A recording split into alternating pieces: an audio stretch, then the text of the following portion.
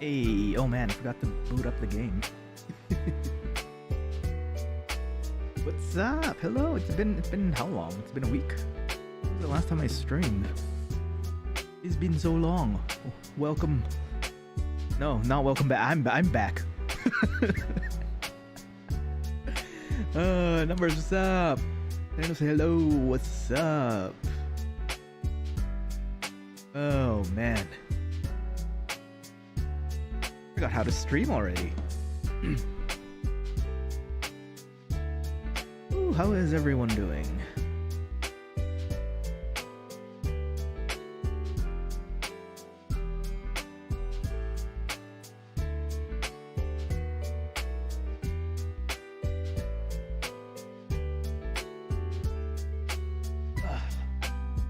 Man. Okay, there we go. Let me just boot up the game because I forgot. I'm a dumbass.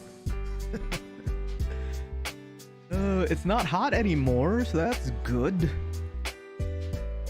God, man. Yeah, I forgot our stream.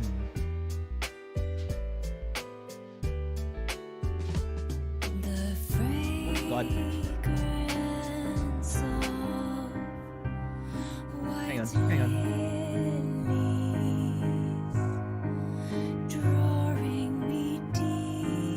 Kind of loud. Hang on.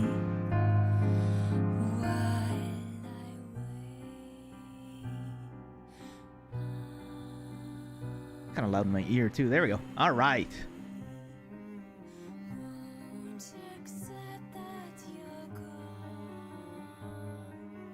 Feel that yesterday. My thing.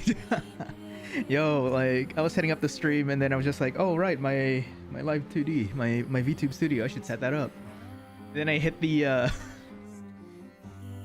start stream, and then as soon as I flip the screen, I'm like, oh wait, my game's not booted up yet. Damn. All right. Yeah, to make up for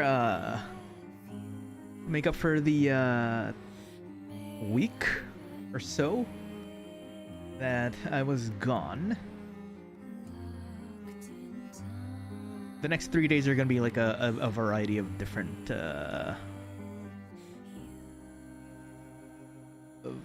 of games. So today is this, tomorrow is Mahjong, and then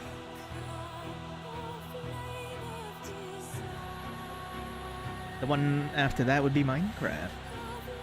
Gotta figure out some more stuff too.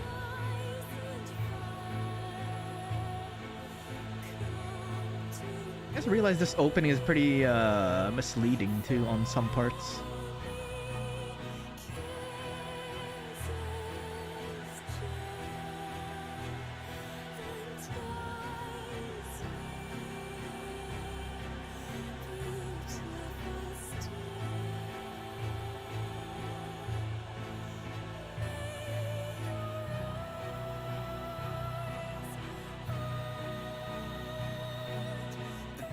You also kind of be like, ooh, what's happening here?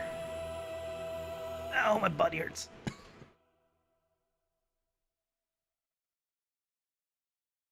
All right. I totally forgot where we are.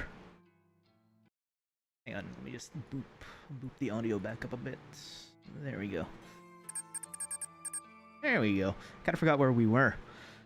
But yeah, I literally went to the gym. Got smoked so hard. I'm just like, oh, everything's pain. I can't walk upstairs.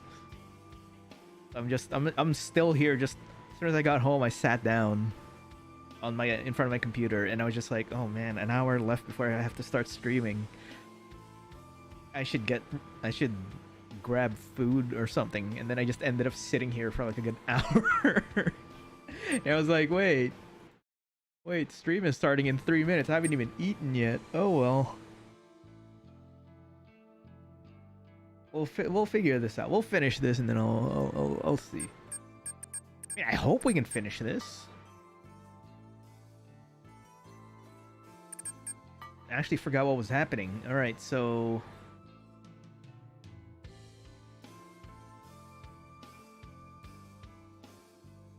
yeah, she had a crazy meltdown. Oh right, the what do you call it? The morgue. The morgue got gotten. A lot of stuff got, like, the entire morgue got cleaned out. And they're trying to figure out who the copycats are and things like that. Hey boy, you better grab a snack soon. Soon. I have water though. That's something. I'm not gonna be like thirsting the entire time.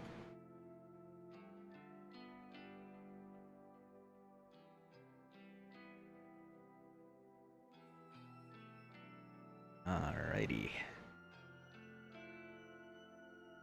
Where were we?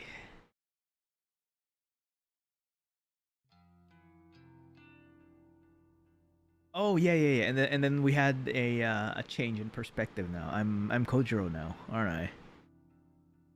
Then it's everything's from his perspective now, not Noriko's. All right, cool. Cool. Also, yeah, I was just like, when I was eating, I was just like, when I was sitting here wondering if I should get some food or something like that. I'm just like, I'm in so much pain right now. I'm in so much muscle pain that sitting here is what's good. So I'm just like, even now I'm just not moving, just sitting here, just chilling out, being lazy. And I'm just like, my body, it's screaming. But it's my second day back, like intense. The only thing I've done recently was like cardio, and then this week was the first week I went back to like intense weight training. So I'm just like, my body is just wondering what the hell I did to deserve this kind of treatment. All right, so we are following the guy. The guy, what's his name? Whatever his name is. We're following the guy who's related to Geraldo. Or whatever. Then she said, Noriko said kill him. Get info, kill him. And if Aoi gets in the way, kill her too.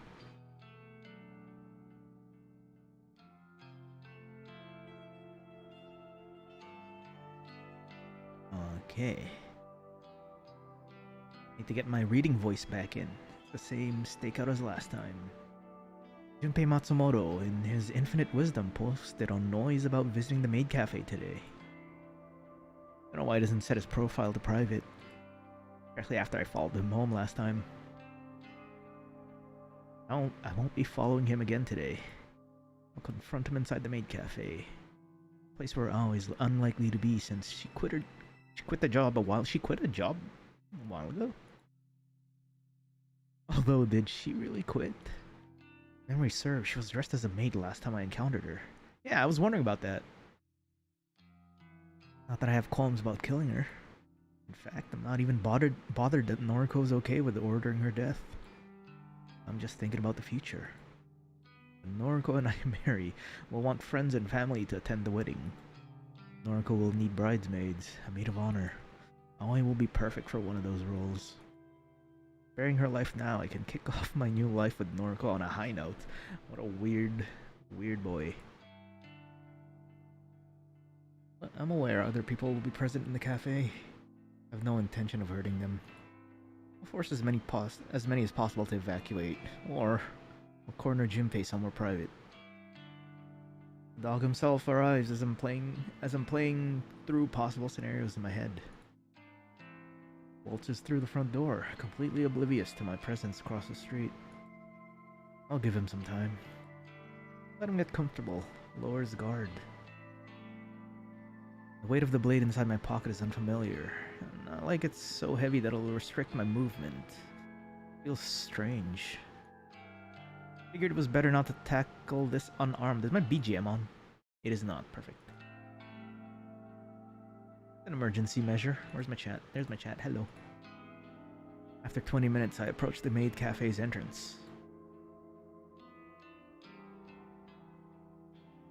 It's so bright and red. Oh my god. Not a fan of the atmosphere. You know, me neither. God, that hurts my eyes. Too flashy for me. Prefer somewhere more simple, laid back. Junpei has a table near the far wall, alone. Not that I expected any different. Blonde maid trots over to refill his drink. He nods politely. Doesn't say a word. Doesn't see me come in yet. Someone asks if I want a table. I don't respond. Someone else chimes in. Something about paying the cover charge. I don't know. My attention's on the dog. No one attempts to hold me back as I march towards my prey.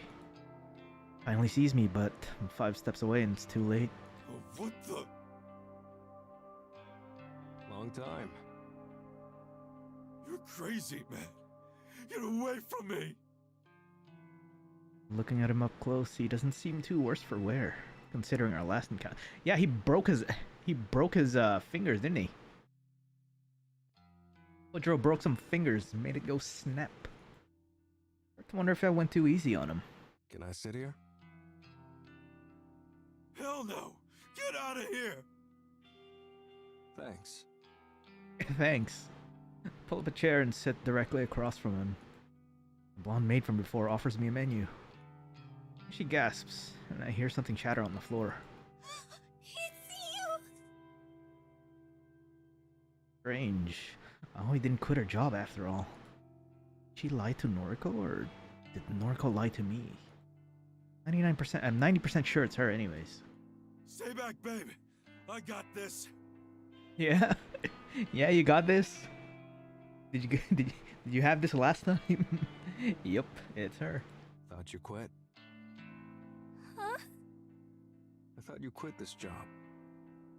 What? How would you know that? I realized that I shouldn't spill any details of my relationship with Noriko. Forget it. Oh, you think you're hot stuff, right? Tailing me, beating me up, and now you're digging into my girl's business? The fuck is wrong with you, man? Excuse me for a second. Stand up slightly and lean over the table. Oop. Excuse me for a second and just bops him in the nose. Junpei recoils as my fist pummels his nose. Sorry, had to do it. I sit back down and wipe my bloodied knuckles with a napkin. Junpei clutches his face and sobs. Always visibly shaking, standing next to her dog, unsure how to react. By some miracle, I don't think anyone else around witnessed the punch. For the best. It means we can get down to business without interruption. Some questions for you. You broke my nose! Bro ain't kidding around. Shush. Haven't asked my question yet. Shush. I like him. I like Kojiro. Always somehow gathers the courage to flee. I don't watch her leave, but I get the sense she's gone to fetch help. What do you know about the robbery of the hospital morgue? I don't know what you're talking about. No, not the answer I wanted. Punch him again. Junpei makes the mistake of possessing fingers. Oh god. Oh no! I jam a steel fork into the back of his left thumb and pin it to the wooden table. You're going to give me the answers I want. Am I clear? You're nutcase. You're psycho. Yeah, I like him. No. For my next question. No. How did you find out about my involvement with Corpse Girl?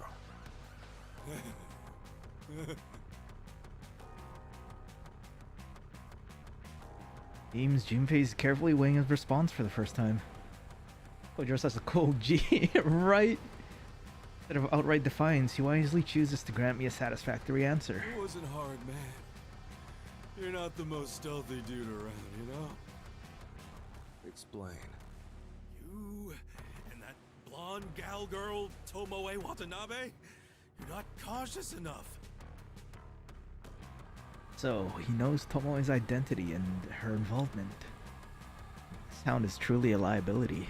It's not hard to tell you when you drive that hunk of shit van around town. dropping dead bodies off to corpse girls' targets. Knows a lot. Way too much. How far does his knowledge extend? I see. My next question, then. Do you know Corpse Girl's identity? I think the real question is, do you? What does that mean? I consider his words. And do I know Corpse Girl's identity? Beginning to doubt that. But he asked me a week or two ago. I would have thought of Noriko immediately.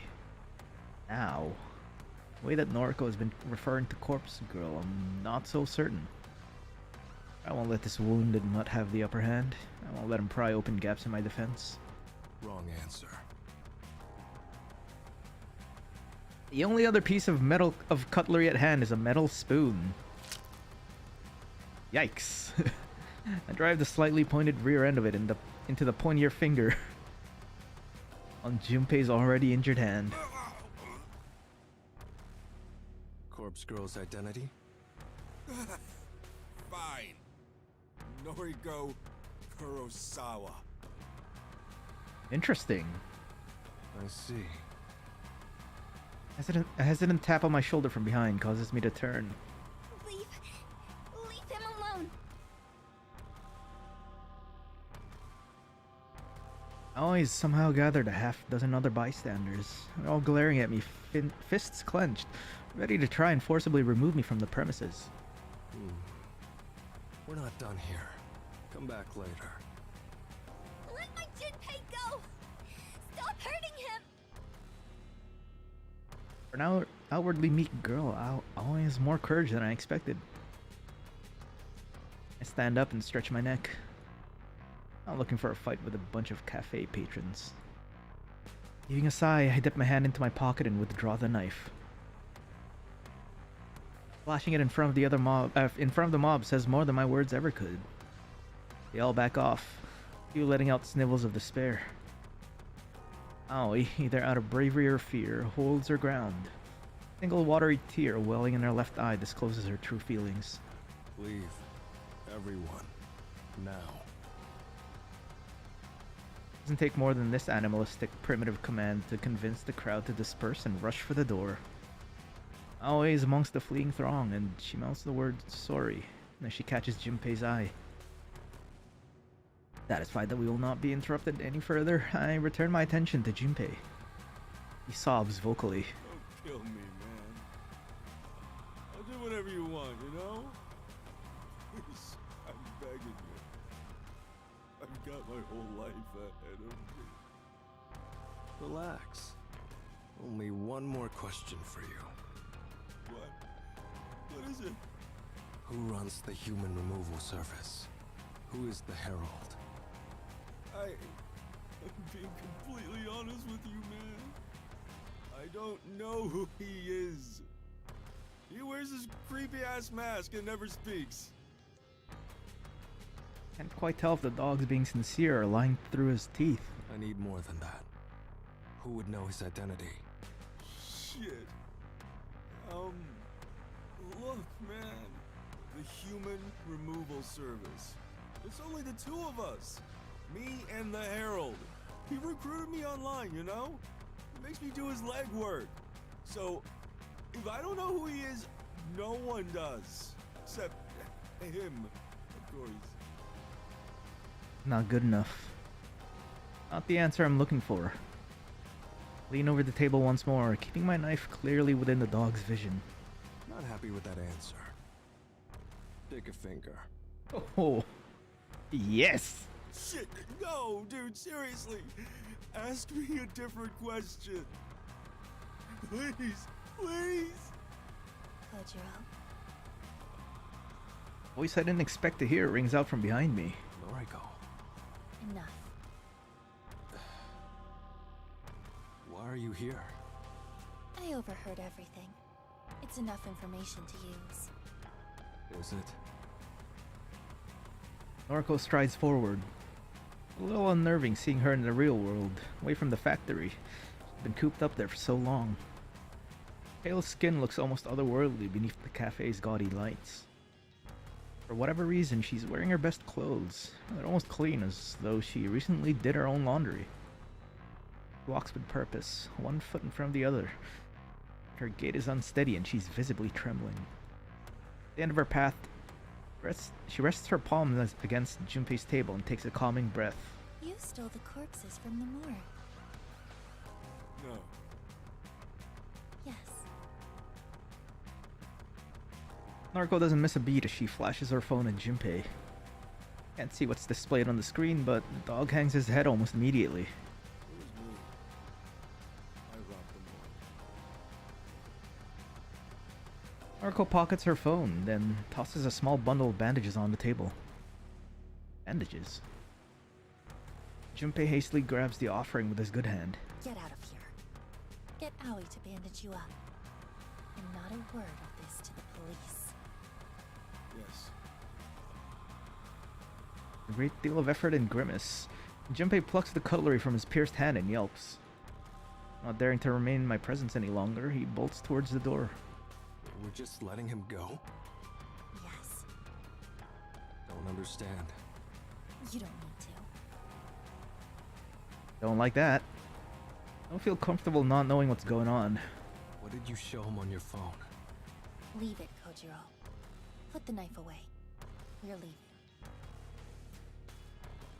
Obey her orders, returning the knife to my pocket. Follow her unsteady lead and we exit the empty maid cafe. She a badass now, huh? Naruko gasps unhealthily as she quickly consumes her weight in water. With a loud swallow, she brings her sleeve to her lips and wipes her mouth dry. Empty water bottle clatters against the concrete, and Naruko's gaze returns to me. That's a bit better. The visit to the maid cafe got the better of her. Spent too much energy intervening in the confrontation. Her motives for doing so remains unclear. Fill me in. There's no need to kill Junpei. Just glad to see Naruko being. Well, I mean, she went kind of crazy, and then she was just like, kill him, and if Aoi gets in the way, kill her. And then now she's, I don't know, it's some kind of like manic state, I guess. Why? He knows everything. Knows me, knows Tomoe. He knows you. Naruko hesitates, but she doesn't flinch at the revelation. Something tells me she already knew this much. Junpei Matsumoto will be dead by sunrise. Oh. I made a request, Kojiro.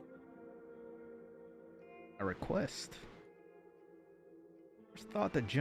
The first thought that jumps out at me is that she requested Corpse Girl to kill Junpei Matsumoto. A ridiculous notion, isn't it? Yeah, she's just even more insane, I think. I see. I don't think Corpse Girl can take care of him. He knows our whole operation. Naruko's raised eyebrow conveys her confusion. What? No, I didn't make a request through Corpse Girl's website. What would be the point of that? Shrugged because I truly don't know what else she could have meant. Even a removal service? I used the other website. I mean, is that really? I think he's safe though, isn't he? The Human Removal Service. I made a request for the death of Junpei Matsumoto. Oh. But again, what good would that do? Junpei's an accomplice. His colleague, a venerable, supposedly immortal herald, gives a request to kill him, it will simply be ignored. Unless... Starting realization dawns on me. Shit, of course. Why didn't I suggest that? A haunting smirk is inscribed across Noriko's features. He knows that I've finally drawn the same conclusion. The Herald is ambitious. His convictions are strong. Absolute. Just like mine. Like Corpse Girl's. Corpse Girl's convictions, huh? Corpse Girl would never reject a request. That's right. Junpei Matsumoto is disposable. A pawn. The Herald will deal death to him in the same manner as any other nameless victim. I see. But more important than Junpei being killed is what we will discover in the aftermath. Explain. By knowing that Junpei is the next to be targeted, we can observe him and witness the Herald's killing method firsthand. Okay, that's kind of a little bit too convenient though. Brilliant. A little bit too convenient though. Noriko's laid the perfect. That's actually assuming he goes for it, right?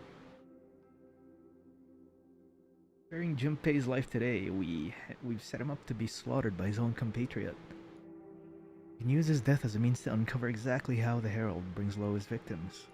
Have to hand it to you. This is a pretty fantastic plan. Yeah, that's assuming a lot, like when, where, like all. There's like so many details that you're just kind of like you're working off so many assumptions. A few things. You have doubts? Not doubts, exactly. Firstly, how do we know exactly when Junpei will be killed? Noriko sweeps her hair behind her ear and scoffs, as though the answer should be as clear to me as it is to her. I specifically requested the time of death. Okay. You can do that? The human removal service demands it. Interesting. Second topic. What if you're wrong? What? What if the Herald isn't willing to kill his own ally? Yeah. See? In that case, it will prove something important. It will prove that we're dealing with a complete amateur. Someone whose convictions could never reach the strength of corpse girls. And just like that, Noriko reaffirmed my earlier suspicions. Corpse Girl truly would destroy her own allies in order to see her ambitions fulfilled. Tomoe and myself, our souls are shackled to Corpse Girl's own black void, yet we are not safe from her wrath. Should Noriko will it, our flames will be snuffed out in moments. We are nothing to her.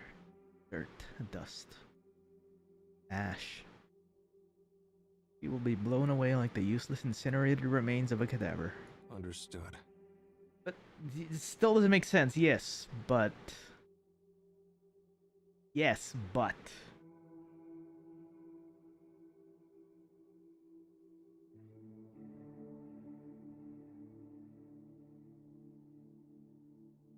Like, I don't know. I don't bite. Let's uncover the secrets behind the human removal service.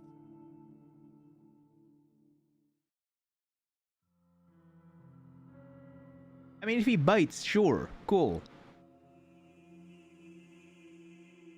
It's kind of like saying if you don't do this, like no balls.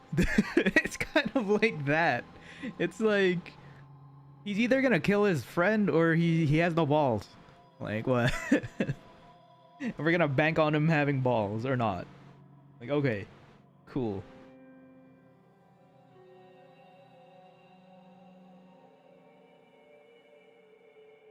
You can call it that. I haven't gone to sleep yet, so it feels like a late night. Not a coward, are you? Do it.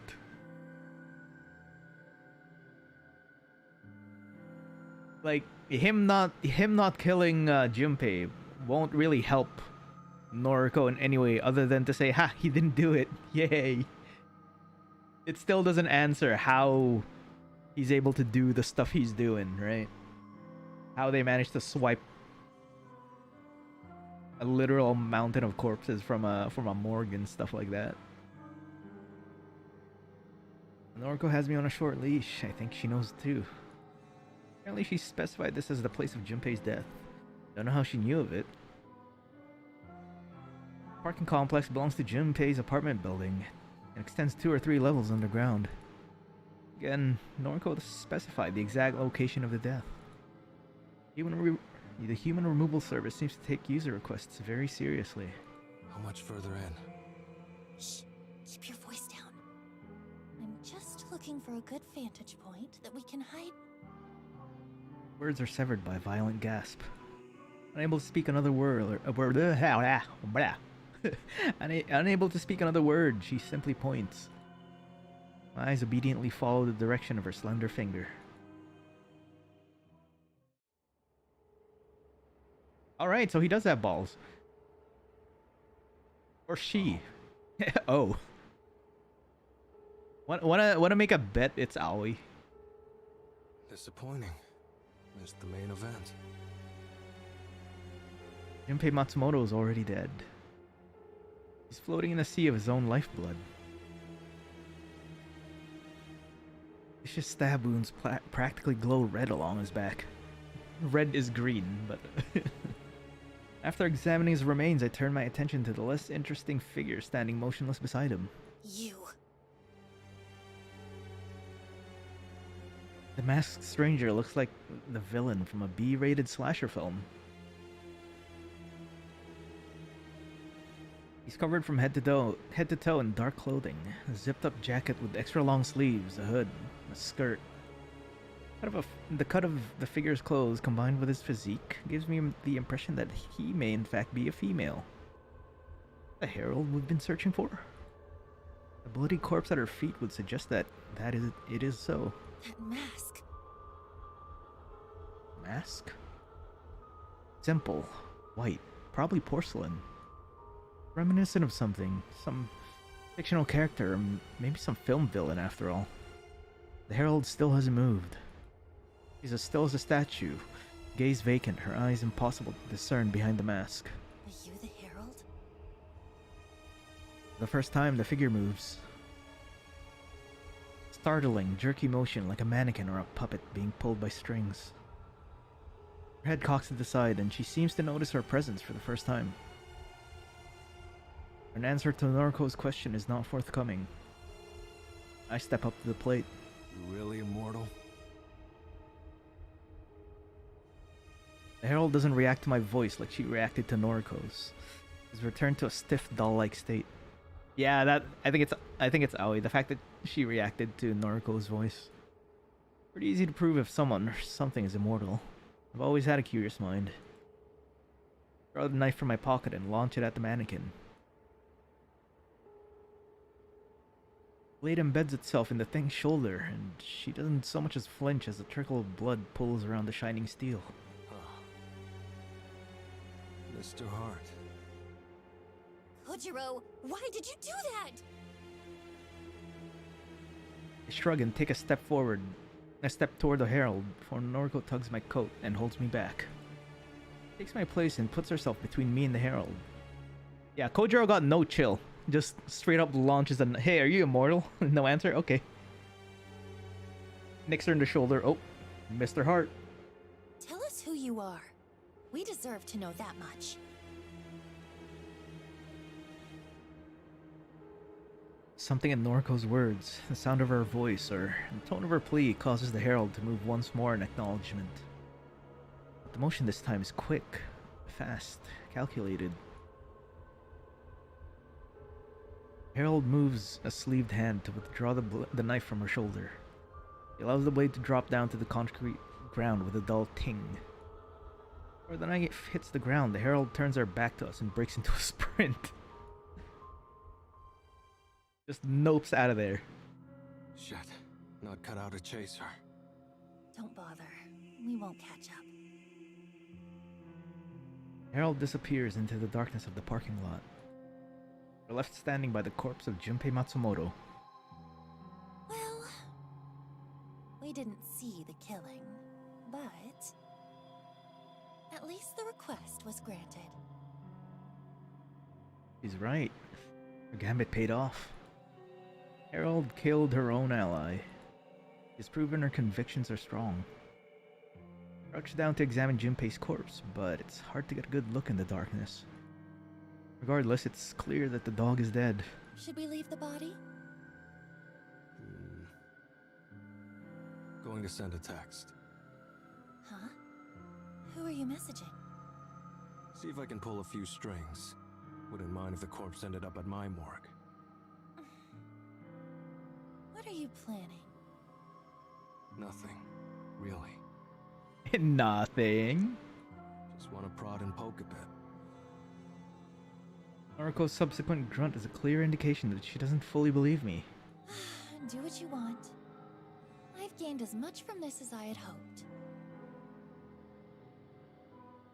Let her trail off as I turn my attention to my phone. Wipe through my contacts and quickly compose a message to a few people in particular. If all goes well, an investigation team will shortly arrive to examine the scene. What is wrong with me today? Or every time I read? God. It's like my eyes read faster than my mouth can say it. Jeez. I'll be gone by then, but my contacts do their job correctly. They'll haul Junpei back to the morgue. I pocket my phone and scurry toward the blood-soaked knife I launched at the Herald. It flies back into my pocket and I signal to Noriko that we should depart. Goodbye, Junpei Matsumoto. He waves half-heartedly at the corpse and lets out a childlike giggle.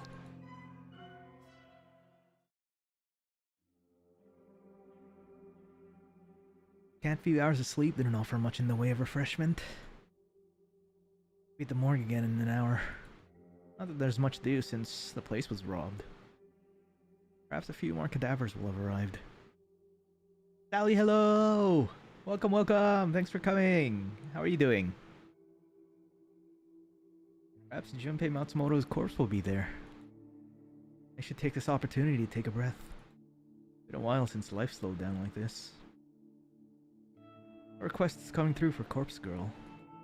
Bodies to haul around town with Tomoe. No cadavers to catalog at the morgue. Life should be good. Still alone. Noriko may decide to discard me at any moment. Why does that make me want her more? Do I want to prove my worth? My value? Prove to her that I'm worth keeping around?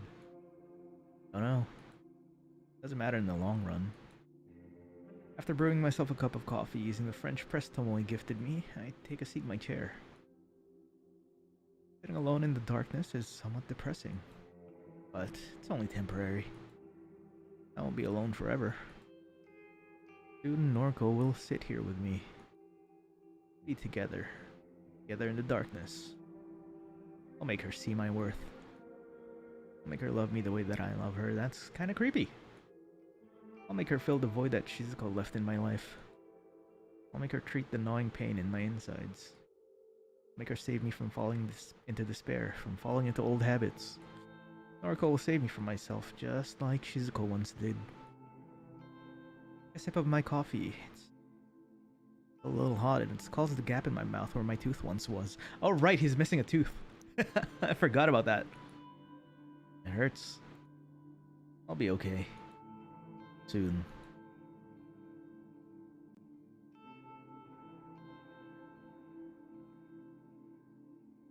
Hard to hide a smile when plans unfold perfectly. Body was here waiting for me when I arrived at the morgue. Staring down at the pallid corpse of Junpei Matsumoto fills me with more satisfaction than I thought possible. The dog is dead, and my early morning encounter with his executioner wasn't just some fever dream born from wishful thinking. His body is riddled with stab wounds, deep, clean, piercing cuts. These injuries were not inflicted by a knife. No forensic pathologist, but wounds are too thin, too deep. Each intrusion is about the width of a chopstick. I doubt he was killed by chopsticks, though you can never rule out anything. That would suck, getting stabbed by chopsticks. My gaze pans down his body, looking for anything of interest. The rest of his form looks ordinary. Nothing to note. I'll zip up the bag for now and return him to his allocated cold chamber. Might take him out once in a while to have a laugh. I raise the zipper covering his legs and groin. I have to shift his arms to fit them within the HRP. Then I flinch. I My hands instinctively retract from the cadaver. Deadly acupuncture. Yeah, that sucks. Used to the ice-cold touch of a body fresh from the containment chamber. The sensation of lifeless preserved flesh. Thus, it wasn't the sensation of touch that caused me to startle.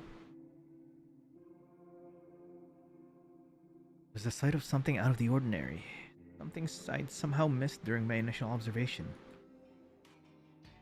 Junpei's fingers. 5 thick, meaty digits on each hand. 10 perfectly intact, but dead, but otherwise healthy fingers. It was only days ago that I pierced 2 of his fingers, his thumb and his pointer finger, using cheap metal cutlery. Can't forget the distinct feeling of plunging those implements through flesh and bone, hitting his fingers to a table, so it's not him. The corpse before me shows no evidence of ever being injured in such a manner. Nobody can heal wounds like that without medical attention. Even then, stitches and scars will remain.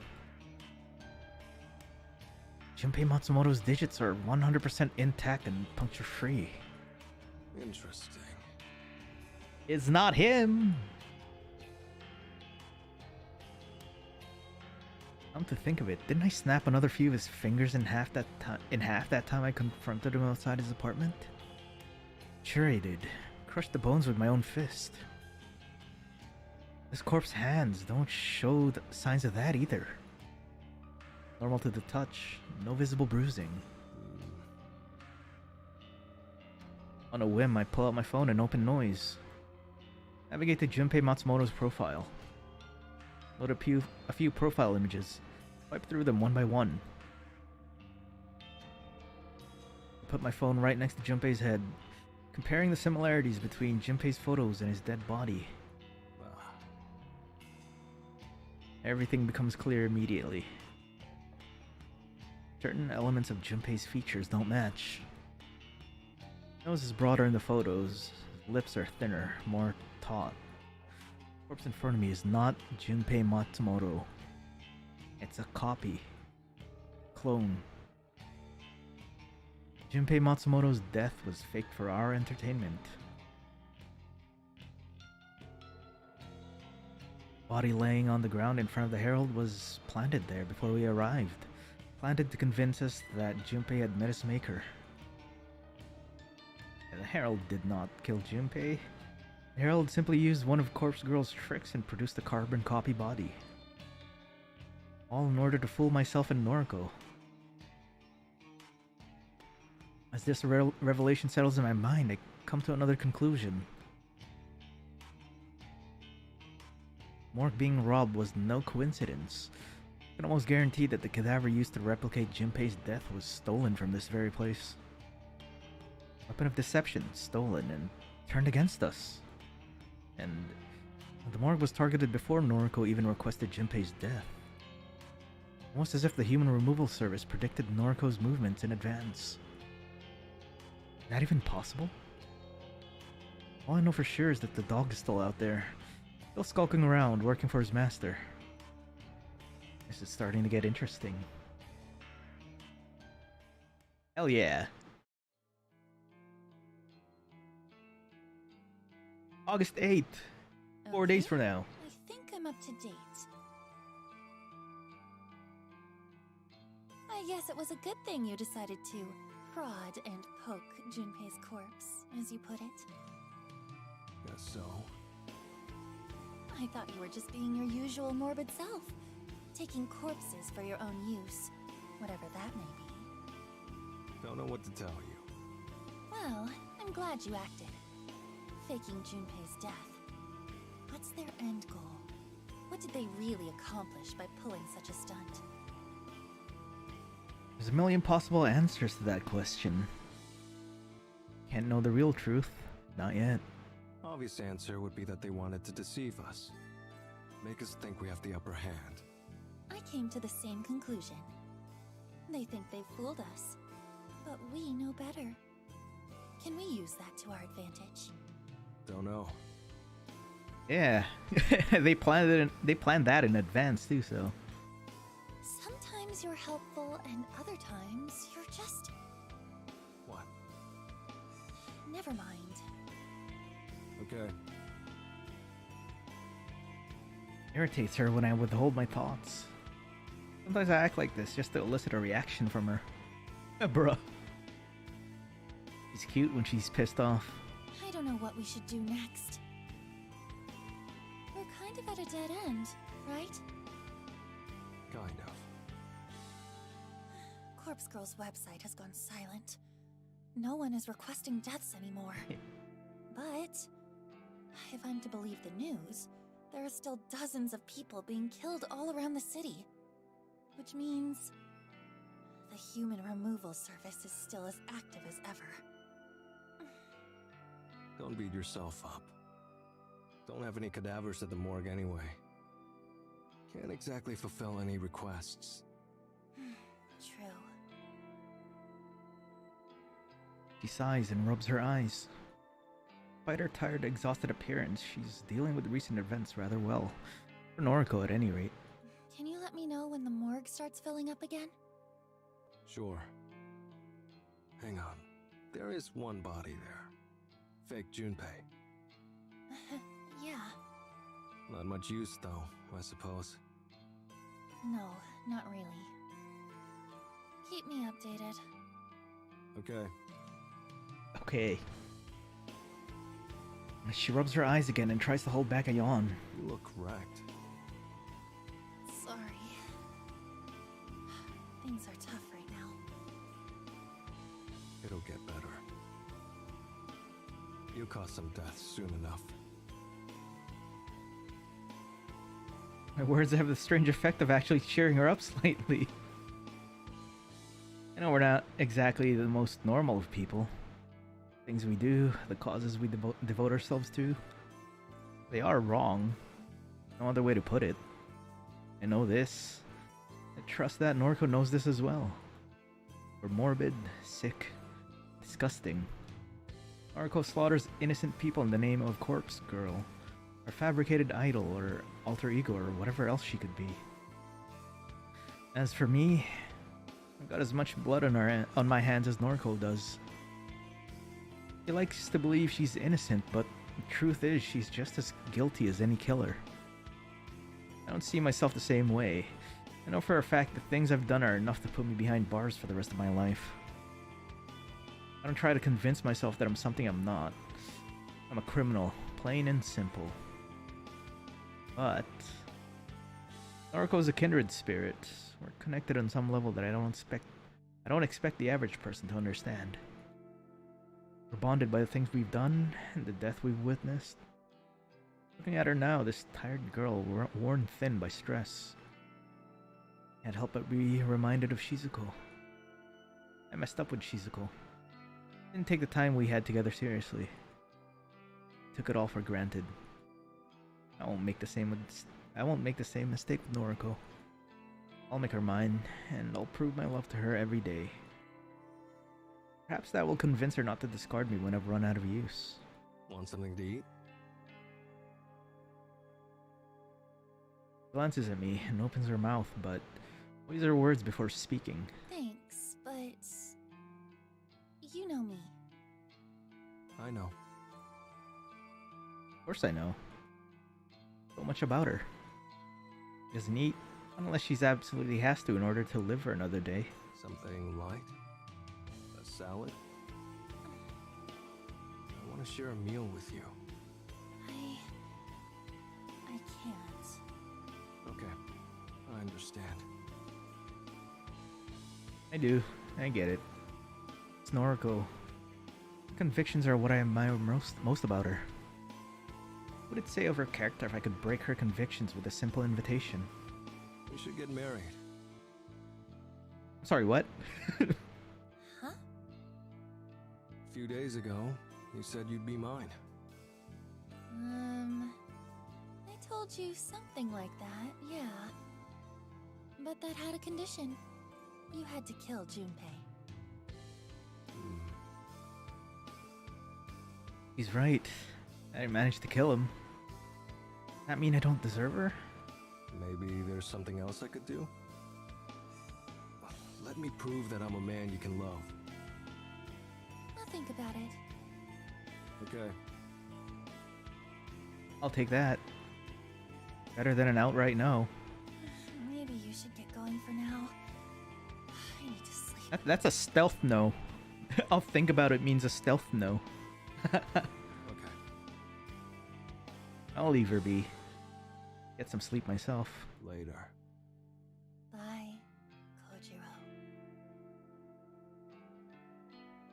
Something about the way she says my name sends a chill down my spine. Not a pleasant sensation. A feeling of not a feeling of elation or excitement. Uncomfortable. Disconcerting. I'm gonna die, aren't I? I shrug it off and leave the factory. I'm in danger. Oh, hello, what is that?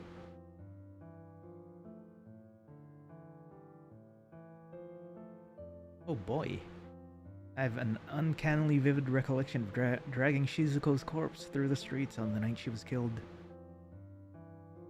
I'd witnessed the collision. I watched, speechless, as the asshole who ran her down drove away like a coward. It took me a while to gather the strength to collect her crumpled body from the asphalt. By then, it was around 7 o'clock. The sun had set, but a sliver of light still peeked over the horizon, tinting the sky with an orange hue. People kept screaming at me. I wasn't doing anything wrong. I wasn't trying to smear Shizuko's blood on the sidewalk. Just wanted to take her home. She was hurt or dead. No point in leaving her in the middle of the road.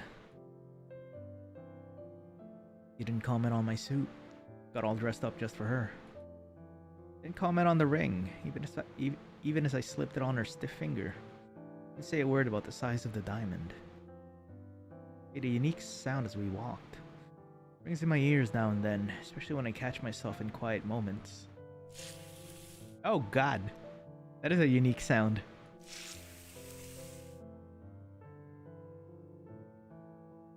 Didn't know what it was at the time. Punctured the silence between my heavy footsteps. Turns out the sound was caused by the fabric of her dress stretching and ripping against the coarse texture of the sidewalk. He made that sound for the entire journey home. Footsteps, thud, thud. Shizuko, shh, shh.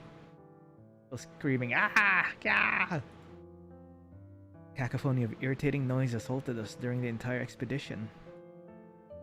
Silence didn't rear its head until we arrived at our destination. I just realized her foot is facing the wrong way. Yikes. Wasn't easy getting her up the stairs to my apartment. Carried her in my arms dozens of times. Always effortlessly, but during that final ascent, Shizuko's weight exceeded the limit of my muscles. I had no choice but to drag her up slowly, single step at a time. It wasn't my fault her head cracked against every step. Once we were inside, I finally had the opportunity to examine the damage. Her limbs were flattened, chest caved in, ribs crushed and ground into a fine dust. Remarkably, her beautiful face remained unmarred. She looked at peace, despite having died in pure agony not long before. It was the last time I kissed her. I planted my lips on hers and found comfort in the slight warmth that still remained. And then I closed her eyes. Yikes. Bro. The memory of that event is so clear that thinking about it feels like I'm reliving it again for the first time. Pain hasn't dulled. I'm glad I don't have to live in that apartment anymore. Climbing those steps every day would serve to remind me of dragging Shizuko behind me. Got myself free from the chains that shackle me to her, but I can never destroy the memories. I think they'll haunt me to the end of my days. Perhaps that's why I'm so desperate to fill the void she left in my life. I'm desperate to distract myself with a love from another. And yet, at that time, I didn't want to let her go. Wanted to hold her cold, lifeless corpse to my body and simply waste away so I could join her in the afterlife.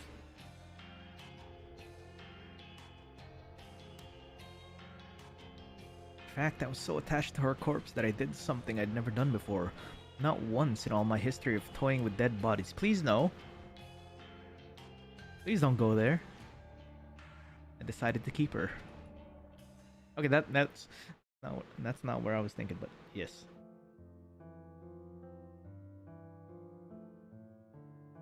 I don't know whether it was out of despair or depression or desperation.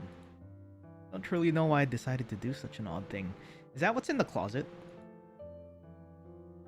Possessed by a single disturbing idea, I emptied out the small storage closet in that old apartment, discarded everything within. And I carefully, delicately, lovingly placed Shizuko inside the dark space. Stood up against the wall, almost casually, almost like she was alive. I held her in place with some rope fastened to the wall, a loop around her neck and a few bindings around her waist. Sagged a little, but it wasn't overly noticeable. There, Shizuko stood before me.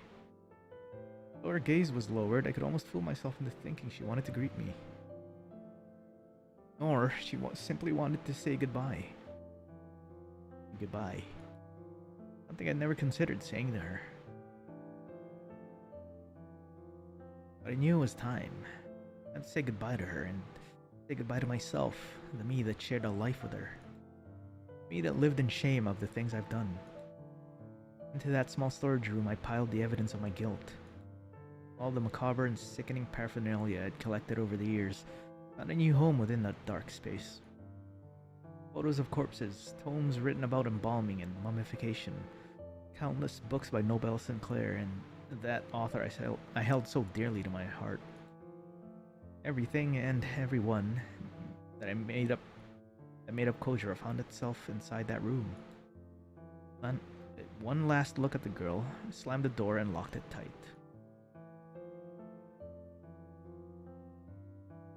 The ceremonial act of locking away everything I once loved had a cathartic effect. The moments after that aren't as clear in my mind. Now that I sealed up the room and concealed the door, I don't recall the effort that went into doing so. That's what the musty smell was all about. I know that I decided to leave the apartment behind, but I don't recall talking to the landlord. I know that I tried to move on from being the person I once was, but I don't know how much I truly changed. I remember Noriko was complaining about, like, oh, this apartment was cheap, but it's cheap, but there's that weird musty smell. What is that smell kind of thing? So it's a dead body. Okay. And they said the smell was getting worse too, right? Because just over a year later, I'm still in this world, taking part in disturbing acts. Still obsessed with the dead. I'm still fawning over she's a Noriko. Maybe people can't change after all. Maybe I've been fooling myself all this time into thinking that I'm different now. But I'm not. The same as I always was. I'm still just Kojiro. Maybe that's okay. Is it? August 9, Sunday. Some good news for you. Really? What is it? A few new cadavers were in the morgue when I arrived tonight. Ah, Also, I was thinking what about? something funny. We went to such lengths to make sure we didn't get caught stealing cadavers from here. And? Well, it's amusing that the entire place was ransacked by the human removal service, but no one ever investigated. No one here seemed to really care. We tried so hard to cover our tracks, being careful about every. Oh yeah, that's true. There was no investigation or anything like that, huh? Then those assholes just waltzed in and stole everything without any repercussions. Yeah. It makes me sick. I want to bring them down. Yeah.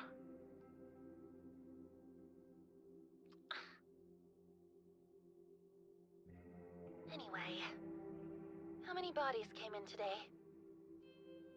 4. Not a great deal, but a start. Give it a week or two, and this place should be packed once more. Okay, good. Thanks for letting me know.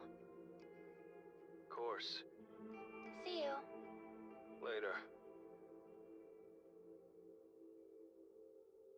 I've already cataloged the new arrivals. I figure I can relax for the rest of my shift. Plant myself on the uncomfortable steel chair parked near the morgue's entryway. A few moments later, I'm lost within the flashing lights from my phone screen. I don't know how long I was zoned out for, but when I come to, Noriko's name is emblazoned across my screen. Strange for her to call me now, since we spoke just before. Yo, You're not going to believe this. try me. There's a request. Somebody requested a death. Oh, that explains the that explains the excitement in her voice. Congrats. It's been a while. It's been far too long. I thought we were done for. I thought Corpse Girl's website had fallen into obscurity. Happy for you. Kojiro, we can't let this slip through our fingers. We need a victory here. This new request has to be fulfilled immediately. I want this victim to die with a bang. I want his death to propel Corpse Girl's name back into the limelight. Roger. Awaiting your orders. I'm sending you the Vic's photo. Get me a corpse that matches his appearance, just like usual. Only got a handful of bodies here, remember? Going to be a long shot. Do whatever the fuck you have to do. Icy cold command leaves no room to be misinterpreted. Copy that. Call ends and I immediately receive a message from Noriko. Opening it up reveals the photo of Corpse Girl's latest victim. Male, mid-30s or so. Fairly unremarkable guy. Let's see what bodies are in stock. I heave myself off the steel chair and log on to the morgue's computer. Scanning through the inventory only takes a few seconds. There are 5 cadavers here in total, and 4 that arrived today plus the Junpei Matsumoto lookalike. Looking through the details reveals that of the 5, 3 are female and 2 are male. I immediately rule out the Junpei lookalike corpse for this request. Heavyset body and doesn't match the victim at all. We'll need to take a look at the other male, but I don't like the odds of finding a match. Navigate to the cold chambers and open up the cache housing the corpse in question. Cold air spewing forth from the open compartment fogs up my glasses. I calmly remove them, wipe them against my coat, and return them to their rightful place. After unzipping the body bag, I'm met with the face of death that I've become more than accustomed to after so many long years of working here.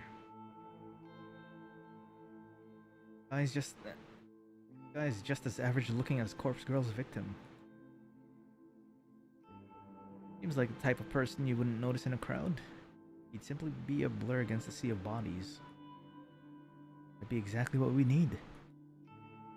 I compare his features to those of the victim in the photo. Looks similar. Couldn't exactly mistake him for a relative, but maybe with a bit of Noriko's makeup handiwork, might pass off as a close enough copy. Only one problem. Unzipping the body bag further reveals that this guy only has one arm.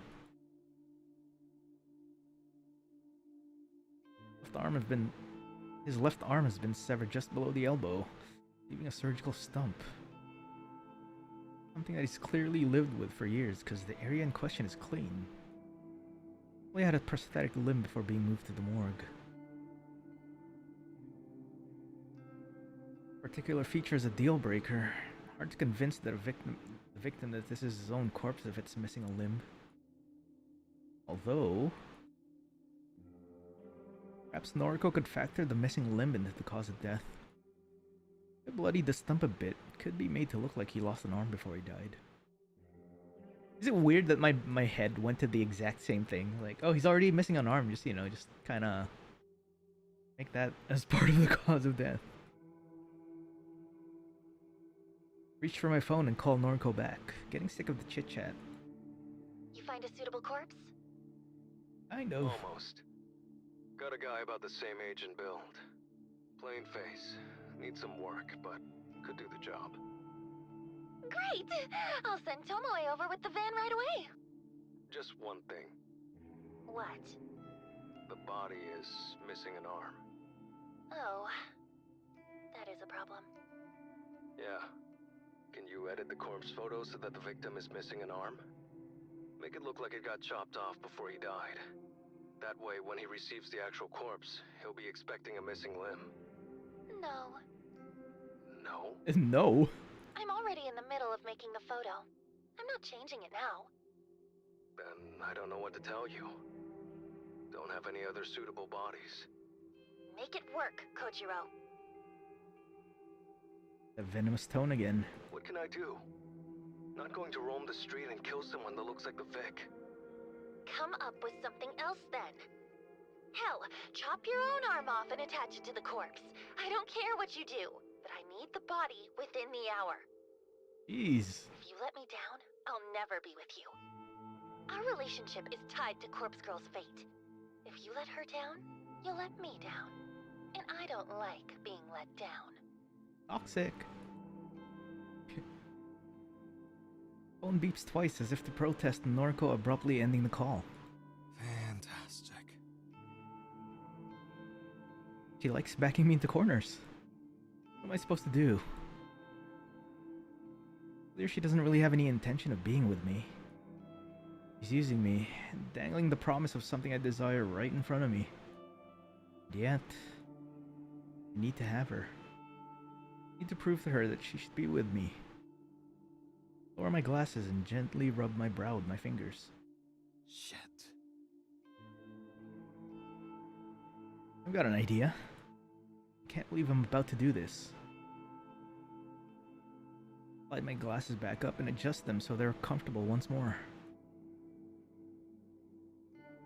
Fetch the mobile mortuary lift and angle it underneath the tray protruding from the open cold chamber. Get off another bed. That's actually what I was thinking of. With a great deal of effort, I detached the tray from the chamber. Rests upon the top of the mortuary lift, allowing me to wheel the corpse across the morgue. After pushing it halfway across the open room, I let the wheels come to a stop directly underneath one of the ceiling's glaring fluorescent lights. That done, I turn and rummage around the cabinet. I sort through a number of tools until I find what I'm looking for. Taking the sterile implement in a shaking hand, I return to the corpse lying atop the steel tray. I roll up the sleeves of my coat. For Noriko. Here goes. Oh, Lord, no. Oh, God.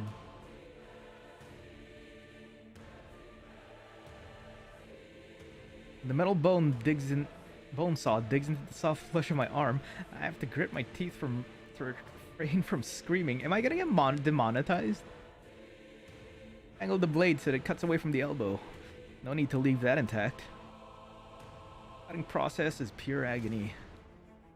To prevent myself from passing out, keep my breathing steady and try to focus on something simple. Something my brain can handle while aflame with pain. I begin to count.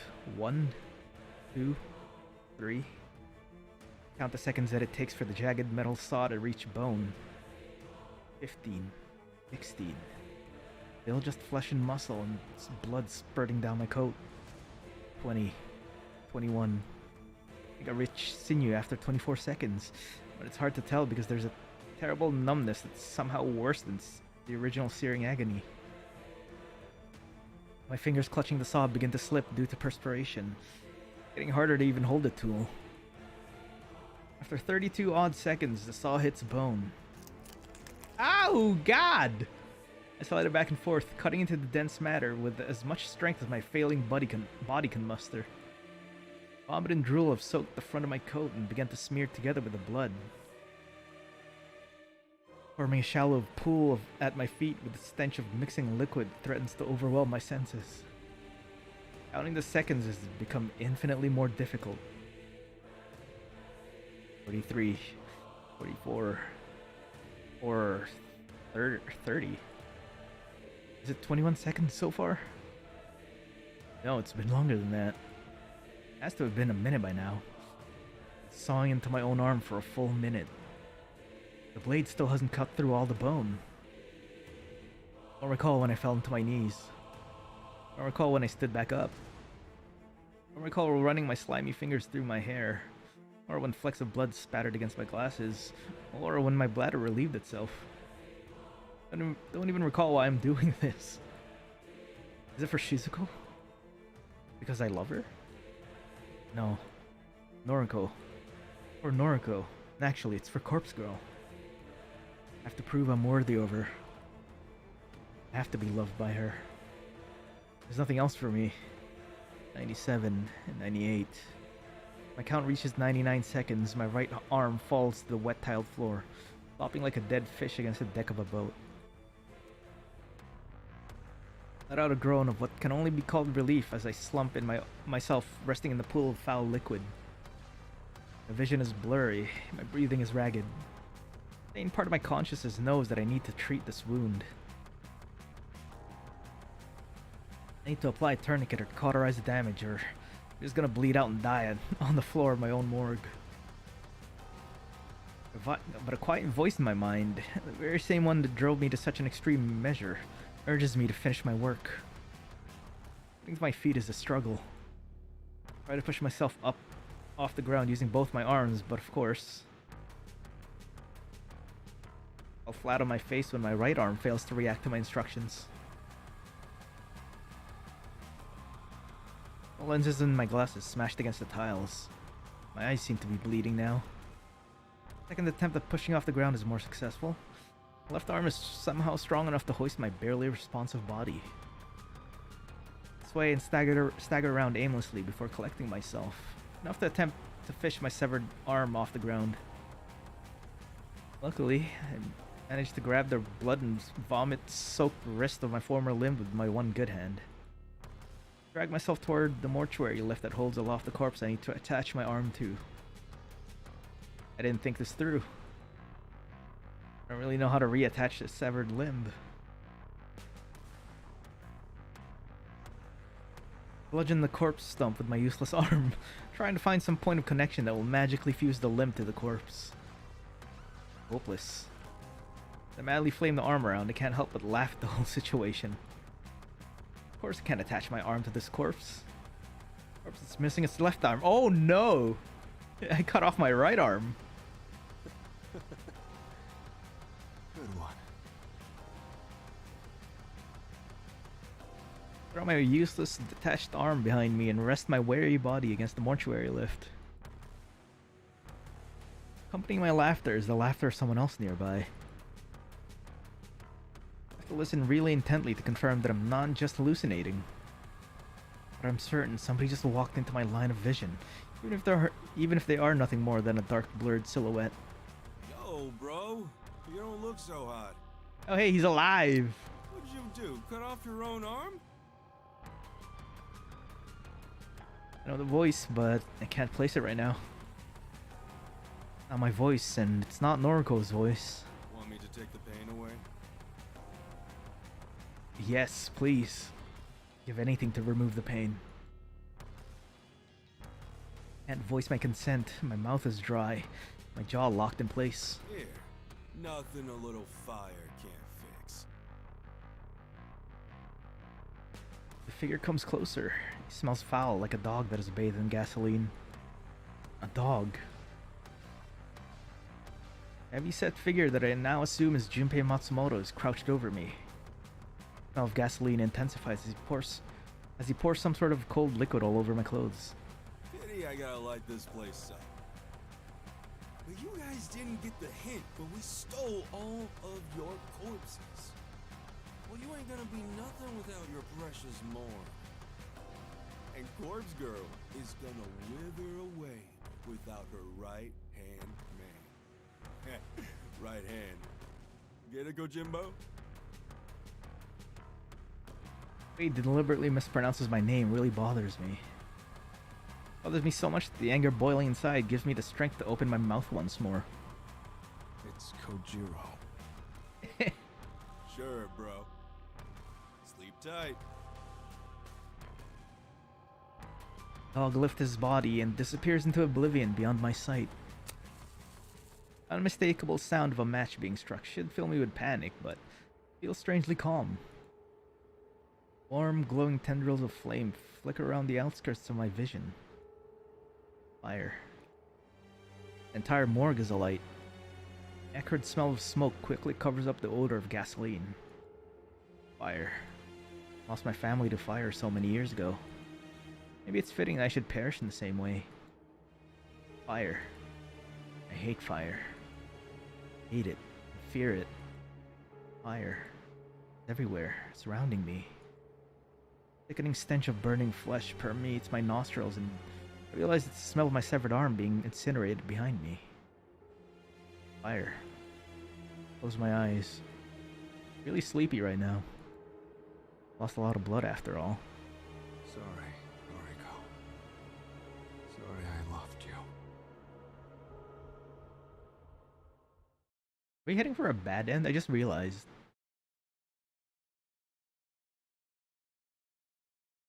Ooh, Act 2 clear.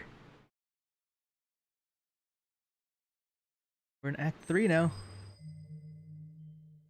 Ooh, Aoi. Interesting. 1 month later, after the fire. Interesting. Yeah, September 20. Ooh, I'm so mad. Really wish I could scream at him. Really want to scream. One of my best customers. Just wish he would take the rules seriously. I said no free refills. The squeak of my voice surprises even me. Gosh, I've never yelled at a customer before. It feels so liberating. I feel free. Customer hangs his head. He looks as guilty as I feel on the inside. Oh gosh. I shouldn't have raised my voice at him. This isn't America, no free refills. Stupid. I'm gonna get fired for this. I just know it. Sorry, Miss Aoi. I'll never ask again, I promise. Is that what's his face? What's his name? Noriko's boss, Tomoe's boyfriend. Make sure you don't. That's it. Don't let him see you back down. Be firm, girl. Stand up for yourself. Customer scurries away and I nearly faint from the adrenaline pounding through me. What a rush. I can't believe I didn't back down. Deep breaths. Deep breaths. I feel like I've calmed down. I fetch a cloth and begin to wipe down some tables. The place hasn't been too busy lately. I feel shake when I think about the incident last month that drove away a lot of our customers. That man. A tall, scary man with glasses and an evil face. Me? I hurt my sweet little Junpei. Cornered him with his very cafe and stabbed his fingers with cutlery. What kind of sick freak does such a thing? Oh, there's something between those two. I'll never forget the time that man left Junpei all bruised and broken on the ground inside his apartment. Outside his apartment. I hate that man. Who does he think he is, bullying my sweetheart?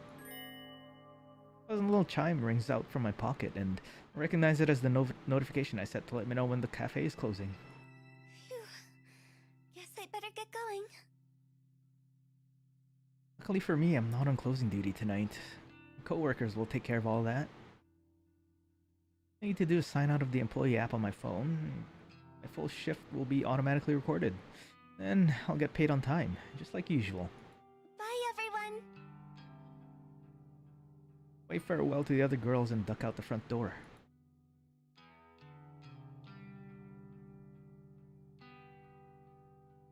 As usual, my cute little honeybee is awaiting me outside. Sup, baby doll?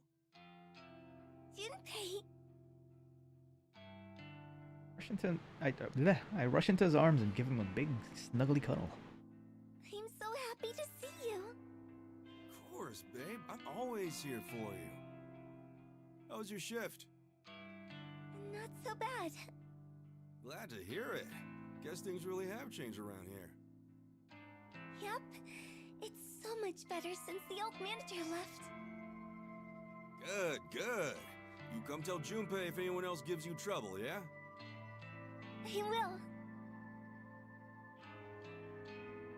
Nuzzle into his broad chest once more and immediately feel safe and warm. Can I come back to your place? Yes. Holds my hand and leads me toward the train station. So excited to be with him again. That's what happens. What happened? Would you like tea, my dear? Whoa now, Sugar Plum. You've been serving drinks to people all day. You go kick your feet up and I'll do the brewing. Junpei's so thoughtful. Every word he says makes it clear how much he cares for me. Thank you. Heed his instruction and nestle myself comfortably into the sofa. I wait for him to finish up the kitchen. I scroll through my noise feed. I don't have that many friends on here, mainly just family members.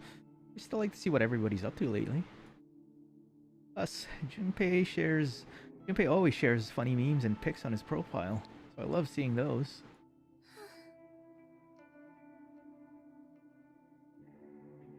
After scrolling for a minute, I come across a status update from a friend I haven't heard from in a while. Noriko Kurosawa. Oh, Kurosawa, 2 hours ago. Hey 3. What? What does that mean? HEI 3.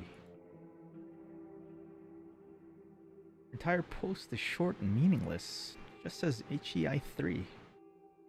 What on earth could she mean by that? When was the last time I talked to Noriko anyway? She used to call me all the time. I used to call her too. Somewhere along the line we fell out of touch. After I introduced her to Junpei, I kinda got the feeling she was jealous. Jealous. Noriko always had feelings for me. Maybe being introduced to my boyfriend really did hurt her. Oh, now I feel terrible. Your tea, my love! Junpei sets down two teacups from the small coffee table in front of the sofa. Yukihane, hello, what's up? What's up? How you doing? Thanks for coming. Steam rises slowly from both cups, and sight and scent immediately relaxes me. Thank you, Pumpkin. Junpei scoots onto the sofa right next to me, and he leans his head on my shoulder. I raise a hand and run it through his hair as I continue scrolling through noise with my other hand. A post from a guy I went to school with, Shinya Fujikawa, grabs my attention. Doing good, getting some laundry folded. Nice. Nice. That's always good. Getting stuff done. One step closer to solving the mystery of the deaths around Tokyo. Helping my father, Senior Detective Fujikawa, collect evidence from the crime scenes. A dream come true. Thank you, father. Interesting. I think Shinya always wanted to be a detective. Think of it, we were supposed to work together at Temujin. Shinya lined up that job for me and I... Who's this dude? His gaze is fixated on Shinya's profile picture. Oh, Shinya? Tap on his pic and load his full profile. We went to school together. Scan through his profile and read some of his more recent posts. My father, Senior Detective Fujikawa, let me just name drop again, has enlisted me to help with his top secret investigation. Can't divulge any further information. Lips are sealed. Oh, what a geek. So happy I managed to get a lead on this case. Submitted some information to the detective in charge of the serial murders around Tokyo. Name drop, who just so happens to be my father. And he said I can join the investigation team. Probationary member. This guy has a real father complex, doesn't he? You can say that, yes. Maybe.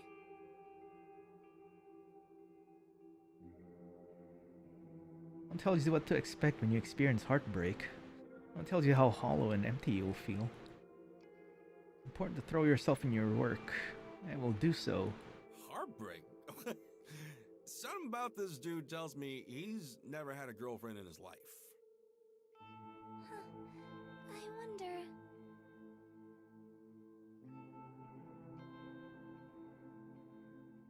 Farewell, my love. I'm sorry I couldn't be the man you wanted me to be. They broke up? Tomoe Watanabe, my soulmate, my other half, my one and everything. Please forgive me. What did he do? Jeez. Have some dignity, dude. Wow. He really likes to share everything, doesn't he? Likes to share a little bit too much. I swear, he never used to be this dramatic. Junpei yawns and puts his arm around me. Classic move. Sup? We had any? Yes, we did have an interesting mess. You should, once the stream is done, you should rewind to the very latest mess that you missed out on. It was a handful. Let me just let me just put it that way. Or an armful. Wink, wink. My phone down and snuggle into his body. He's like a big soft teddy bear. I should get going once I finish this cup of tea.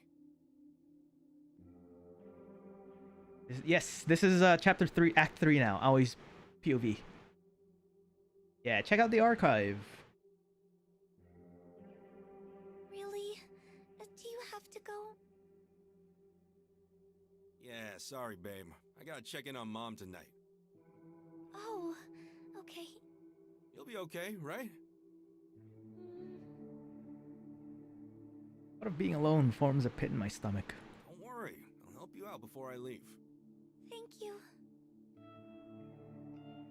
Junpei takes one last sip of his tea and gets to his feet. I'll check the usual stuff. Yes, please. Walks behind the sofa and ruffles my hair with his rough hand.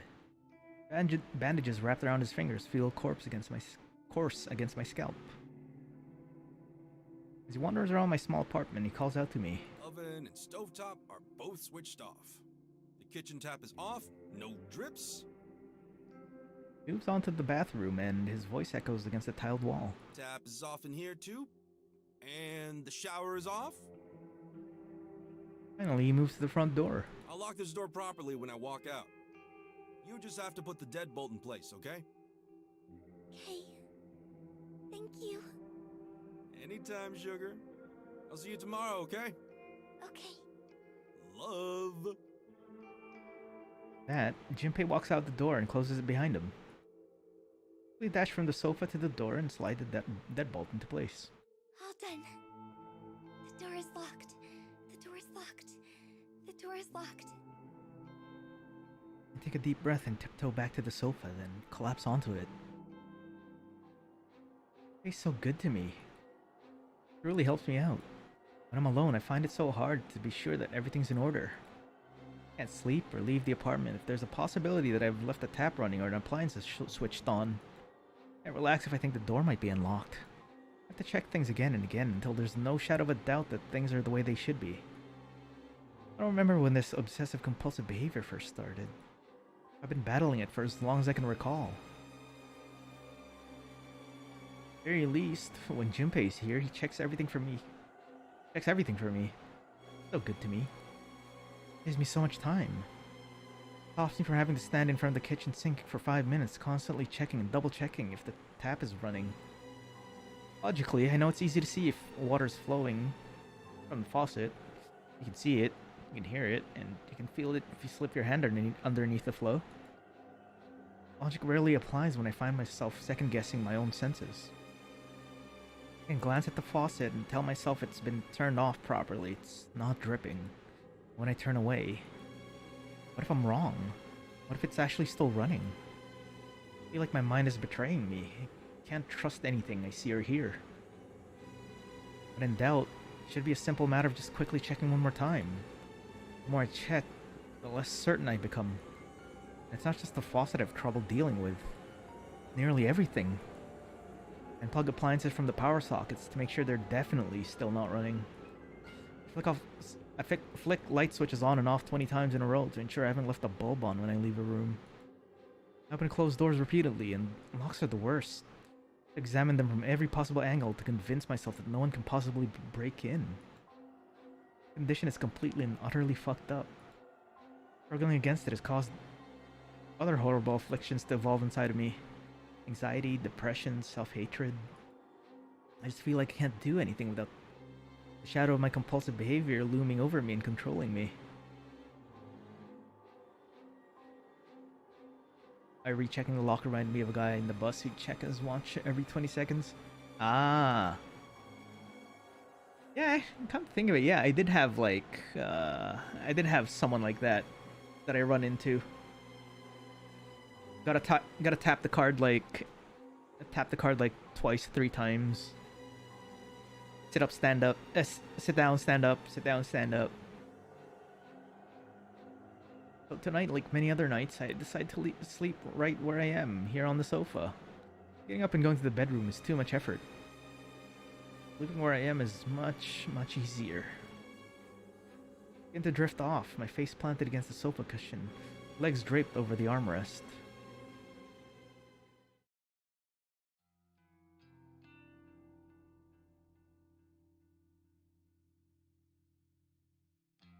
Thankful I don't have to work at the main cafe today. A little sore from a terrible night's sleep, but I won't let that get me down. Monday. Start of a fresh brand new week. Lots of exciting things to look forward to. For starters, I'm expecting a delivery of some items I ordered online over the weekend. Mostly snack food, but still, can't wait. Secondly, I'll get to see my Junpei again this afternoon. I'm gonna meet him when he finishes work. Third, my favorite anime airs on Monday nights. There's a new episode every week, except for when they run repeat after a season just finished. Junpei loves anime as much as I do. Granted, he's not into my favorite series. He says it's a little too girly, but he likes a lot of other shows. We have so much fun discussing characters and stories we like, even if the shows he watches scare me a little bit. Yes, it's gonna be a good day.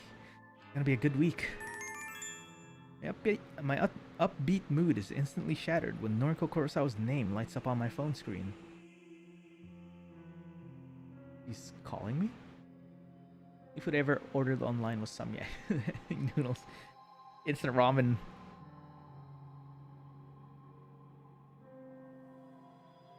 I've always wanted to order like energy drinks in Amazon, but I'm just like kind of worried. Like, what if it's all like exploded and everything? I've spoken in so long. Why? What does she want from me? Noriko, she's such a chore. She whines and complains so much about her life, but she doesn't know how good she has it. G Fuel. No, as in like, you know, Monster and things like that. Because if you buy it individually in like the supermarket, it's a lot cheaper buying it in bulk in Amazon or something like that. I've did calculations per can, and I'm just like, I don't want to risk it, man. What if it explodes in transit? What if she's scared of leaving her apartment? Agoraphobia isn't that bad. Scared of everything. Everything. So selfish. I think she's the only one who has it rough. So tired of tiptoeing around her feelings and her stupid sensitivities. Hello? Cheaper and convenient. Yeah, I'd say so. Like, ow, my back. One thing I noticed, one price check I did was like, I think one can was like $1.20 or $1.40 something, versus a can at the supermarket or convenience store for like $2 or something. Aoi? Hi, Noriko. Yeah, also Aoi, man. Hey, listen. I know it's been a while, but can I stay at your place for a few days? I got booted out of my apartment for not paying the rent, and, well, I was living in this abandoned factory, but I can't do it anymore. I hate being there alone. The guy I was spending time with just disappeared, and now... Aoi? There's a point where you can buy too much and can actually move it when they drop it off. Yeah, I'm trying. I'm figuring that out. Yeah, dude, it's like $1.40 or something like that. When I did, I don't know how much it is now, but that was the last time I checked, anyways. Are you there? This crazy bitch for real? Hasn't spoken to me for weeks, months, and now she wants to live in my apartment. Aoi? Sorry, Noriko. You can't stay here. Well, fuck you too. My phone beeps twice and the call abruptly ends. How's our problem? Before I can blink, she calls me again. I'm hesitant to answer this time. But... Noriko? Sorry, I overreacted. I think I'm in trouble. I think Corpse Girl is trying to kill me, and I need somewhere safe to stay. Corpse Girl is trying to kill her? Did Noriko always sound so cute? Maybe that's in between the psychotic outbreaks, you know. Noriko's finally lost the plot. Whatever sliver of sanity she once held onto has finally slipped between her fingers. Noriko, Corpse Girl isn't trying to kill you. What? How would you know? You are Corpse Girl. Wait, how did she know? What? How do you... I'm the one who wants to kill you. I'm going to fucking murder you in your sleep. Oh no! Oh lord.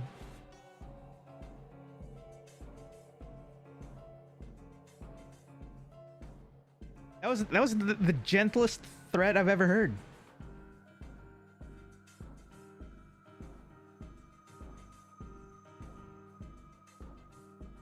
Can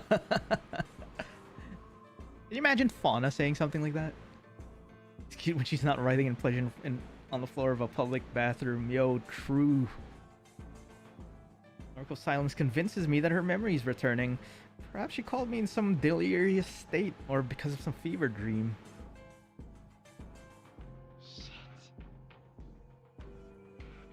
Call disconnects as she curses. That stupid bitch. Did you seriously forget who she was talking to? Had it up to here with her. As Junpei works out the location of her factory, I'm gonna go there myself and slit her throat open with my fingernails. I'll let her bleed out all over me and tell her that she never meant a thing to me. I don't care how much she loves me. I'll end her life quickly, before she has a chance to confess her feelings with one last gasping, dying breath. Once Noriko's dead, the human removal service will no longer have any competition. I'll finally be able to take her place as Corpse Girl. Haha, I knew it! I mean, it's not really that obvious or anything like that. Or it wasn't that much of a surprise. They're not really gonna introduce a third super character, like another character that late to the story, right?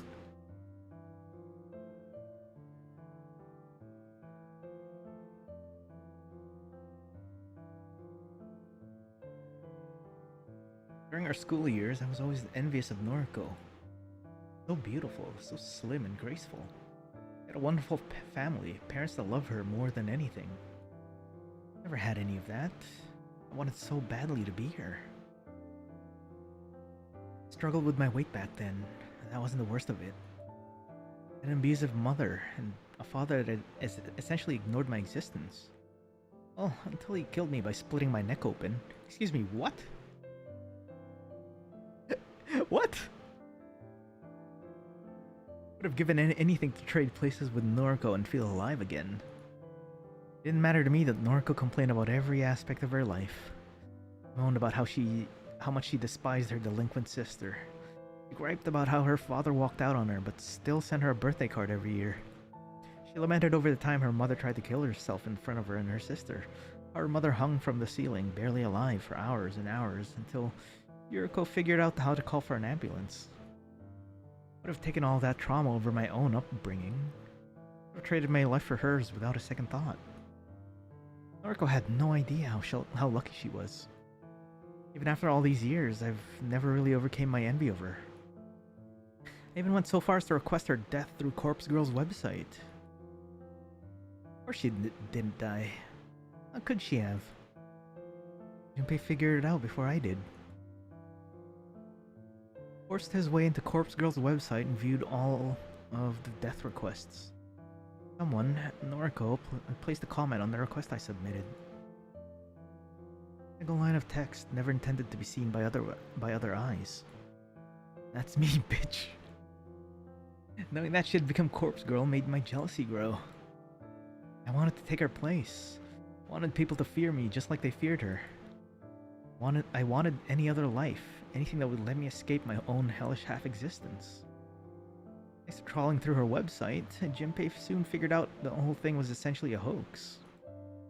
Corpse Girl had no ability to cause death. Noriko was simply trying to con people into ending their own lives. Pathetic. Made me laugh. I decided to play along with Noriko's delusions in order to ensure her downfall.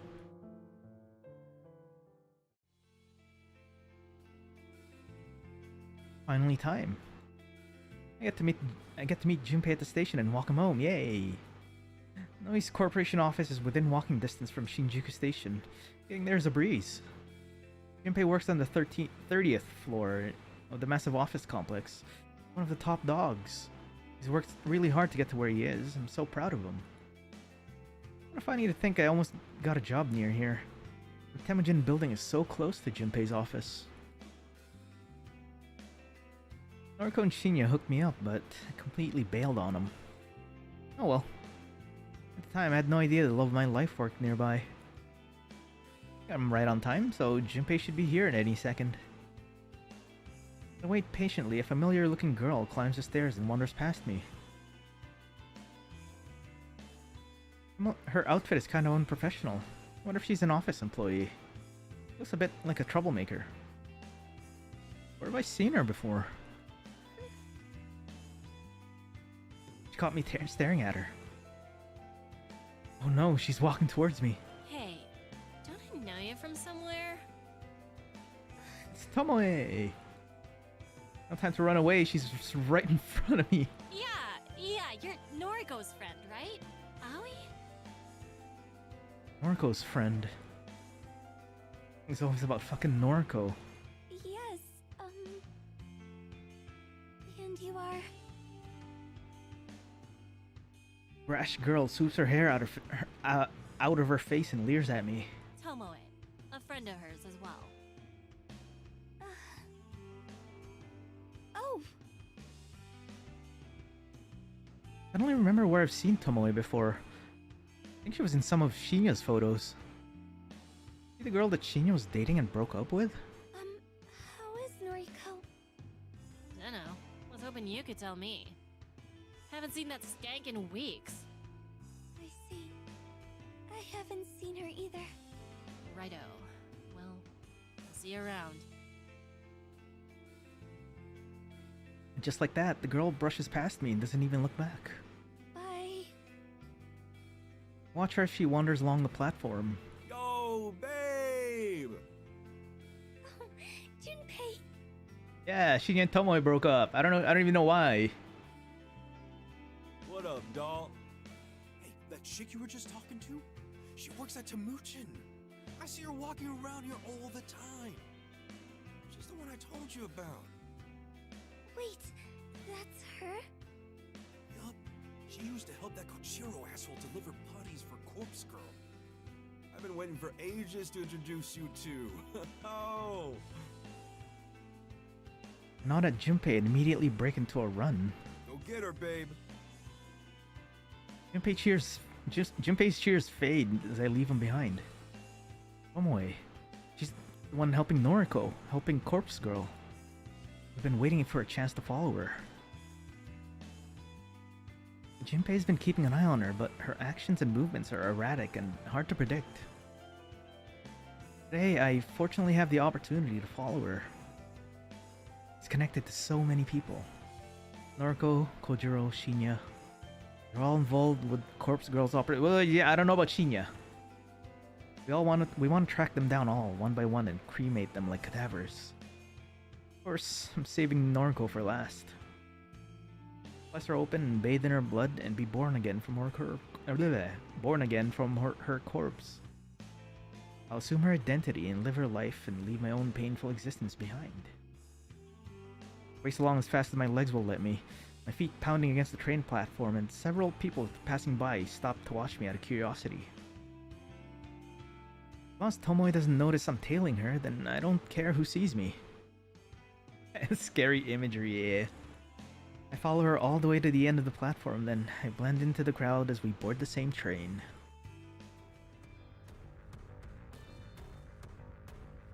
I knock on the door to what I can only assume is Tomoe's apartment.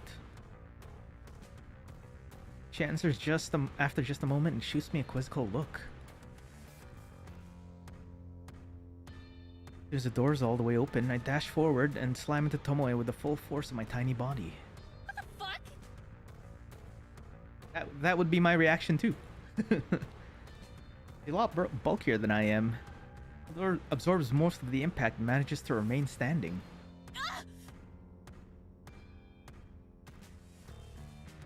Grits her teeth and plants her hands onto my shoulders, only to push me back with a mighty shove. What the fuck are you playing at? You just tackled me!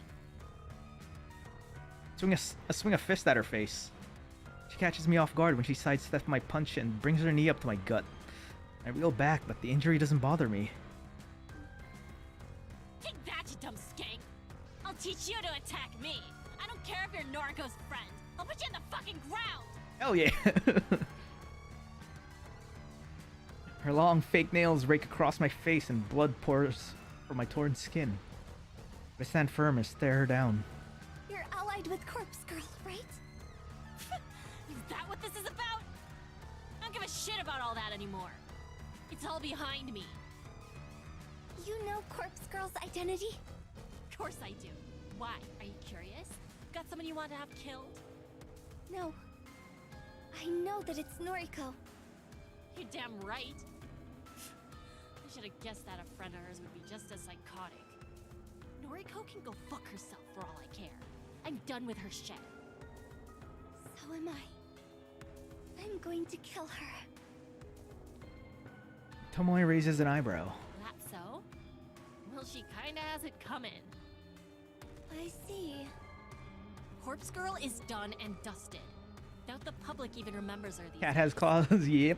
It's all about the human removal service. Noriko's just Noriko now. But I still won't forgive her for what she did to Kojiro. What is she talking about? Does she know something I don't? What happened to Kojiro? Do you even know who he is? I do. He warned me about her, you know? He said she'd discard us as soon as we weren't useful anymore. Sure enough, she had him killed. Fucking burned him alive. Interesting. Tomoe thinks Noriko killed Kojiro when in reality, Junpei took care of that freak. Burned the entire morgue down around him. Plus Kojiro's death caused Noriko and Tomoe's relationship to fall apart. Everything worked out better than Junpei planned. Noriko will die. And so will you for your role in helping her. Oh, come on. Why are you so insistent on messing with me? I ain't never done nothing to you. Hang on. Even though this girl exudes an air of stupidity, I didn't expect her to actually be this dense. Surely she's figured it out by now. Are you with the human removal service? I don't say anything. You're kidding me. You're the one Noriko has been fighting against this whole time. And you're her best friend. Your point? Damn, cold! Are you the leader of your little group? No. Right. Tomoe pauses to brush her hair behind her ear. I strike. My hand darts forward and grips her throat, and I begin to crush it with my fingers. Girl kicks her and flails. She beats her fists against my outstretched arm, but I don't flinch. Her gurgling and thrashing brings me no joy. I wish people would simply accept their fate. Despite how tightly I'm squeezing at her throat, she manages to form the beginning of a word. I can only guess that she's trying to call for Shinya. Shinya, the idiot boy she already broke up with. Can't save her now. I tighten my grip and stride forward, pushing Tomoe back and pinning her against the wall. She kicks out at me and hits me directly in the knee. I refuse to buckle.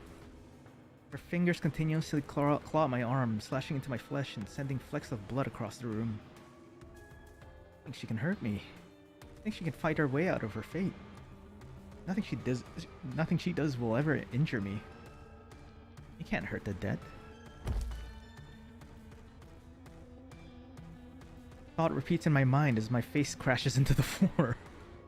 A ringing sound in my ears causes me to question what just happened. The residual shockwaves of a dull impact to my skull flow through my head. I wouldn't call it pain, or even an ache, just the sensation that something collided with me. I'm already on the floor, lips pressed against the hardwood, eyes twitching and examining shards of pottery falling to the floor around me. She has a really strong grip, yeah. Surprisingly. A blanket of darkness descends over me and I hear the ragged sound of Tomoe breathing and someone's voice asking, "Are you okay?" The question isn't directed at me. I don't think anyone cares that I'm lying here in my own blood. Is it Shinya? Count how many movies I've seen where characters claim they've had an out-of-body experience. I've heard the stories in real life too. People on the brink of death or unconsciousness tell tales of how they could view their own body from a lofty spiritual perch. I never put too much stock into such nonsense. How can someone dead or dying view the world with any form of clarity? When I died all those years ago, I didn't experience any such thing. Kinda disappointing, even though I didn't expect much. Being clubbed across the head in Tomoe's apartment was a completely different experience than the time glass shards pierced my neck. I feel like I'm teetering on the edge of consciousness, writhing around on the hard floor. I can see some lights, some blurred shapes, and see my body down below. My body, delicate, frail, and slowly decaying. I don't get it. Why would I have an out-of-body experience now, of all times? Sure as hell didn't experience anything of the sort when my father slit my neck. But why now? I wonder if any of my victims ever suffered from hallucinations like this before dying. Did Kotomi Ida and all those people on the train platform experience this after I cut them open? Oh, she did this! Okay, so she was involved way back then. They also helplessly looked down on their own bodies from above as the train screeched past. Emi Katsuno. Boy, did she scream when I pushed her over the balcony railing. She was also part of that! Did her spirit leave her body to look down on her splattered corpse? What about the other nameless souls I've claimed from Noriko's website? There have been so many. How many bodies piled up? Countless gifts pledged in Corpse Girl's name. I didn't kill them because I wanted to shed blood. I did it to delude Noriko. It was the goal from the start, anyway. Noriko never caught on to what I was doing. All the credit, thinking she was some all-powerful being in control of the fate of her victims. She never even tried to understand the truth. Paved the way for her, cutting and strangling and slashing and slicing, piled up bodies for Noriko, but Corpse Girl claimed all the kills. It was a pointless endeavor. I think she would have spiraled into madness even without the power trip. I suppose it doesn't matter now. Things have changed.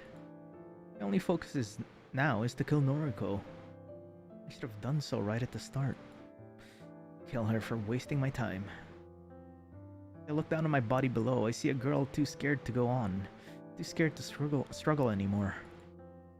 Shame. If I wasn't killed years ago, I might have had the chance to live a normal life. Well, there's nothing else for it. I feel my spirit returning to my body.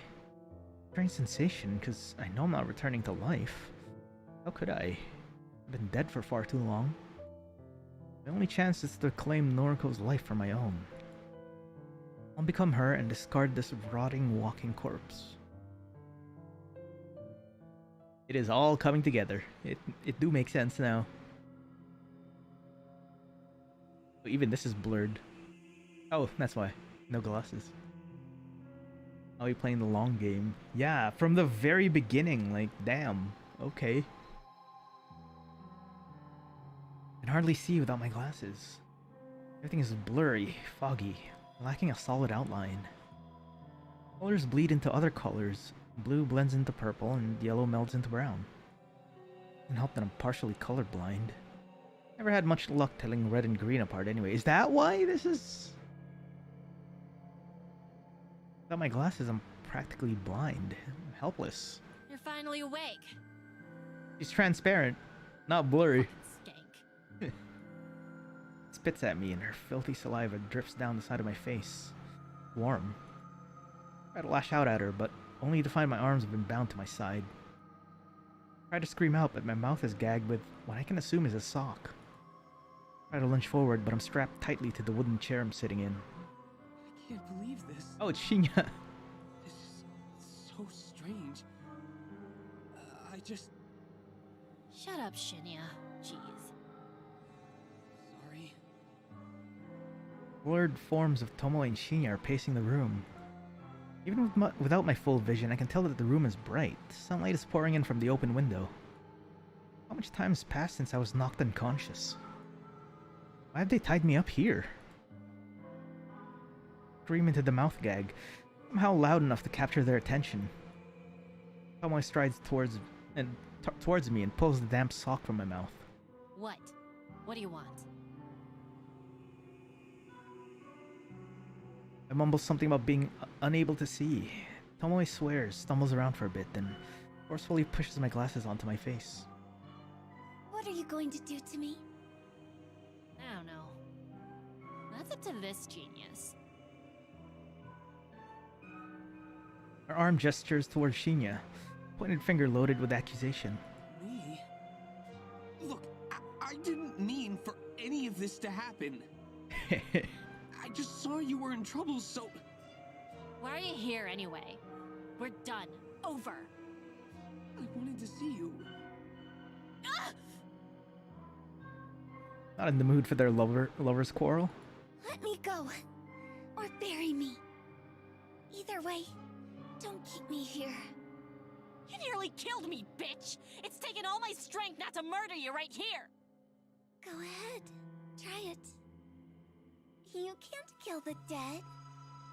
You're a freak. Agreed. Let me call my father. I'm sure he can take her in for questioning. He can find out her motives for attacking you. I already know why she attacked me. She's trying to take down everyone associated with Oh. Tomoe cuts herself short. Never mind that. I wonder. Is Shinya not privy to Tomoe's relationship with Corpse Girl? Intriguing. Tomoe's former boyfriend, I simply assumed he was part of the operation. Or was an accomplice. If he doesn't know anything, then I don't need to kill him. One less person to deal with before I go after Noriko. However, I need to focus on getting out of here first. If you let me go, I'll never bother you again. Lie. Why should I believe ya? Get called out. You followed me to my frickin' home! I'm sorry. Lie. Then I'll exchange information for my release. I'll tell you anything you want to know. Lie, lie, lie. Like I care!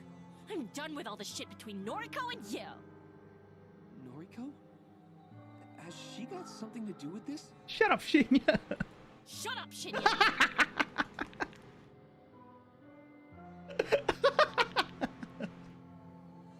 Yes!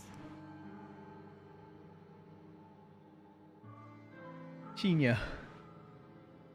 Perhaps he's my ticket out of here. Turn my head to him and wait until he looks directly at me. Shinya, I'm so thirsty. Can I have some water? Pauses, but since Tomoe doesn't interfere, he ducks out of sight. He returns within seconds, holding a half-filled cup out to me. Here. I'll forward as best as I can against my restraints and take a sip of the lukewarm tap water. Thank you. Worth noting how easy he is to manipulate. He's the complete opposite of my Junpei, who is strong and independent and doesn't let anyone mess with him. So, about my offer, will you let me go if I share information about the human removal service? Shinya's face turns pale. The human removal service? That's... I really couldn't care less about all of that. I told you, I'm done with everything. I see. Tomoe. She might have information that can assist with my investigation. We have to accept her offer. Oh, please. You're no cop as much as you fancy pretending to be one. I already told you that Father accepted me as part of the investigation team. You're a hack, a wannabe. Why can't you just be happy for me? Shut up. Shut up, shut up! Tomoe storms off, the sheer force of her anger causing the walls to tremble. Shinya and I are alone in the room. I don't waste another second. Shinya, I don't know everything that's going on, but it sounds like you're trying to solve the murder cases. This one's kind of a psychopath, isn't she? That's right. I'm really helping the investigation team, you know? That's good. Very good. Please, I have information that might help you. Will you let me go if I share it with you? Nervous eyes dart around, searching for any sign of Tomoe's presence. Then he looks me dead in the eyes and says the very last thing I expected to hear. I'll let you go if you help me kill Noriko Kurosawa. Oh, what? I'm sorry, what? This is your apartment? Yes. Please forgive me for intruding. Shinya bows politely and removes his shoes, places them carefully in front of the doorstep, and takes a stride forward. A good look around before turning to me. You have a nice place. Oh, please. I wish you would cut the formalities. We're here to discuss serious business. Acting like we're new coworkers or something. Walk over to the door and make sure it's fully closed. Slide the deadbolt into place. The door is locked. I whisper this under my breath so Shinya can't hear me. The door is locked. Repeating phrases like this has become some sort of mantra. Helps me concentrate. When I'm about 90% sure the door's actually locked, I wander back to Shinya. Takes all of my willpower to refrain from turning back and checking once more. Thankfully, Shinya distracts me from my inner turmoil. Is everything you told me true? I want to make sure I have all the facts straight. Yes, it's true. All of it. Truth intermingled with lies is still the truth, right? Lucked out when Tomoe left the two of us alone in her apartment. If I'd had to explain things to her, I would have had to give her inside information on the human removal services operations. Anything less could have clashed with her existing knowledge and caused her to doubt me. But I only had to explain things to Shinya. I already determined that Shinya wasn't in the loop, so I concocted a convincing lie in order to secure his cooperation. And he bought it. Just want to get my head around it. Noriko Kurosawa is Corpse Girl. She's the one that was behind the initial string of murders across the city. She delivered photos and corpses to her victims in order to convince them that they would die soon. And that had the effect of causing people to kill themselves. Almost a self-fulfilling prophecy. Okay, so he knows. Of course, all this part is true. Oh, no, she explained it to him, I think. Kind of. He doesn't need to know that I acted behind the scenes and brought. Okay, yeah. So yeah, I thought he already knew. No. The acts of violence almost seem like a distant memory now. I was so committed to aiding Noriko that I couldn't think of anything else. In the end, my insistence didn't help my own situation. Only propelled Noriko's ego into the stars and continued to suffer my cursed half-existence. But it wasn't long before another group started killing people in much the same way as Noriko did. A group called the Human Removal Service. They've killed hundreds, if not thousands of people in the past months. Again, all true so far. And you were enslaved by Noriko? What? Forced against your will to infiltrate the Human Removal Service and bring them down from the inside? That's right. He's a fucking idiot. That explains why you want to kill Noriko. You want to be free from her, even if it isn't exactly the legal thing to do. Legal? What kind of pedestal is this guy standing on? Specifically requested assistance to do the same thing. He wants Noriko dead, just like I do. But if I remember correctly, you only managed to learn one important thing about the Human Removal Service, right? Yes. The group is made up of dozens of members. Dozens of people that all masquerade as the leader known as the Herald. There's no single person responsible for the murders. It's the joint effort of a large group, all striking across the city simultaneously. Am I correct? And there's the real kicker. Absolutely spot on. I didn't mind sharing this tidbit of information with him. There's nothing to assist with this investigation. And wrapping the lie, I was Noriko's lackey in a blanket of truth makes everything all the more convincing. Okay, so it is a big group of yeah, and they all kind of do everything. Yes, that's right. Phew, okay. I think I understand everything. Thank you for your help. One thing I'm not entirely comfortable about. Shinya hasn't been forthcoming with his reasons for wanting Noriko dead. If I don't air the question, I feel like he'll never address it. Can you tell me why you want to kill Noriko? He tries to back away from the question by twiddling his thumbs and pretending to examine the nearby wall. Shinya, I need to know. Otherwise, how can I trust you? Trust. Word that's always made me laugh. How can I trust anybody? Couldn't even trust my own parents, and the people who swore to raise and protect me.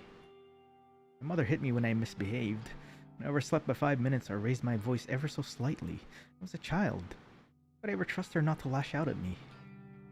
Father. How could I ever trust him after he killed me? And Noriko. Noriko, the one friend I opened up to, one person who knew all about my struggles. She betrayed me.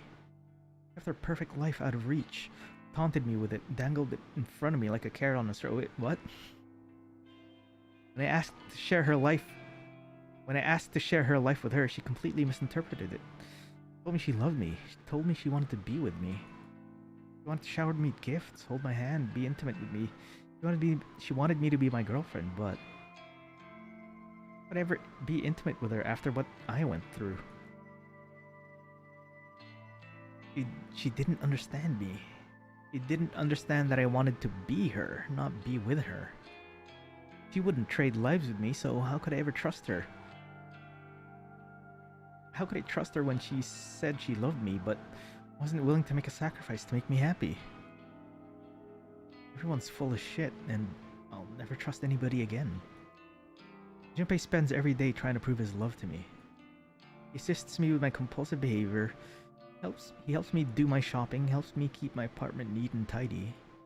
Do I trust him? No. I know what he wants from me. He's no better than Noriko. He's willing to jump through hoops for me in hopes that he'll eventually conquer my flesh. Even when he tries to help out my compulsions, I don't have full faith in him. He takes it upon himself to complete my checklist of rituals in order to spare me the stress.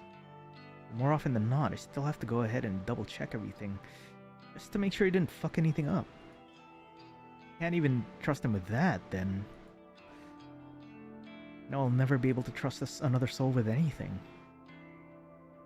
Looking at Shinya now, pacing nervously around my apartment, I decide not to put any stock into what he says next. There's no way in hell that I'll believe whatever comes out of his mouth. Noriko is my friend, but my father, Chief Detective Fujikawa, in case you didn't know, has declared her let me just the name prime drop that suspect real of our quick. investigation.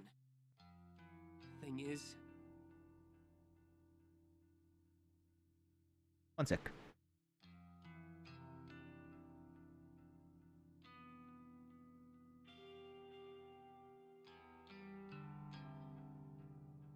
Father isn't the most lenient person, and he's been cracking under stress lately. If he finds Noriko, if he arrests her, there will be no trial. She'll simply get life behind bars. Guaranteed. He hangs his head and I hear a quiet sob. Is that our country's idea of justice? She doesn't deserve anything less than death for her crimes.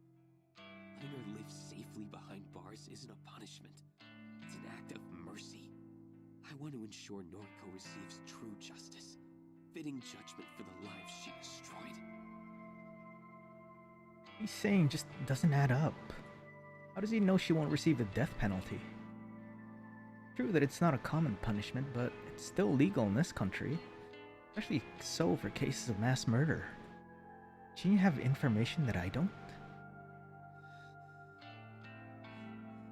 I need to find her. I need to hand her the justice that my father is too cowardly to deliver. Whatever. Already sick of this guy. He's like Batman, talking about justice. Justice. Acts like he's been personally wronged by Noriko's crimes. Like he's so high and mighty and knows what's best. I doubt he knew a single person that Noriko killed. Fine. To be honest, I don't really care about your reasons. As long as you want Noriko dead, then our goals are the same.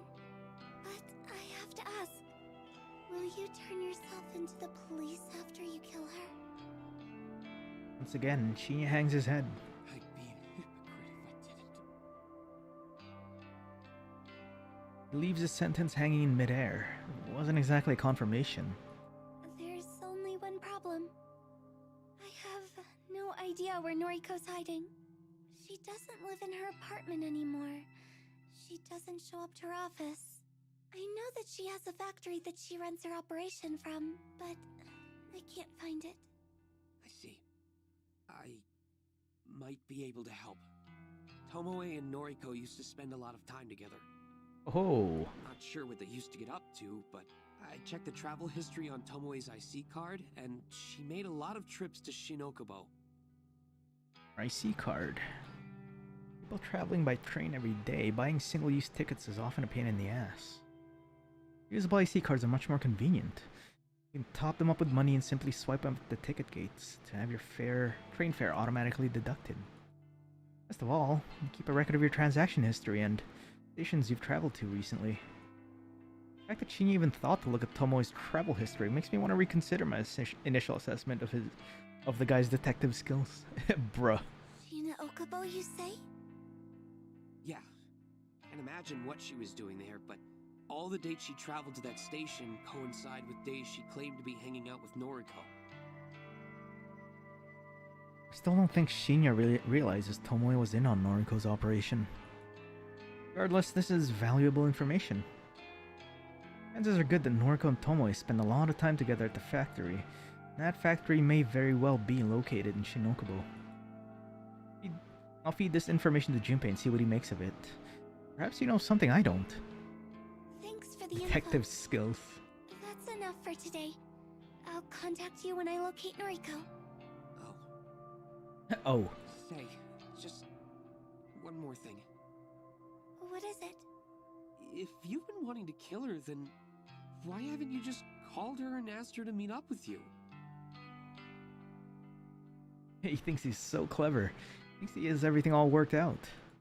He doesn't know shit. It's not that easy.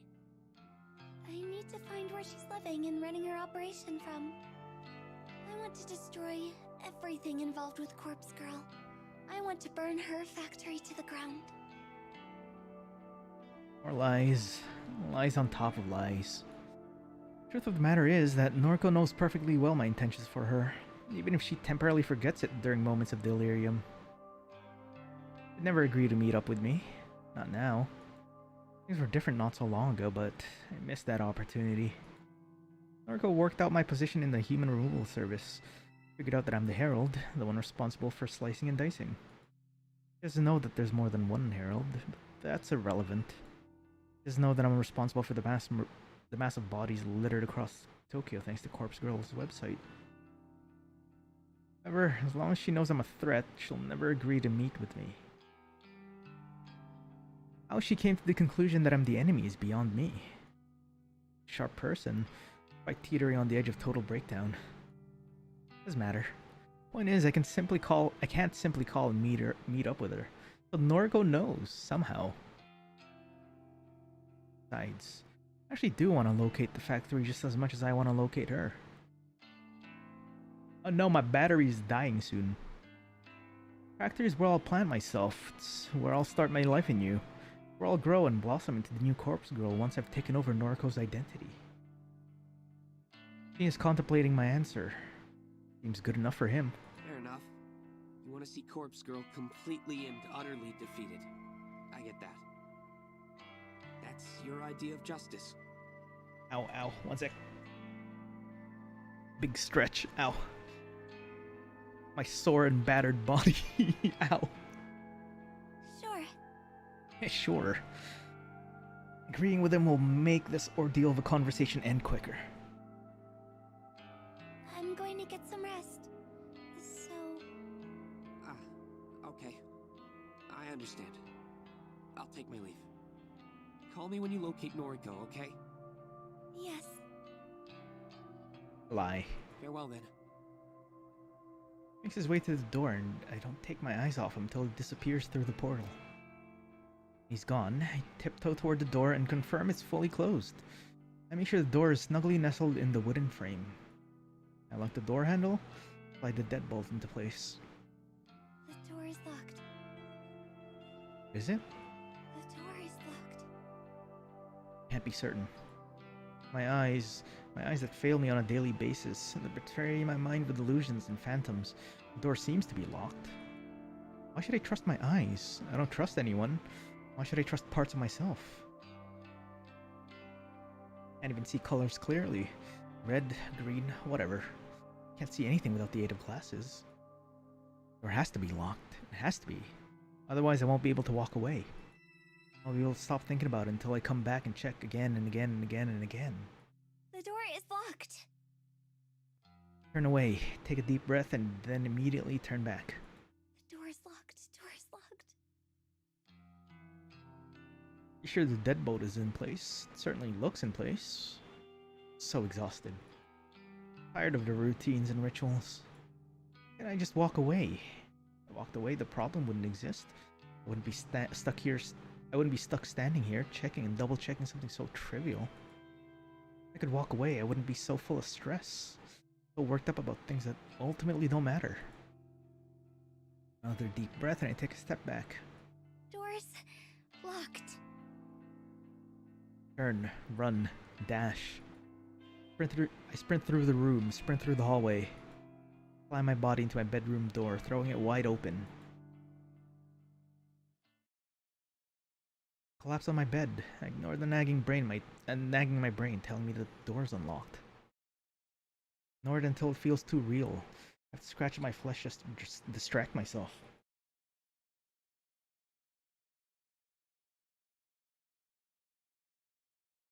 Pull my pillow over my head and hold it tightly around my face. Safe here, safe in my bed. Door is locked. Locked. I convince myself to fall asleep. Tell myself I feel better. I'll feel better after I rest. Hope I lock the front door.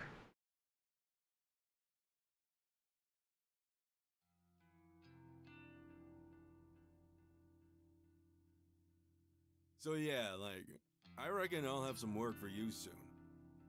The other heralds have been keeping the numbers up. There just haven't been any requests for this area lately, you know? Yeah. I'm only half listening to Junpei. Said something about why I haven't been tasked with killing anyone lately, but I don't really care about the reasons. He's the only one in contact with the leader of the human removal service. I just take orders like all of the other heralds. Not that I met any of them. Every herald has their own district, their own turf. A request comes through our website, gets allocated to the herald closest to the victim. It's been a week since I last got the kill. Maybe 2 weeks. Not that I like the killing, it's not that I want to do it. I fulfill the request simply as a way to antagonize Noriko. It's my role to play in backing her into a corner and shutting down Corpse Girl. So far, thanks to my contributions, the human removal service, we have been incredibly successful. Corpse Girl is all but a distant memory to the general public. If people really want to request somebody's death, they come to us, not to her. I don't plan on remaining with this group for much longer. After all, Noriko is pretty much already broken. She's a wreck. Find her, I'll possess her. I'll quit this group. Then I'll finally have the life I always wanted. Noriko's life. I'll resurrect Corpse Girl when I feel like it. Use my inside knowledge on the human removal services operations to bring them down myself. After that, I'll be able to spend my days in peace, living free of fear, finally being comfortable in being the girl I want to be. Truly be Noriko. Yo, babe, you in there? Suppose I drifted too far away. Rub my eyes, look at Junpei, and flash him my sweetest fake smile. I'm okay. Sorry, honey bear. I'm very tired. Oh, don't sweat it. You want me to grab you a cup of coffee? That would be lovely. You always know how to make me feel better. Of course. I'm on it, babe. You wait right there. In the cafe? Junpei stomps away, heads behind the bar, leaving me alone in this empty section of the cafe. Take a seat onto one of the cardboard boxes lining the wall. The box is solid thanks to being packed full of various canned drinks. The maid cafe belongs to us in the early hours of the morning. The place doesn't open till noon, so there's no one here this early. I have my own keys these days, regardless of whether or not I'm supposed to. Junpei suggested we use the place as a makeshift base of operations after I decided I was going to continue working here. That was some time ago now. Originally, I truly planned to quit. I was going to go work with Noriko. My manager at the time used to drive me insane. Didn't wait to get away, but after I killed him, things weren't so bad. New manager's great. He doesn't pressure me to work shifts I don't want to. He doesn't let the customers take advantage of the staff. Neither the new manager nor the other staff members care that Junpei and I meet down here. Not like we leave any incriminating evidence behind either. It's simply an easy place for us to meet up and talk since Junpei lives so far away from me. The added benefit is that we even have access to cheap drinks and food thanks to my employee discount, so hanging out here is actually quite pleasant. Wait for a while longer for Junpei to return. Really could use the coffee right now. His return is heralded by a thump of heavy feet against the tiled floor. I got you, fam. Junpei sidles up to me and hands me my favorite drink. Tall iced coffee with an extra espresso shot and a dollop of ice cream. Oh, you're the best, baby. Yeah, I know it. He giggles in his insanely irritating high-pitched way and begins to chug down his own latte. So I wanted to ask you a favor. Anything for you, honeybee. Of milky foam sits atop his lip. I have to hold myself back from stabbing him in the face. Noriko apparently spent a lot of time in Shin Okubo with her accomplice Tomoe. Shin Okubo, huh? Good old K-Town. What'd they go there for? Karaoke? Doubt it. Noriko sounds like a drowning cat when she sings. Then what? Well, I like to think that's where the factory is located. Oh, gotcha. Ooh, you could be onto something. A trip from Kojiro's morgue to Shinokubo wouldn't take that long. Since they used to move a lot of bodies around, it's definitely a viable location. I agree. Right on, I'll look into it. I'll track down factories in that area and get my troops to investigate each one. I'm careful not to let him see me roll my eyes. By his troops, he means the guys he plays online games with.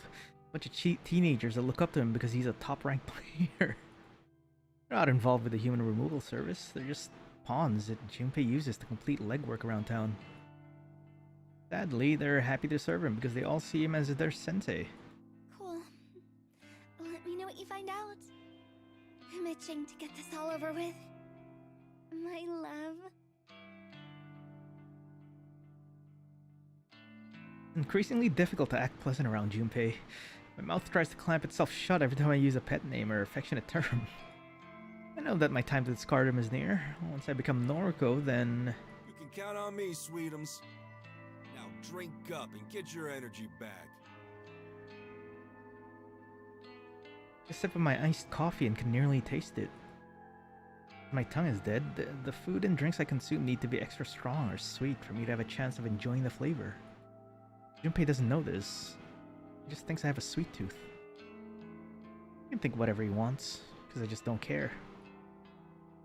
He's cold. Damn.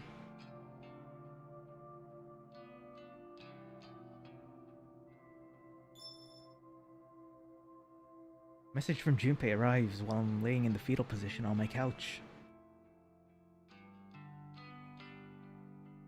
Hey cutie. You guys checked out a bunch of factories yesterday, got the location. Hit me up.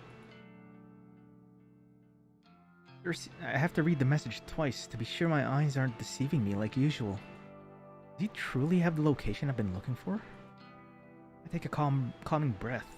I don't want to jump to conclusions, especially with something involving Junpei. He has a tendency to exaggerate and may just be trying to get me excited about some useless information.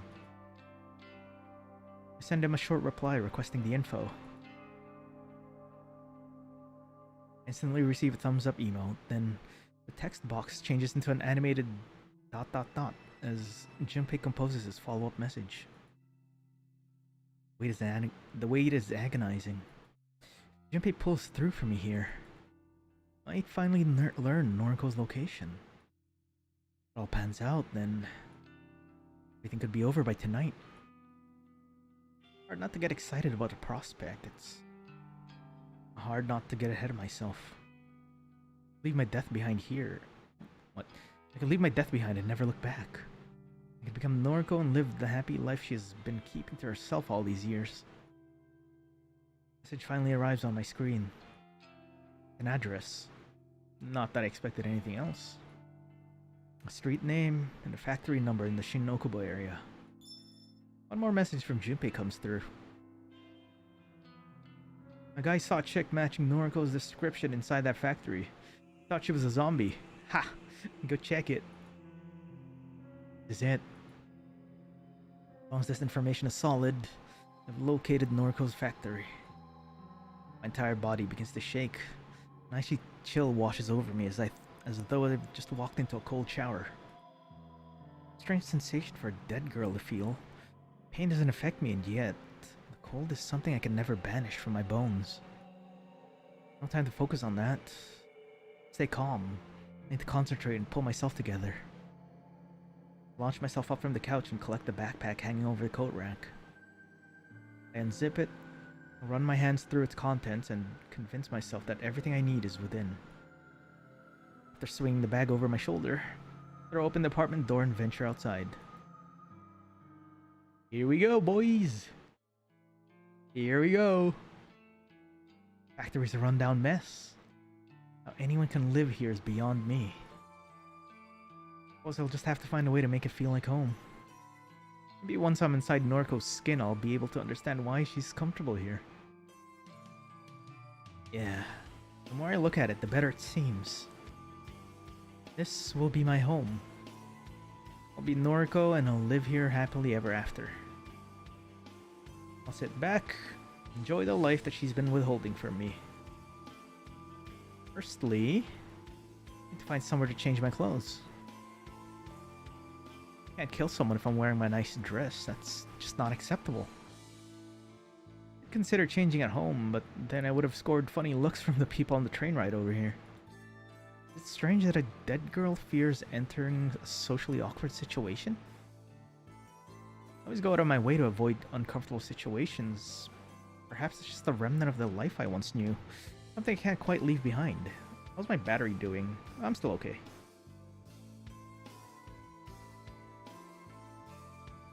It's the same as my obsessive compulsions. They cling to me like carrion flies swarming over my corpse. I shouldn't be worried about any of those things, but dead or not, my mind can't just discard the anxieties that shape my entire life. Wait, what am I doing? Why am I trapping myself in pointless thoughts? My goal is right in front of me. Noriko's on the other side of that brick wall, completely unaware of what's about to happen. Heavy-handed slap to my face doesn't sting, but causes me to reevaluate what I'm doing. Focus. First, I'll change into the gear provided to me by the human removal service. Then, I'll shimmy into the factory through an open window.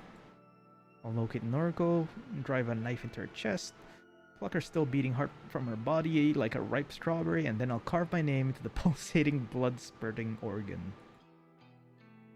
Noriko's life will be over, and I'll be reborn. Baptize myself in her lifeblood and become the girl I've always wanted to be. I'll be happy. Happy, just like Noriko. Smiling, carefree girl I spent my youth with. Girl that faced her mother's attempted suicide with a stoic smile. The girl that didn't flinch when her father walked out. The girl that stayed inside day after day when the outside world just became too scary to face.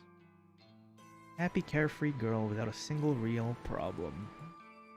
She never knew how good her life was. She wouldn't have lasted a day in my shoes. I hate her so much. I'm gonna become her. My backpack hits the ground with a dull impact. I tear my yellow sundress from my shoulders and let it fall to the ground just like a snake sheds its skin.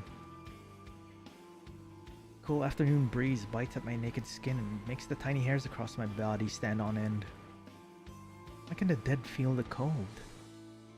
The dead shouldn't feel anything. I crouch and rummage through my backpack, withdrawing my change of clothes.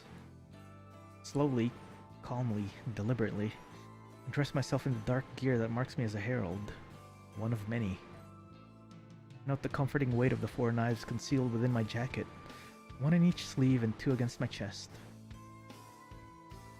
Important to be armed to the teeth. After donning every article, I pull a broad mask out of the bag.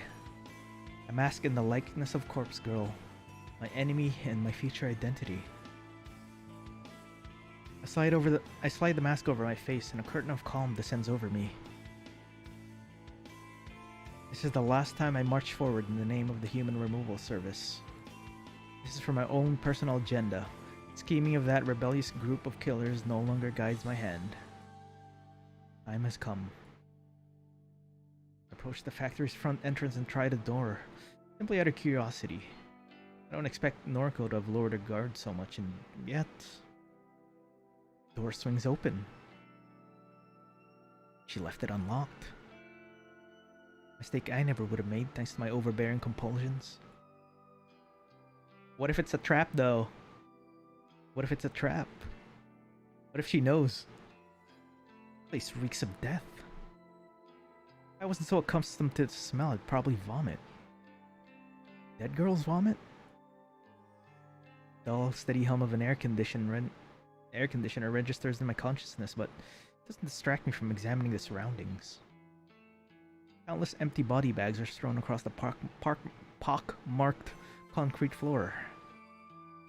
Some are stained with brown blood, and some are completely clean. A series of shelves, almost like warehouse racks, run along the walls and across the floor in haphazard patterns. Whoever planned this layout was out of their mind. However, this is my home now. My home. Soon. Riding forward, I weave between shelves and step over discarded body bags. So far, there's no indication of Noriko's presence. Still, I draw a knife from inside my sleeve so that it rests on the palm of my hand. The metal handle is so cold. Cold. Why do I feel cold? The entire factory is like a freezer. How can Noriko live here? Hey.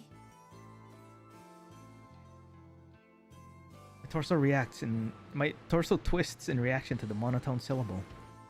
Quick movement sends a shooting pain across my chest. Pain. Pain? It's you. Here we go. Hello, Harold.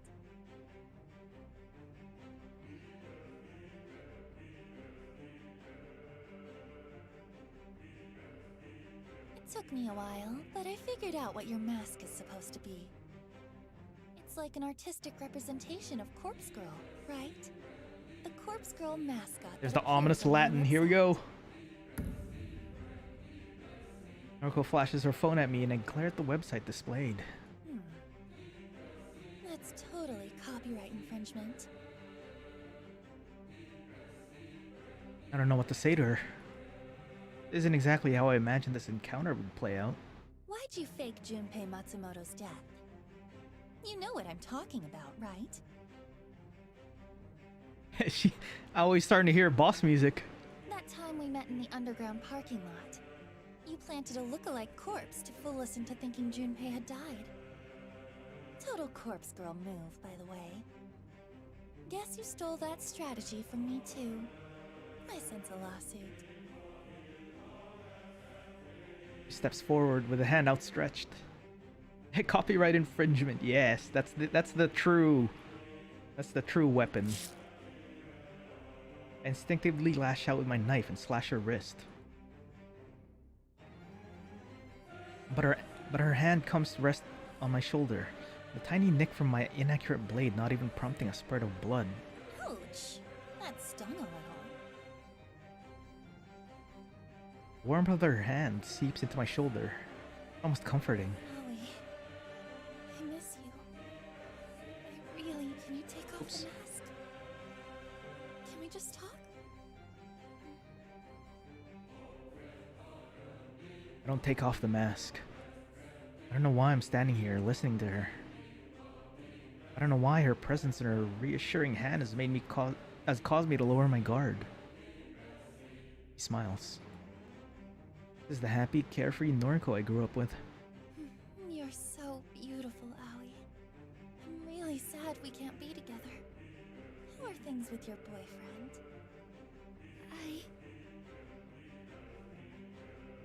Single useless word crawls out of my rotting mouth like a diseased maggot. All I can bring myself to say. You can't tell me? That's okay. You used to be so open with me. And then, you died. We tried to keep our friendship going after that, but we've never really been the same since then, have we? I hope you get the help you need, Aoi. I hope one day we can put all of this behind us. Fingers loosen. The grip on my knife is weakening. Falls to the concrete ground. I don't need it anymore. I tense my arms and squeeze my hands together, desperately trying to crush Noriko's throat beneath my fingers. Her skin is warm and flushes red as my grip tightens. She kicks against me, but the pain doesn't register. She's weak and frail. Her strangled cry is drowned out by my own grunts of exertion. Anemic fingers swipe at my arms constantly, only serving to irritate me. I could hold her neck in one hand and use my other to plunge a knife in her face. I could continue to strangle her until I crush her windpipe. Or I could slash her stomach open and let her intestines spill out onto the ground. All the options are appealing. All the options can be put into motion within seconds. I take my right hand off her neck and slip it into my jacket, ready to pull out a knife. My left hand closes tighter on her neck. Noriko closes the distance between us, causing my elbow to bend and allow her closer. Her forehead slams onto my own and my neck recoils backward. I'm falling to the ground, only able to blink once I try to work out what just happened. He somehow summoned the strength to headbutt me. Frail, weak, ghostly Noriko. She actually stood up for herself. She actually struck the person she loves. I'm dazed, but ultimately uninjured. I didn't even feel the impact of my skull against the concrete when I landed flat on my back. Noriko towers over me, rubs her neck, her ragged breathing even louder than the thrumming air conditioner. Sorry, Aoi. I had to defend myself. Please, get up. Let's talk about things. I get up. I slip the knife into her side and feel it slide neatly between the two of her ribs. Her taut, thin skin does nothing to resist impalement. Noriko looks down at the wound and mumbles in surprise. I drive the knife deeper, and with a flick of my wrist, I pull it sideways, slashing her belly wide open. A marking stream of blood sprays from the savage wound and forms a macabre rainbow before me. Noriko coughs and gags as she frantically tries to stem the tide of blood with her hands. Damn it! Corpse girl will Falls to her knees.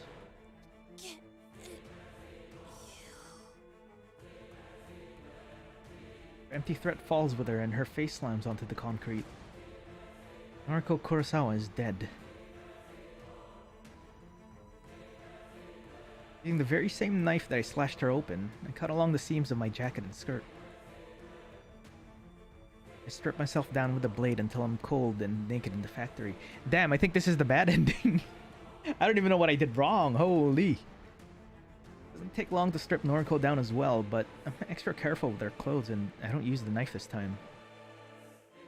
Simply pull her dress up and over her until it slides free from her motionless body. I held the dress up against me, letting it press against my own form. I looked down and admired the side of myself, imagining what I'll look like when I wear it. I can finally become Noriko. There's a good ending. I don't know, apparently there's like multiple endings and there's a good one. You can wear her clothes, live in her factory, talk to her friends, work at her office. Do all the things she loved to do and all the things that made her happy. I slipped the dress over my head and forced my arms through the sleeves. A little long, but overall it fits me nicely. I'm Noriko Kurosawa. Yeesh. Is that the bad ending? Oh, final act. We're back at her again. Act 3 clear. Alright, so I guess we're zooming through this. Mother killed herself. She didn't die. Well, she died, but not really. Funny though. Everything that she was, everything that made her Asuna Kurosawa, left this planet on that day. Her body remained, but her soul departed. She got sent away to a care facility, and I didn't see her very often after that. On the rare occasions I visited her, I'd always noticed that her eyes no longer looked like mine. I hate her for what she did to our family. Yuriko and I were only children at the time. Her mother hung herself from the ceiling and made us watch. She encouraged us to kick the chair from out underneath her. I didn't understand what she was doing. She told us it was a game. So we kicked the chair and we laughed. Mother laughed, then her neck snapped and she stopped laughing. That light in her eyes that I once shared with her was just extinguished instantly. Yuriko screamed, I screamed, and Mother just wouldn't move, and we couldn't get her down from the ceiling, and eventually Yuriko remembered how to call for an ambulance, and the paramedics arrived and we were taken away. After that, I was completely fucked up, because you don't just walk away from something like that and act like nothing happened. I spent years for trying to force the painful memories of her attempted suicide out of my mind. I didn't exactly cope with it very well. How could I? I became terrified of the world and became used to locking myself in and wasting away. Yuriko dealt with it a little better than me. I can't say her rebellious behavior was the right way to cope, but I had to have been healthier than staying inside for weeks at a time. At least that ending didn't involve a skin suit, right? By the time I reached senior high school, I think I had mostly gotten past everything. The vision of my mother hanging from the ceiling in front of me didn't haunt my dreams. The sound of our laughter intermingled with screaming didn't always ring in my ears. Aoi helped me through a lot of it. She shared all of her problems with me, made me feel a bit better, like maybe my life wasn't so bad. Aoi's life was kind of messed up. Father was arrested for various crimes and didn't spend much time in her life. When we were about ready to graduate, he came back to town and violently attacked her. She called me and she told me that he killed her. He killed him too, so it was all going to be okay. Her words, not mine. I never understood what she meant when she said she was dead. I think graduating put some distance between us, so I never truly tried to figure out her words. My own problems came back to haunt me once I moved out of home. I became completely distracted and almost forgot about Aoi. The apartment I moved into. I should have known that the smell of mold wasn't normal. I should have paid attention to the shoddy repair work that had been performed to the wall. I walked away and found somewhere else to live. That apartment. I suppose that's where I started to lose control of my life. That's exactly the reason why I need to return there.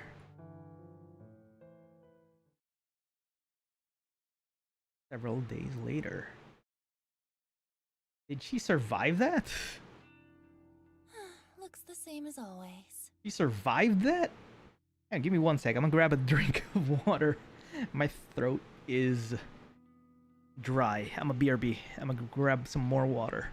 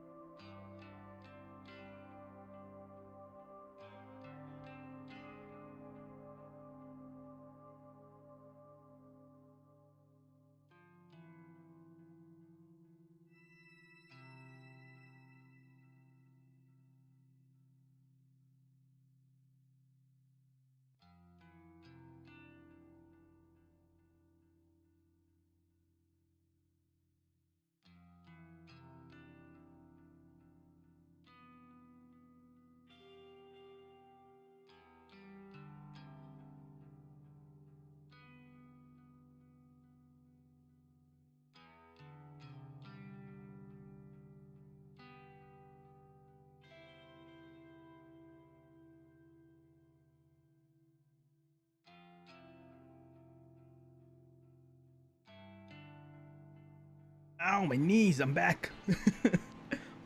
I also grabbed some food because, damn, I'm hungry.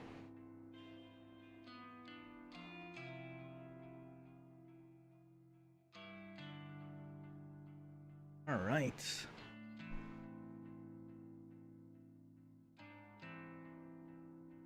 Not looking forward to climbing the rest of the stairs up to the apartment. I can hardly walk at all, even on flat ground. Hey, welcome back, thank you. But I have to do this. Can't let stitches and bandages and painkillers distract me from getting inside. I don't know how long I was in the hospital for. None of my personal effects were with me when I woke up. I had no phone, no purse, no handbag. But the doctors monitored me for a few days and let me go, even though I told them I had nowhere to return to.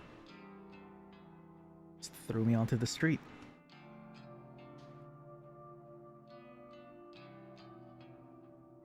They couldn't even tell me what happened to the girl who attacked me. I had no idea if she had been arrested or not. A feeling she's still out there. Regardless, I'm here now. My wound is apparently on the mend, and I don't have any signs of infection. All I have to focus on is the ascent in front of me. Each step I climb is more difficult to conquer than the last. Every time I raise my leg, I experience a tearing, searing agony about the length of my stomach. More than once, I have to stop and check that my stitches haven't torn wide open. I'm sure my flesh is more or less intact. I continue scaling the mountain. My head throbs and beads of sweat drip down my face. When I hit the landing on the level below my own apartment, I spy a familiar face. Huh? Oh hey, it's her. Noriko? Momo Ogawa, the daughter of Kenji Ogawa, the man I framed in order to maintain my innocence. Hey, Momo.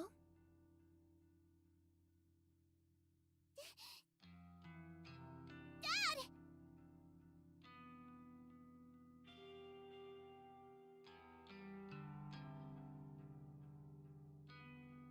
Panic cry isn't the reaction I was...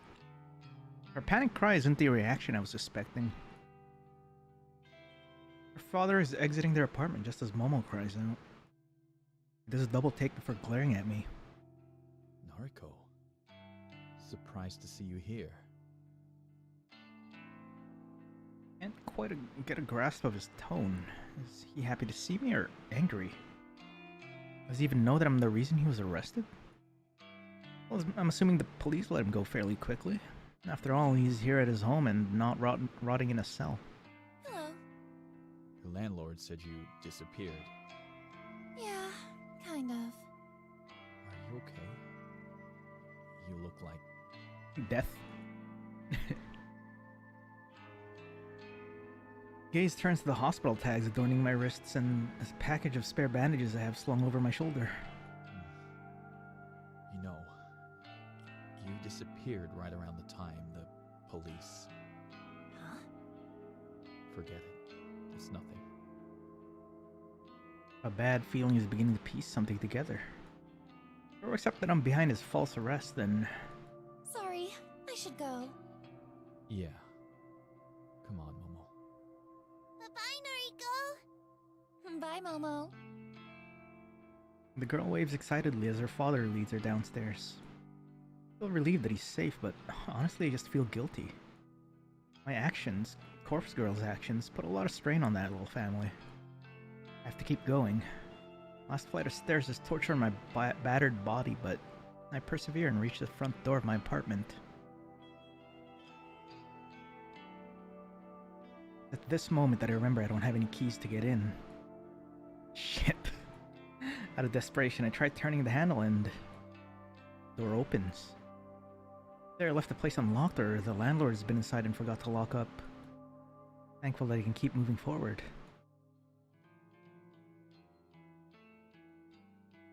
Hey, numbers. The curtains are open, bathing the living area in soft light. I'm home. Home? No, that's not right. This isn't my home. This isn't Noriko's home. This is Corpse Girl's home. Never really lived here. I just simply existed within these walls. The real Noriko was being held hostage by an omnipotent presence sealed in this home. Things here are just as I left them so long ago. Comforting feeling, but at the same time it sends a chill down my spine. Time to move on. I drive with purpose towards the kitchenette and slide open one of the drawers. Inside is a small mallet with a metal head. The treasure I acquired from the garden shed in the apartment grounds, back when I first moved in. Not very large, but that suits me just fine. I don't have the strength to wield anything bigger than this. Bringing it to bear is still a great deal of effort. I gripped the handle with both hands and lifted a deceptively heavy tool. Equipped with this tiny weapon of destruction, I slowly lurched through the hallway.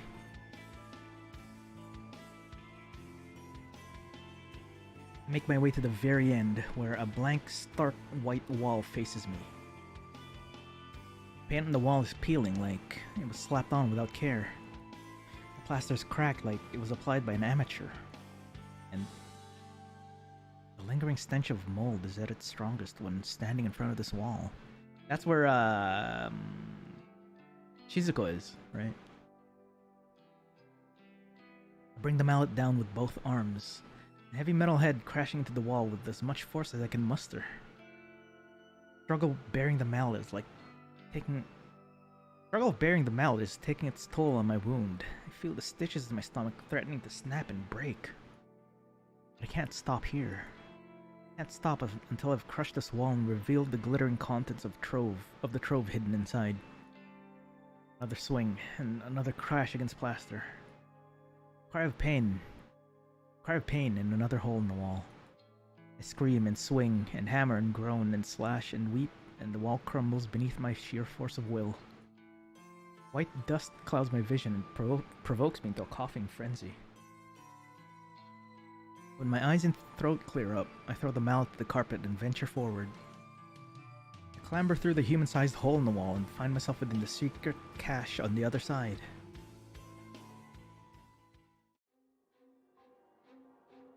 And there she is. The stench assaulting my nostrils no longer disguises itself as mold. It's the fetid malodor of rot and decay, the inimitable trademark of a decomposing corpse. Oh. I spent so long fooling myself into believing it was nothing concerning. I spent so long pretending that a corpse did not live within the walls of this apartment.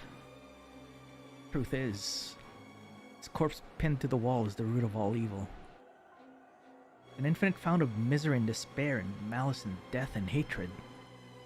This is Corpse Girl. That's... I see. Hello, old friend. The corpse does not reply. Call it a corpse is no longer entirely accurate. It's become a little more than a skeleton, an osseous edifice, a macabre tribute to the unyielding sands of time. Bone and flesh and hair and fabric blend and intertwine and meld together to form a sickening representation of human beauty. Beauty. I used to think this body was pure perfection, back when the corpse was more or less intact. It was the image of a gorgeous, vibrant young woman. I inspired to become just as beautiful. I like how it tied everything together like that. Slender, elegant, and graceful with pale skin and dark eyes. Looking at her now, it's clear to see that I was deceived. The form before me is not beautiful. It's revolting. I shaped myself into the image of death, truly believing I was transcending mortal beauty. The corpse controlled me for so long. The corpse manipulated me and made me want to become just like it. Somewhere along the way, my own identity began to dissolve, and I started to believe that I had become this rotting carcass, pallid bag of flesh. The spell has been broken. I don't know if it's because of my near-death experience or the clarity of my mind inspired by an intoxicating cocktail of painkillers, but I no longer want to associate myself with Corpse Girl. I want to be myself, just Noriko. No longer want to kill in the name of this blasphemous effigy. Corpse Girl. That is so cool. I found you here, trapped in this storage closet, just over a year ago. And you stole my life from me. That is so cool. Hang on, let me just take a bite of food real quick.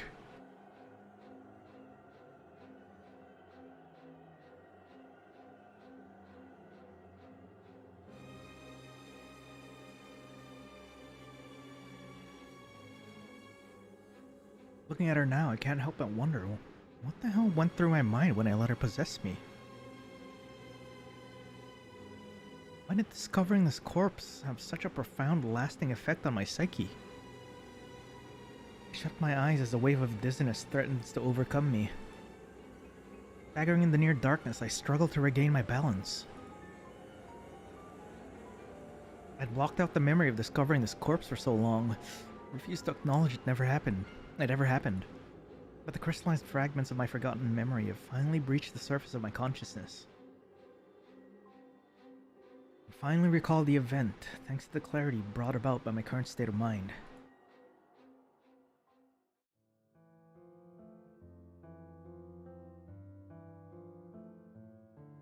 It happened several days after I moved into this apartment. Musty smell of blood.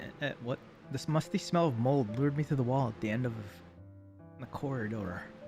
A wall that had been hastily patched up and covered with plaster and paint. I wondered about the source of the smell. I figured it might be a leak, a busted pipe that needed repair. Instead of calling upon the landlord for assistance, I took matters into my own hands. Perhaps I was inspired by my newfound independence. I had just become a free young woman living on my own for the first time. Perhaps I was just stupid. I located a mallet in the garden shed, tore down the wall, found Corpse Girl, and in that moment I fell to my knees. Someone had hung this corpse upon the wall, and decorated the storage room with books and photographs. The sight of the dead woman bearing down on me instantly unearthed the buried memories of my father and my mother's attempted suicide. Pain and despair that I had repressed for so long found its way out of my mouth and formed an unholy scream. The fear of that discovery and then subsequent revival of my subdued memories caused me to slip in and out of consciousness. I was paralyzed by fear and my entire body was racked with pain. Looking back now, I feel like I must have spent days lying in a heap on the floor of this storage closet. Days spent within a dreary haze of dread and depression and distress. Days spent at the feet of that hanging corpse that form I began looking up to and idolize. Days spent in a lull, fever dreams surrounded by photographs on the wall of all manner of corpses. Days and days of my soul and identity slipping in between my fingers. Something must have eventually cracked inside me because I remember getting to my feet and repairing the wall. I don't know how I did it, but patched it up and painted over it and vacuumed up all the dust and debris from the carpet.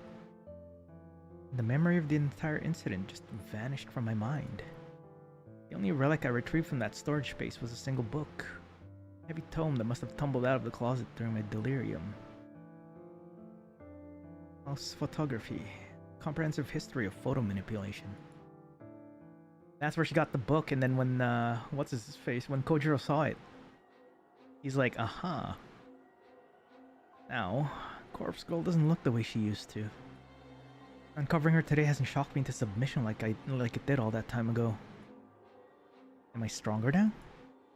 No, not really. I was prepared to face her this time. Now I'm here to bury her. They calmly assess how difficult it will be to retrieve her from her position. My eyes fall upon dozens of photos plastered haphazardly across the walls. Photographs of nameless bodies printed with an instant camera. Must have been 20 or 30 corpses across the entire series of images. I don't recognize any of them. The only comfort I can take in viewing the images. The comfort that I'm not the one who decorated this room with these macabre visuals. Whoever put these photos up is undoubtedly the same person responsible for hanging Corpse Girl on the wall. Kojiro! All the photos look so real and all the corpses are in such normal situations. There's an image of a decomposing body sitting on a bench waiting a train platform. He's wearing a suit like any ordinary businessman. Another image of a headless couple at the dinner table, dressed in their Sunday best, sharing a candlelit meal. Corpses going about their daily life. It's eerily reminiscent of something else I've encountered before. What was it? A book I read? Instinctively, my eyes darted to the pile of books toppled over the corner of the storage room. There were dozens of duplicate books, as if they were abandoned here by their own author. Crouch and dust off the cover of the book at the top of the page, at the top of the pile. Dazed by the Dead by Nobel Sinclair. Nobel Sinclair. Underneath 10 more copies of the volume is a different book with a familiar cover. Strange Flower. I know this. The very same book that Kojiro lent me so long ago. The book here is not some worn, well-read library copy. It's in pristine condition. Save for the layer of dust coating it, there are nearly a dozen copies of this book as well.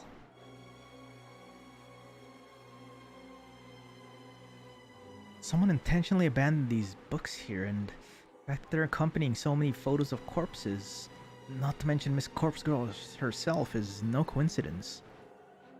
These books and photos, as well as the copy of false photography I found here so long ago. All of this has somehow embedded itself into my consciousness and inspired me to start Corpse Girl's website. Sure of it. This room. Fucking cursed room ruined my life and corrupted my mind.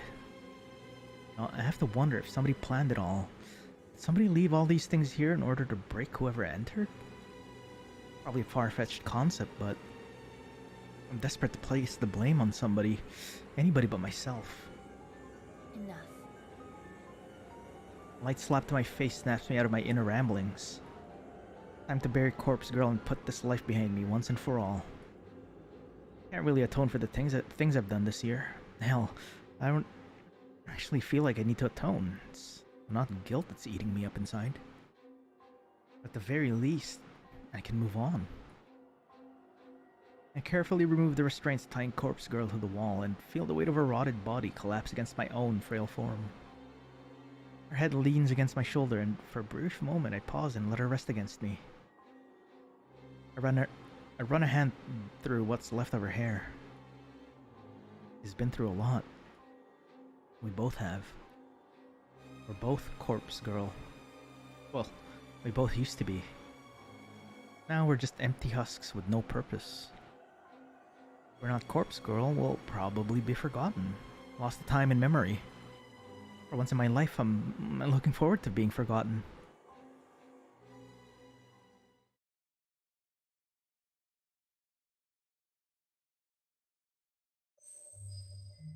Bonus ending? What? Oh, I cleared it. Finale.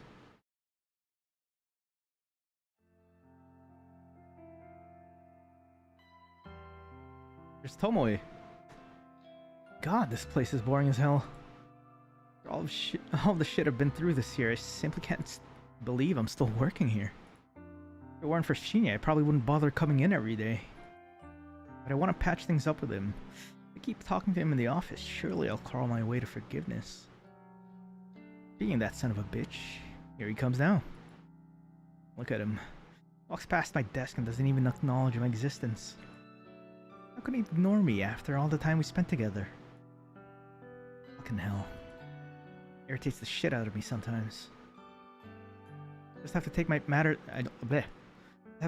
into my own hands. If he won't talk to me, I'll just make him talk. Leave my desk and stride over to him.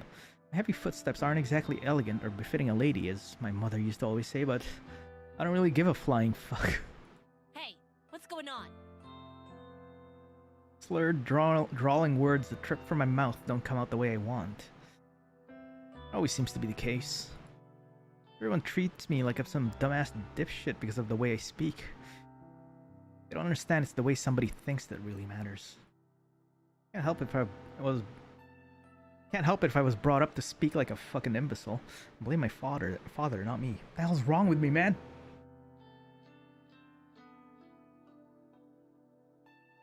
I swear I'm not drunk. I'm not slurring my words, no. I'm just drinking water. Oh. Hello, Tomoe. Hello yourself. What's a gal gotta do to get a conversation out of you these days? Huh? What do you mean? Come on. You know we don't speak like we used to. Well, we broke up. You dumped me. Oh, she dumped him. Okay. What exactly do you expect from me now? Oh, please. You know I'm sorry for that. I told you 1,000 times that breaking it off with you was the stupidest thing I've ever done. So come on! Get back together with me, will ya? Mighty strong. I swear it's water. Tomoe. I haven't started drinking yet. That's for later. Heart? Yeah, I know. Shinya, I really love you. I need you.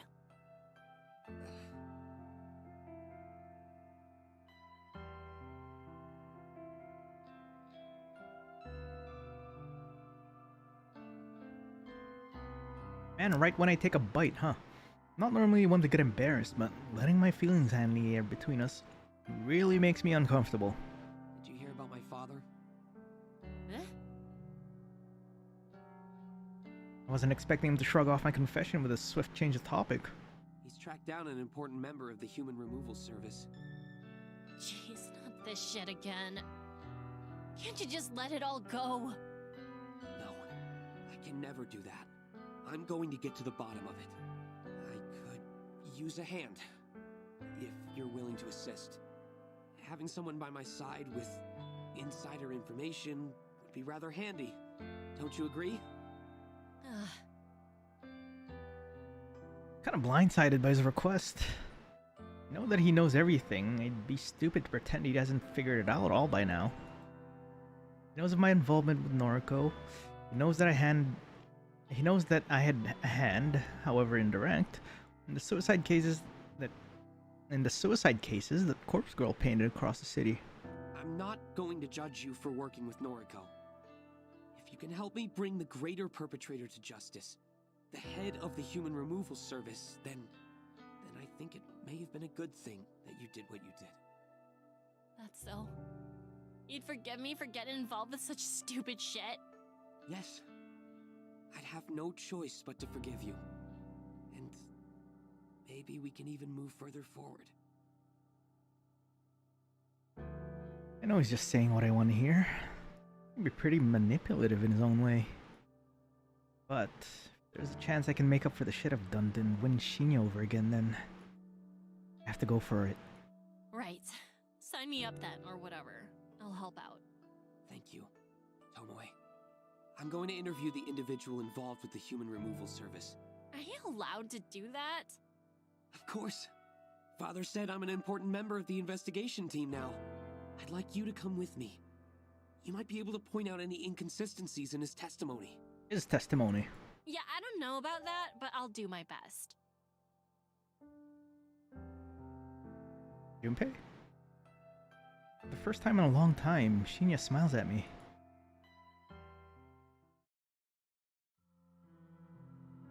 Ah, shit, man. I told you, I don't know. Can you just leave me alone? That's pathetic. Every time I open my mouth, he flinches and recoils in terror. Like he thinks I'm gonna hit him or stab him. Listen here, you little shit. If you don't spill the deets, my man here will crush your fat skull into dust. Oh, she's awesome. Tomoe, Hey, Koge, what's up? How you doing? maybe you should let me do the talking from here on out. Thanks for dropping by. Whatever. I think we're almost done. We're at the bonus chapter. Back off and let Shinya take my place. Talked him up, so I thought he'd be pleased, but maybe I just annoyed him. Mr. Matsumoto. Please, just call me June. Hey, nice try, mister. I ain't your friend. You can address me formally. Thank you very much.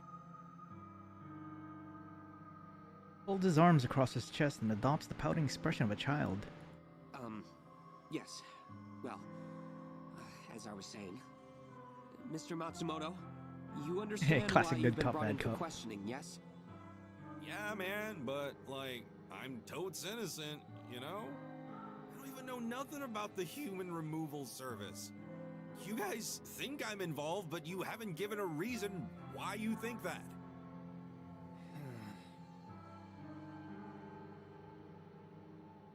About to head out and grab lunch. Nice! I haven't eaten yet. I should eat once the stream is done. Shinya retrieves a small pocket notebook from somewhere and flips through the pages. After a moment's silence, he clears his throat. Several witnesses, plus a security camera, placed you at the scene of a murder just 2 days ago. Now, it's apparent you weren't the culprit. However, your activities at the time of the incident were questionable at best. Oh, what activities are you referring to, Detective Man? You were cheering, and I quote, "Kill him dead. Kill him dead." Yo, that don't sound like something I'd say.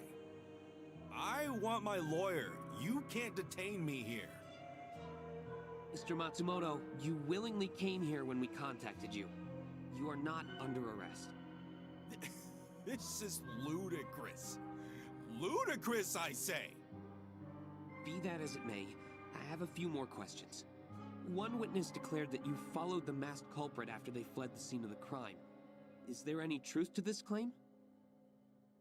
Nah, man, like, I just needed to go the same direction, you know? I've got no idea who this Harold person you keep mentioning is.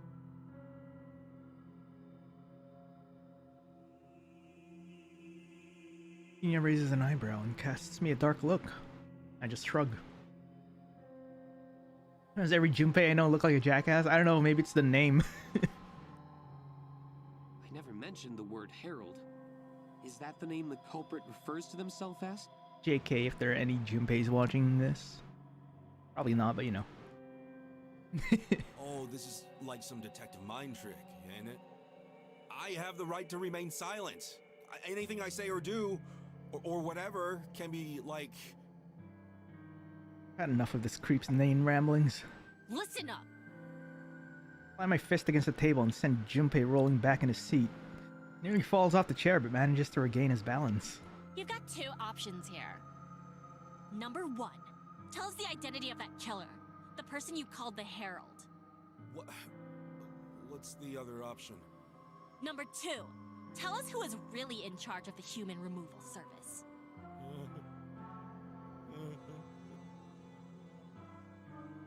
His sweaty, pulsating forehead is glowing red. I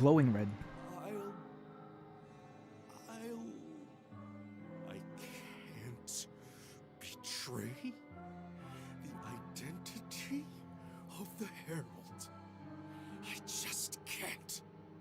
You don't cite the right to remain silent. True.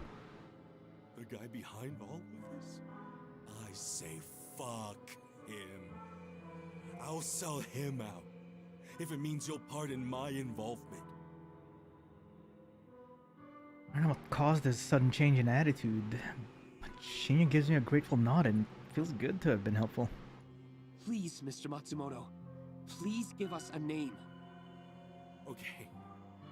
Look, you gotta know this. I don't have all the deets, okay? I'm not as important as y'all think I am. But the guy running this whole thing, he's got an army of masked killers. An army of damaged chicks all going around, killing and calling themselves the Herald. And the name of this ringleader? Like I said, I don't know everything. I don't got his full name. I only know him as N. Sinclair. Oh! N. Sinclair. Or a name. Though the first name could be Japanese, I suppose. Nobel Sinclair. Shin's jotting down the name down and confirming the correct spelling with Junpei. I find myself lost in a thought far detached from this moment. For some strange reason, Noriko's face pops into my mind. I have a fuzzy recollection of a conversation with her, but any attempts to clarify the thought in my mind is useless. Shinya, is the name familiar to you? Yes. Amazing. Shinya always surprises me. So who is it? Noriko Kurosawa once told me about a book she was reading. Now, please understand, I don't share the same taste in fiction as her, so... Yeah, I get it. Get to the point. She used to read the most macabre, horrific stories. And she told me about one book in particular. A book about a man obsessed with corpses. Obsessed with corpses, huh? Jeez, don't that sound familiar? Wait, what am I saying? That does sound familiar. She told me about that book, too. Flower. Something about a flower. Yes. Strange Flower. A book by Nobel Sinclair. How does he remember that? Jeez. Nobel Sinclair. And Sinclair himself. Jeez. You reckon that's the guy behind the human removal service? I don't know, but it's a lead. Is it Kojiro? All this time? No, but he cut his arm off. A man obsessed with the dead. Truly despicable. He didn't know who was the human removal service, so it can't be him, right?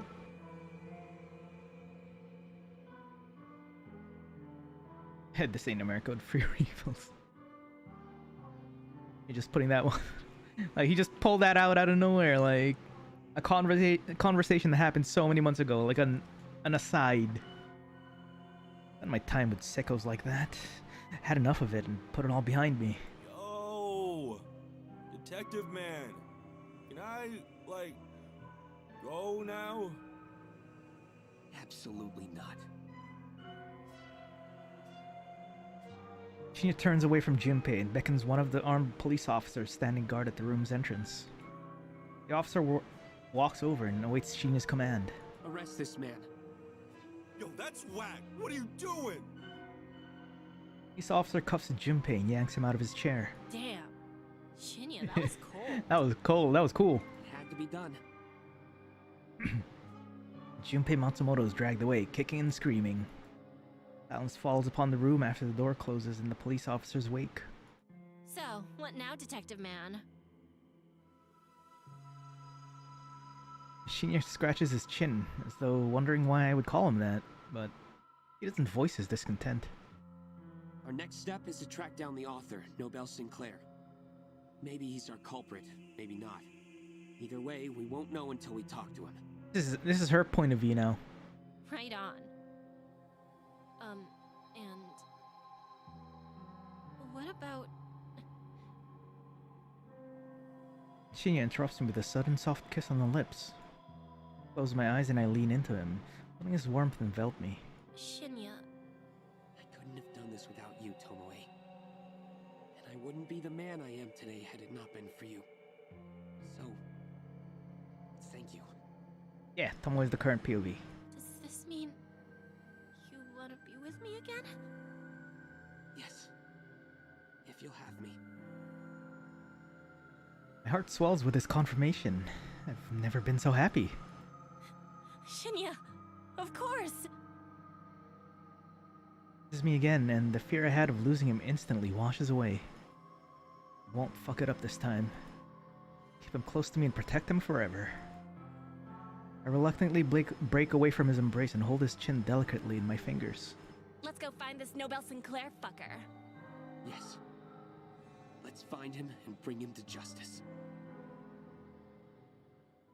that it? True ending! Yeah! I got the true ending. We're back.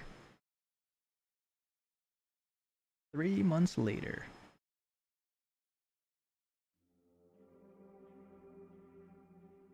Sometimes on dark and overcast days, I can feel the cold bite of steel inside my gut. Phantom sensation flickers and dissipates within moments. Doctor says it's nothing to be concerned about, but that doesn't prevent me from pulling my clothes aside to examine the skin underneath. The sight of the scar does little to comfort me. I don't think I should have survived this injury. I don't think I should have walked away after regaining consciousness. Somehow I survived that encounter with Aoi. Oh yeah, what happened to her? In the darkest recesses of my memory, I can vaguely recall the warmth of strong arms carrying me from that factory, carrying me to safety. She said arms, so it's not Kojiro. Somebody saved me on that fateful day, but I don't know who. Regardless, I owe him my life. My new life. A life that's actually worth something. If it doesn't consist of skulking in the shadows and pretending to be a beautiful corpse. Look down at the empty plate before me and smile. Still not accustomed to the sight of a finished meal, but I'm slowly learning to love it. My stomach feels full, truly full, just not full enough like I used to force myself to believe. I sound like one of the manga dubs I just watched recently. They probably voiced it. Who knows? Put on 4 pounds recently. 4 good healthy pounds. My cheeks glow with vitality and my skin is no longer the sickly color of ghastly flesh. The waiters at this restaurant are probably getting sick of seeing me here every other day, but I don't mind. I eat well here and I've learned to cook at home too. Pomoy, of all people, taught me how to prepare dinner. I never expected to study the culinary arts of under someone like her. But she has a knack for bringing out flavor in food. I actually picked up a few things from years of caring for her kid siblings. Learning a lot from her. Push my plate to the side and take a sip of water. I'm gonna go do that too, one sec. Time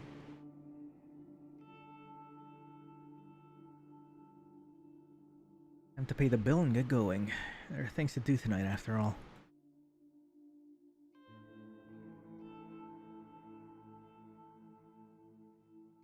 Months have passed since the last time I set foot on these cursed grounds. A wafting stench of decay invades my nostrils and threatens to make me spill the contents of my stomach onto the asphalt. A stench that I was once completely accustomed to. Now it's a sickening reminder of the person I used to be not so long ago. I didn't want to come here tonight. I didn't want to come here, ever. Yet, here I am. Call it a hunch or premonition or just a bad feeling, but some part of my mind urged me to visit this place after receiving a strange text message this morning. A text message that seemed both alien and familiar at the same time. A solitary word decorated the contents of the message. Goodbye. What drew my attention the most was the image attachment. A photo of a young woman. A young woman bent over backwards, her face obscured by matted hair and blood, her chest exploding open from the inside. The young woman in the photo was me. It was an image of my own corpse. Craftsmanship was excellent. The cadaver used to replicate my body looked just like me. My first assumption was the human removal service sent this photo to me, but upon a moment of deliberation, that didn't seem to be the case. Human removal services activities declined rapidly as of late. The number of murders or suicides, depending on how you look at it, across Tokyo have decelerated so quickly that it's almost as if the human removal service never existed at all. Besides, the organization had a particular trademark when sending out doctored corpse photos. They would include instructions with the message. Instructions for the victim to follow, usually involving the murder of another victim. The message I received simply said goodbye. Corpse photo feels personal, typical of the work I used to perform. Almost as if somebody took over the identity of Corpse Girl, the role I once filled. That's crazy, isn't it? Take a deep breath and stride towards the factory entrance. Ain't no party like a corpse party. Hey, Minty, what's up? Actually, it's Corpse Factory. Although I do want to play Corpse Party, though. I just don't want to get possibly banned. I almost choke as I breathe in the thick air. A stench of death hangs like smoke inside the factory. The place looks just as it did when I was last here. Notable exceptions are the fresh cadavers displayed here and there upon the warehouse racks. Somebody's living here. Somebody's continuing Corpse Girl's work. No, there's a Corpse Party game, but it's high school kids dying in painful ways. So I don't know if that's yeah. But yeah. And this one's Corpse Factory. Your stream is going well. It's good. We just finished we're kind of wrapping up the game. This is apparently the true ending. Somebody thought it would be wise to target me as a victim. Me, Noriko Kurosawa. Somebody made a fatal mistake. Animalistic instincts rises within me as my legs move with purpose. My feet claw at the damaged concrete ground with every step. Yes, apparently there is. Like, apparently there is. We got the true ending for this one. I'll kill the new corpse girl. I'll kill her and bury her. Enough is enough. I'll end the cycle of death that I started so long ago. Or prepare pasta noodles for corpse party. I mean, yes, I do. I played that when I was in university. I finished this series, although I didn't finish the second one, the one in the hospital. And Blood Drive, actually, come to think of it, I just watched the Let's Play of that. Hello? Who are you? Meek voice slinks through the darkness, tugging aside the veil of silence ever so gently. Concentrate hard in order to identify the direction it came from. I'm taken off guard even for just a second. It may be my end. My left. The voice came from my left. I put on one heel and immediately feel bile rise in my throat. May I help you with something? Oh, jeez. Hi, Aoi. What the fuck is this? My name is Noriko. Noriko Kurosawa. It's nice to meet you. Oh, What's your boy. name? Aoi? Is that you? Feel like I'm looking into a twisted mirror. The girl before me is not me, and yet Are you here to buy a corpse? I have plenty on display. You can browse as much as you like. But that one on the end of the rack is reserved. Sorry. she runs her grimy hand through her unwashed hair and scratches her scalp violently. A fleck of spittle drips from her lower lip as her eyes glaze over. This is Aoi Sato.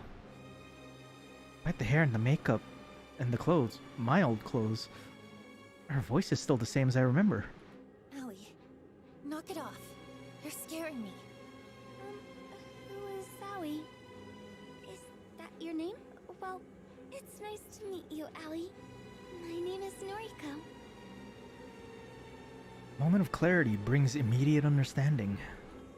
Like I was torn between my own identity and that of Corpse Girl. Aoi has become me. But her transformation hasn't been kind to her. Any recognition of her previous self has vanished. She doesn't even know her real name. After everything I've been through, should be more forgiving to someone struggling with their identity. Should be understanding and sympathetic. Aoi, Noriko gasps for air as my fingers clench her throat. I ram my knee into her stomach and smash her into the warehouse racking, causing several stiff cadavers to crash to the ground around us. Stop!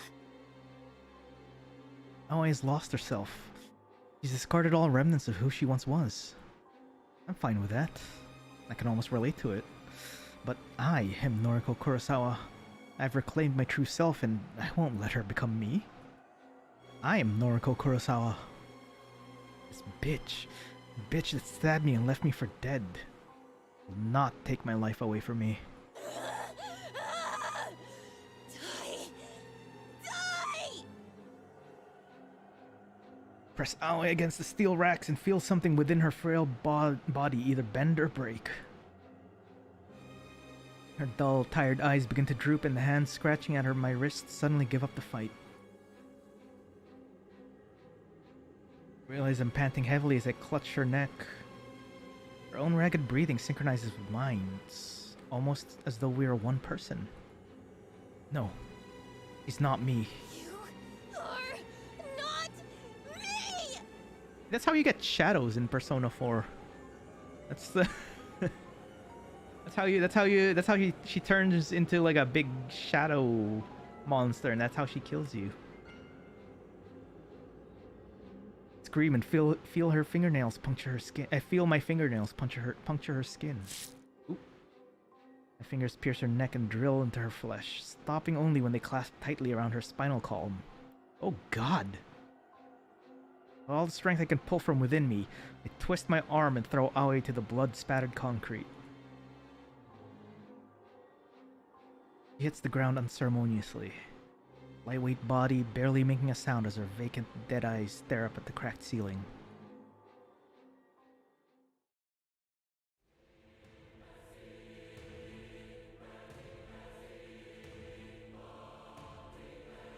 I never imagined I'd have to dig up this grave for a second time.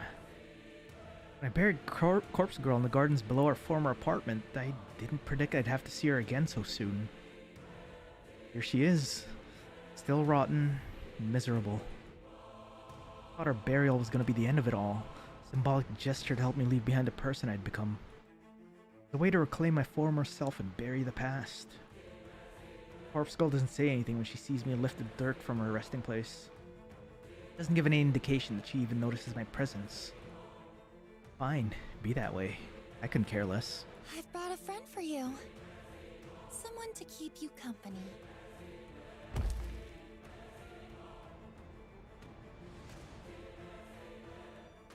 With a great deal of effort, I hauled the body of Aoi into the narrow pit and let it collapse beside Corpse Girl. The girl in my old clothes seems to cuddle up to her new companion. It's almost fitting that the person who became me should rest eternally beside the person I had tried to become.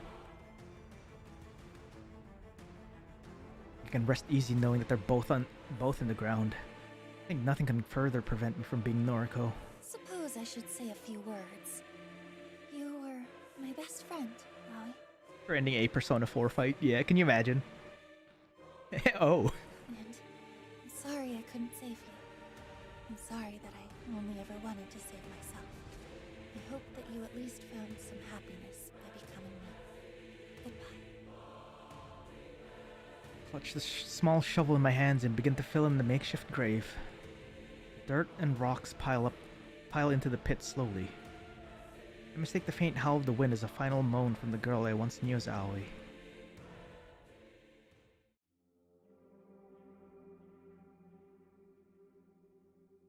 Covered in dirt and grime and blood and muck and God knows what else, I collapsed onto the floor in my new apartment.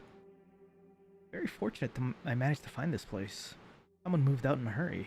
I was able to move right in with just the first month's rent paid up front. Is this also Kojiro's house?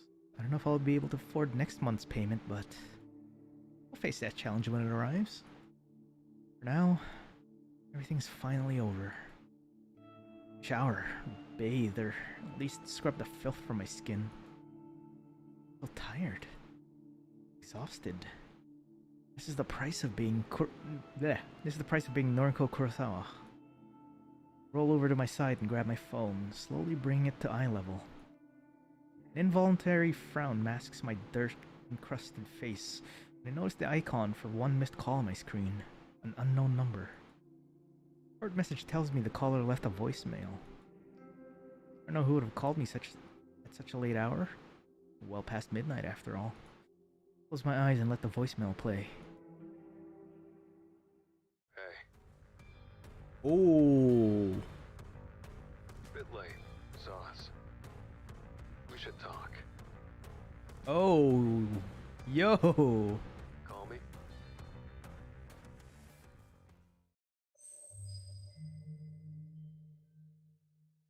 Okay. Epilogue. Nobel Sinclair. Achievement.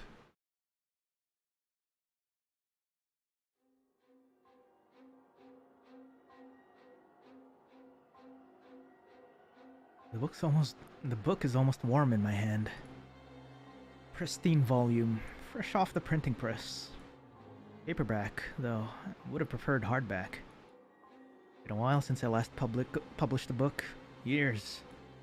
Few fans I probably thought I'd disappeared off the face of the planet. I did, in a way. Not my fault. Death is death. Nobel Sinclair died in a fire inside his family home. That was a long time ago. Even though my name burned into ash, my body survived. I had to pick up a new name after that.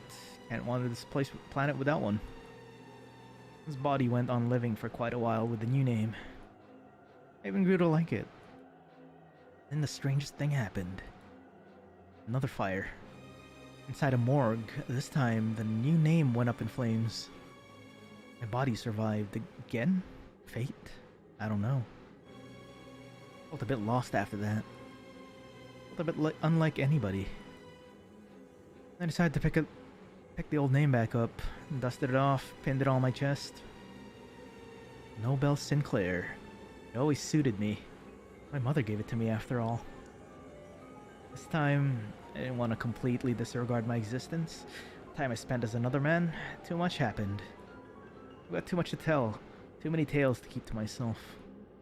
This new book tells the story, the entire story, from start to end. Haha, that's awesome. Easy typing a page. It wasn't easy typing page after page with only one arm. One of the most taxing and challenging things that I've ever attempted.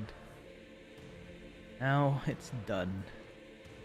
Soon this new volume will hit store shelves across the country.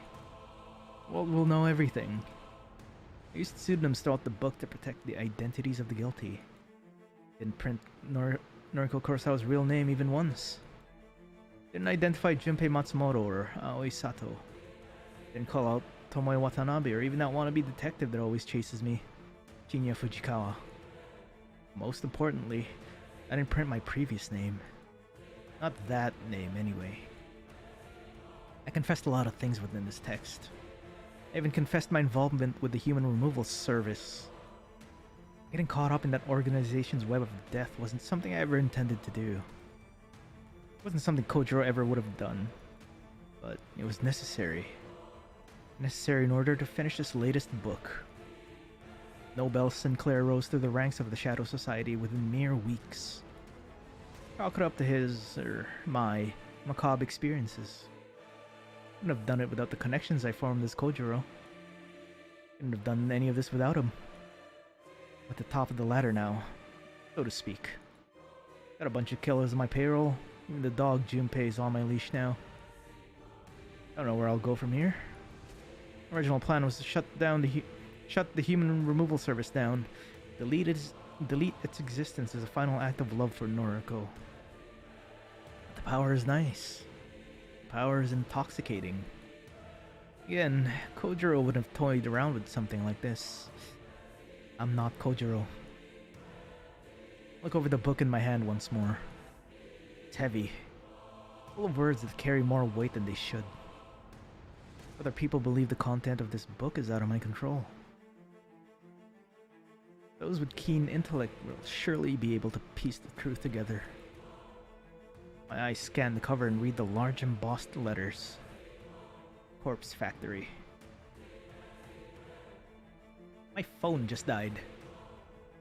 A novel by Nobel Sinclair. Never been more proud of my work. Ah, damn. Yo, that is sick, and I'm frozen, and my phone died, and my... Damn it, hang on. Oh, right at the ending. God, this thing crapped out on me right at the ending.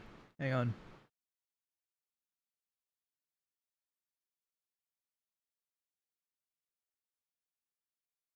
There we go. The end. And that's it.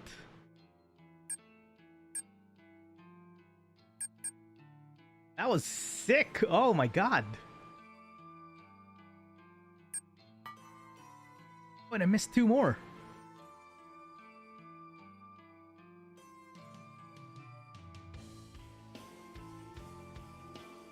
Ah, that is sick. Let's see endings. Things went off the rails at the end for sure. Which ending would you like to view?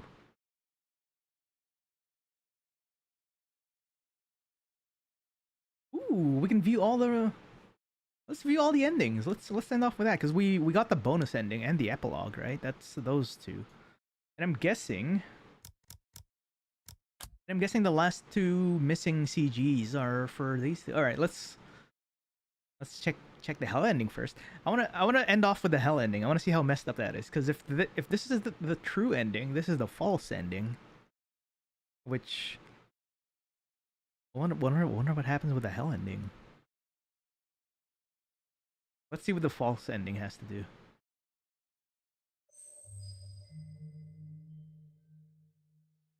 I hope I can take a bite out of this. Well.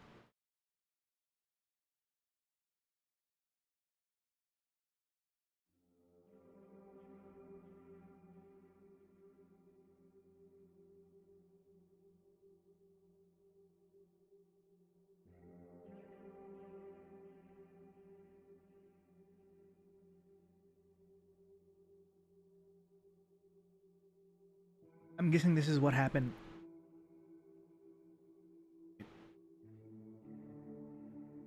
When does this happen? After she kills Aoi? No.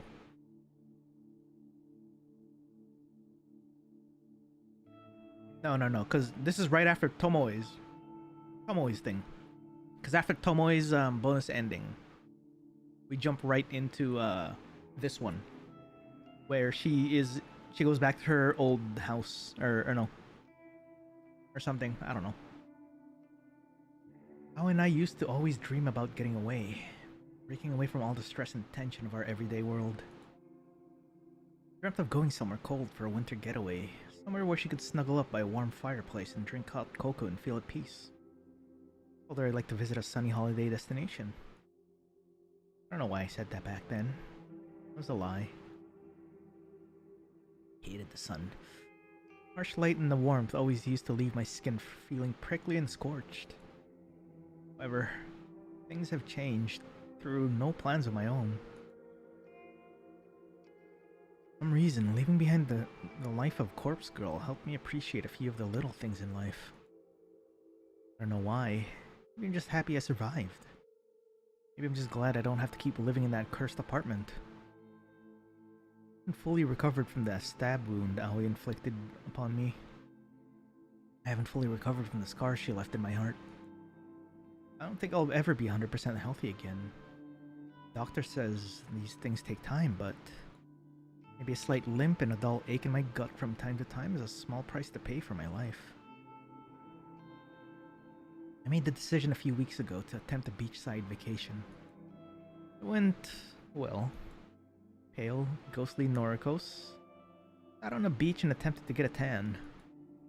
Did it all for myself. Not out of some misguided notion that I should live out a dream vacation for Aoi's sake. Aoi can go on her own damn vacation whenever she wants. Not like she's limping around with a cane and a serpentine scar across her beautiful skin. It's not like she had to struggle against the entire world just to get on an airplane. The beach was gorgeous. The water was pristine. I've never seen anything like it in all my life. Those moments of sunshine and relaxation were fleeting. Sitting alone now in this empty apartment makes that painfully clear. I had to return to Tokyo eventually. It was inevitable. But it feels like there's nothing here for me anymore. Maybe I'll move once more. Go to Osaka or Nagoya. No one in Tokyo for me. Aoi, Kojiro. They're either dead or dead to me. Tomoe doesn't call me, doesn't answer her messages. Shinya... nothing. No one in Tokyo for me. Eyelids close gently and the sweet embrace of sleep takes me. I had to go for a walk to clear my head. But after returning to my new apartment building, I somehow forget my apartment number. I only just moved in after all. Shit! How could I forget something so important? I wandered the cold hallway. I wandered the cold hallways, trying to locate my place. 238 or 248. Which one was it? Completely lost, I decide to turn around and search in the opposite direction. As I turn, a slightly open door catches my attention. Who would leave their door open? Anyone could walk into your apartment and steal your belongings. This thought quickly scampers off as I try myself pushing the door ever so gently. And before Aoi moved in next to her, probably, swings open, revealing a room lit only by the flickering of a television. Hello? You left your door open. Is anyone in there? Timid voice sounds unfamiliar to my own ears. I realize that I've rarely spoken in the last few days, save for the occasional pleasantry exchanged with the staff from the moving company. When no answer from within the room is forthcoming, I take a careful step inside. No sound from the television in the corner. It has been muted, but the screen's been left on for some reason. My eyes strain to peer into the near darkness. Once my eyes finally decipher the scene before me, I realize that I'll never be able to delete the vision that's plagued me for most of my life. Oh boy. Oh my. What? My mother hangs from the ceiling, a rope coiled around her neck like a boa constrictor. Her mouth is agape, a half smile, a half scream on her lips. Her eyes vacant and stained black with a filthy muck of regret. And her legs dangle, helpless, unable to secure a foothold upon the chair that's fallen to the ground. The chair that I kicked out from under her while I laughed and laughed along with Yuriko. A pink clump of bile bubbles up from within my throat, and it takes all my strength to resist keeling over and vomiting. The body hanging above me, a soulless corpse peering down at me. Is not my mother. This is not. This person. Nameless woman, she's been dead for hours at least. I didn't kick the chair out from under her. Yuriko isn't here laughing alongside me. I'm here, alone. The woman isn't struggling, she isn't pleading for help or forgiveness. She isn't cursing her stupid mistake. Gone. Just gone. Her soul's departed for whatever afterlife awaits us once we leave this purgatory. She's nothing more than a hanging corpse. Nothing more than a slack of flesh and bone. A disgusting urge to throw up begins to ebb away as I stare up at the ceiling. The light of the television illuminates the corpse's face briefly, revealing skin gently kissed by light freckles and eyes creased with soft wrinkles. She's older than me, perhaps by a decade, but she's by no means less beautiful than I am.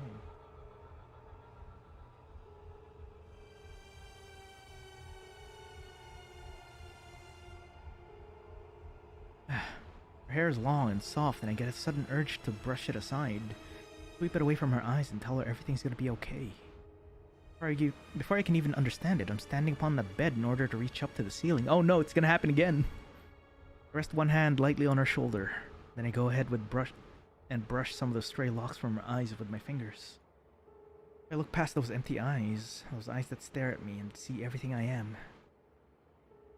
If I look past them, I see a truly gorgeous woman before me. I'm utterly entranced by her.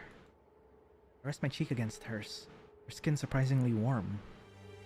Perhaps she did not perish as long ago as I initially assumed. I'm sorry. I don't know why I say those words. Maybe it's guilt? Guilt. It caused a lot of people to end up like her. Forced them to end their own lives out of fear or distress or desperation. No, that's wrong. I'm not guilty of any of those things. Corpse Girl is the one responsible. Not my fault those people died. That wasn't myself. Regardless. I think I helped Corpse Girl destroy so much beauty makes me feel ill. What's your name? Corpse doesn't answer. A silent type, eh? That's okay. It's kind of cute. Oh no! My name's Noriko. Are you hungry? Can I treat you to a meal? No reply. Shh, it's okay. Come on, I'll get you down from there. Let's get you dressed. I'll put you in something nice. It's warm outside, so how about a light dress? Nothing. Oh my. Take some time to unloop the rope from her neck and return her to the floor safely. A part of my subconscious knows exactly how to move her carefully, dress her, apply her makeup, and bring out her inner beauty. I don't recall if I've done something like this before. Have I taken a corpse out to dinner before? I don't recall if I just read about it in a book or I've experienced a similar situation. Because she's dead doesn't mean I shouldn't treat her right. Because she's dead doesn't mean she's not beautiful and worthy of my love. After a bit of time, my gorgeous friend is dressed to impress. We're ready to go out for dinner. She's not very talkative, so I'll place her order and keep the conversation going. People might look at us. They might stare, or even judge us. Well, we'll be okay. We're two beautiful young women, simply enjoying each other's company. We'll start to decay soon, like a strange flower wilting moments after being taken out of water. As for me, I think I've been decaying for a long time. I hope this nameless corpse girl can help me feel alive again. She offers me a slight smile as I take her hand and lead her out into the blinding lights of the hallway. I blush. Yo, she crazy. So that was the false ending. I'm kinda scared to see what the hell ending's all about, man. Jeez. What's happening with this ending? She went cuckoo and went back. The true ending had her, like, start a normal life. Ish. Or try to get better, but this one she kind of relapsed. All right, let's see what's happening with the hell ending, shall we? This is gonna be fun.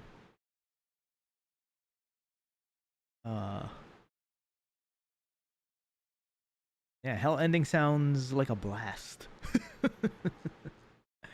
Oh man, hell ending sounds like it's gonna be a lot of great fun, really fun, really fantastic.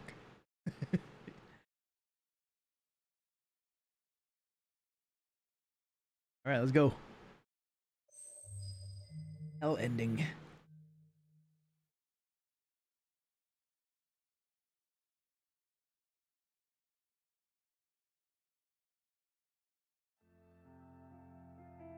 Good morning.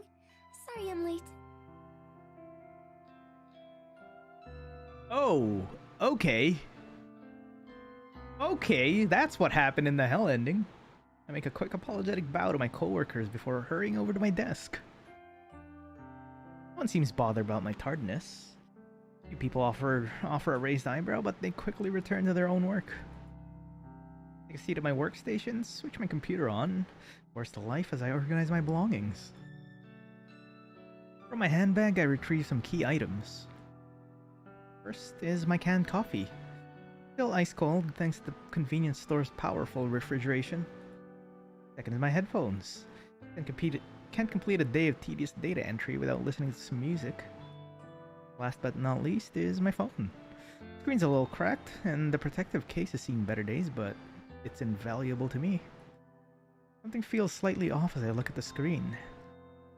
There's a nagging feeling in my mind, some small voice telling me that this isn't my phone, but I know it's mine. Familiar red case, spiderweb fractures inching across the glass. My phone, no doubt about it. Pushing the strange thoughts from my mind, I turn my attention to my computer. Doesn't take long to read over the day's list of tasks. I'll be continuing what I started yesterday. Easy. Noriko? I'm startled by the sudden vocalization of my name. I don't know why. People call me by my name every day. Don't they? Oh, hello, Fujikawa. Shinya Fujikawa is standing at my desk, scratching his cheek awkwardly. I get the feeling he wants to approach a topic of conversation that makes him nervous. I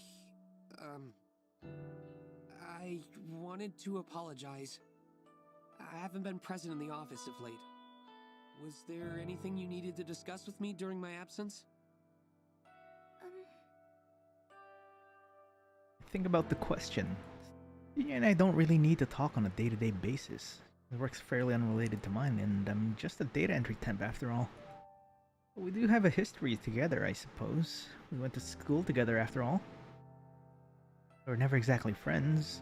Actually, I've always kind of had a feeling he had a crush on me, but he's not really the type of guy to make a confession.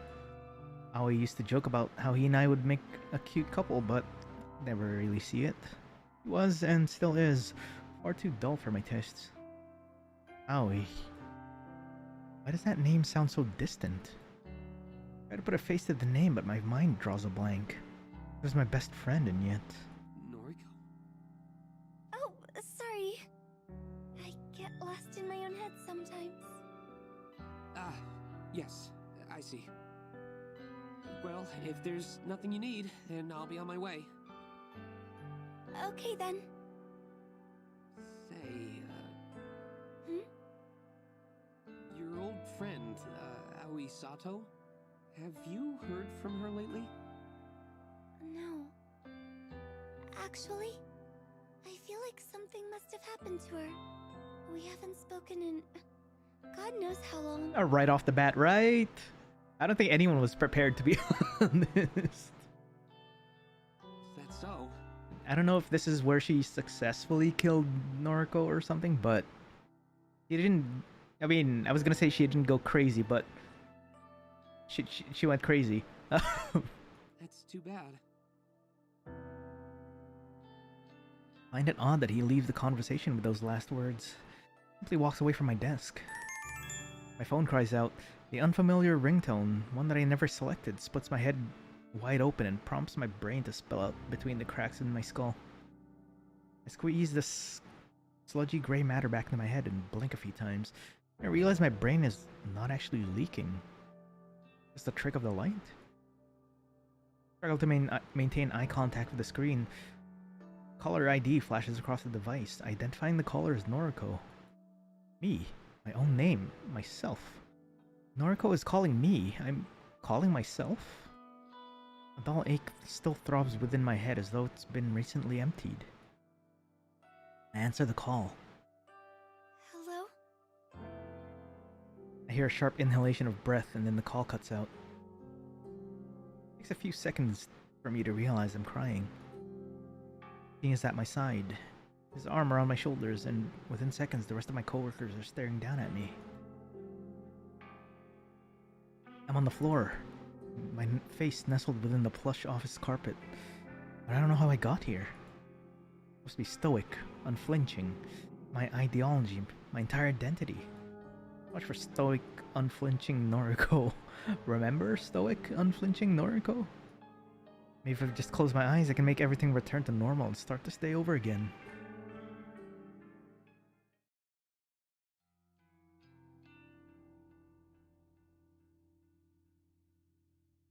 Stairs upward feel particularly difficult to climb today. It was a rather strange day at the office, but I know that returning home to my family will make me feel better. Family. Gina took me to the train station and I waited until I boarded my train. It was really sweet of him. I don't fully recall the things that he said to me. Might have mentioned something about not needing to return to the office anymore. Maybe all my work there is completed? My head is still a bit fuzzy, but I'll sift through the details after a hot shower late tonight. Something's beginning to go down, and I think the others should be home by now. Yuriko's probably relaxing on the sofa, and Mother should definitely be here, if she doesn't leave the apartment these days. I unlock the door to the apartment and wander inside. Oh boy! Oh! She dug out Yuriko. Stepping through the open door is always a comforting feeling. It's good to return after a long day at work. Here you are. Good evening, big sis. Good evening, Mom. Yuriko offers me a warm smile. Changed the law recently. Her foul, rebellious attitude disappeared when she moved in. It's almost like she's dead. Maybe she simply wanted her family to be reunited again. Maybe her delinquency was all just an act. A way of trying to deny what she really wanted. Simply return home. Mother, on the other hand, doesn't really regard my entrance. that's nothing to be concerned about. She's always distant and aloof. Shall we order in tonight? I'm thinking some pizza would be delicious. Oops. Yuriko nods. The act causes a small clump of her hair to detach and flutter to the floor. Looking forward to a quiet night in with my family and some pizza. Never had the opportunity to enjoy these moments when I was growing up. Those days, I was simply grateful for the nights I could go to bed without a new bruise or gash to cover up. Mother used to kick me and slap me, but hang on. I look at her now slump onto the couch, completely lost in her own world. Not the mother that used to abuse me, that's not the mother that was married to my father. And Yuriko never used to stand up for me, but that because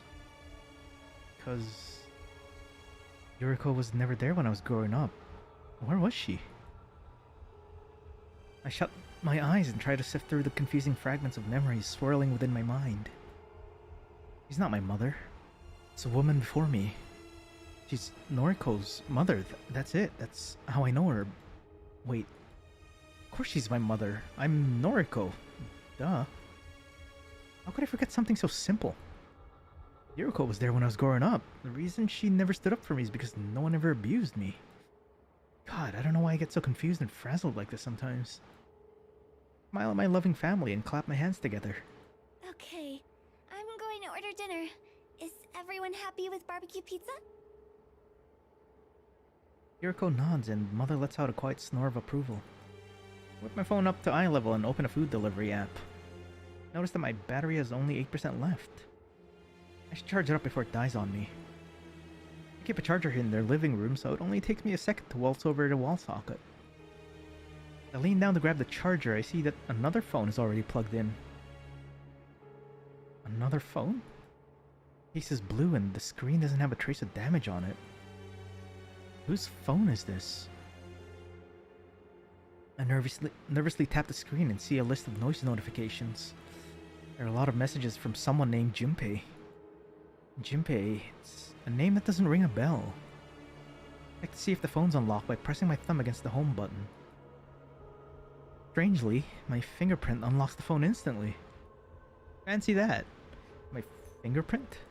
But this isn't my phone. This can't be my phone. The messages from Junpei all open in quick succession. Hey, good news, hit me up. Waiting for you. Coffee today? Are you mad at me? Talk to me, my little Joey. I'm not. No. I miss you. Did I do something wrong? That splitting sensation inside my skull returns as my eyes devour the contents of the never-ending string of messages. I feel like I know this person, but can't picture a face. I can't picture any scenario in which we have ever met or spent time together. Why does he speak to me in such a familiar way? Wait, he's not speaking to me. Of course, this isn't my phone, so these messages were never intended for me. I throw the phone aside, happy to have broken free of my concern. It doesn't matter who the phone belongs to, it's not mine, so I don't have to deal with it. I plug my own phone into the charger and feel relieved as I watch my battery icon slowly fill up. Okay, Mom, Yuriko, I'm going to go take a shower while my phone charges. I'll order dinner after that. I promise. Thank you for being patient. First time in a while, Mother actively responds to my voice. Oh, hi. Noriko?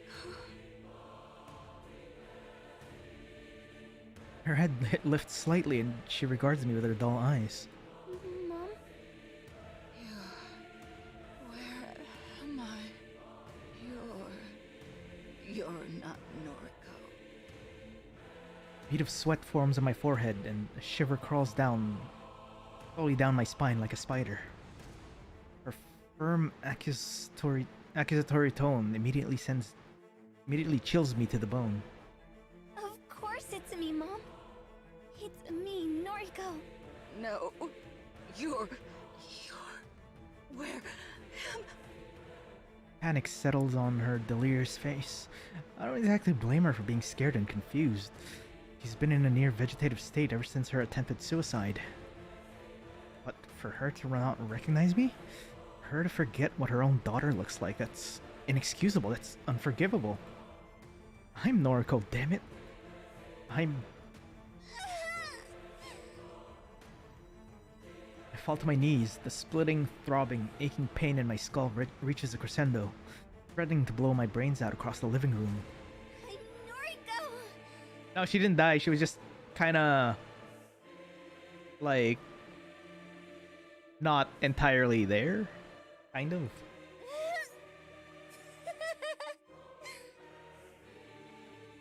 Noriko Kurosawa! Look at me, Mom! Look at me! Mother's eyes widen and she looks like she's gonna vomit. She turns to see Yuriko, white and ghastly, in the seat next to her, and a tear forms in her eye. What have you done? What is this? Just shut up! Just shut up and be a part of my perfect family! Look at us! All three of us! Oh boy. We're the Kurosawa family, and we're finally back together! We're happy, right? We're happy!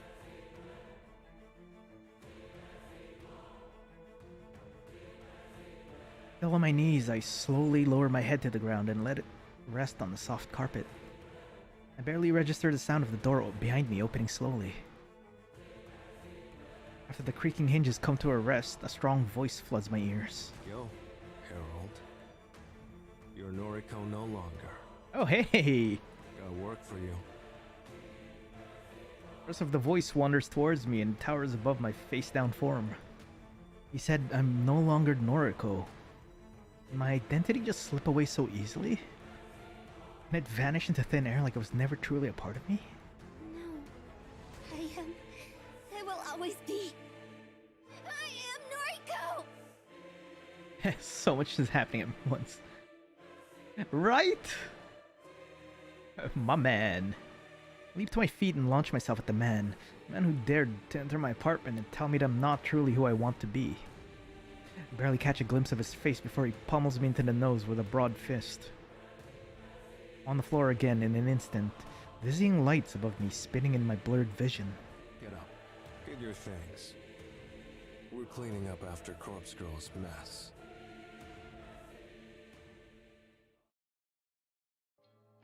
Oh boy.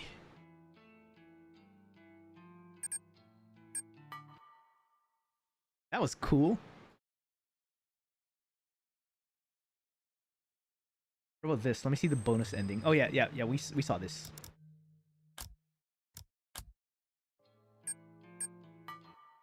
Then the epilogue is him being Nobel. Man on top, just casually walking into the apartment. Yeah.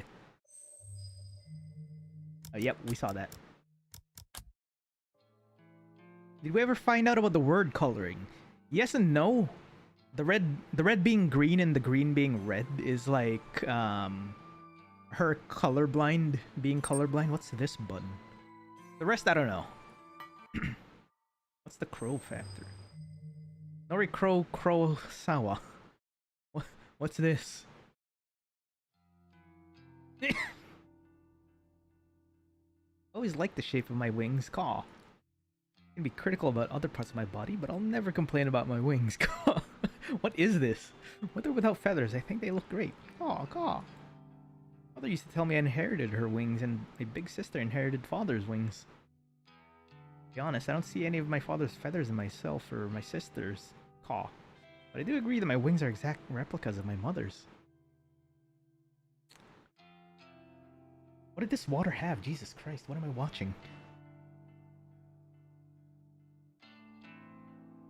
Mother doesn't fly too well anymore, and that might be something I have to also worry about in the future. But for now, my wings are perfect, caw, and I couldn't be happier with them. Today's morning ritual is the same as any other workday. I'm a slave to the shiny things, and I'm not proud of it. Caw, caw. Call me a corporate sellout, but I can't survive without the shiny things. That's just the cost of being me. Nori Crow. Kurosawa. Caw. Our alarm goes off at 6 a.m. The early bird catches the worm, after all. Caw.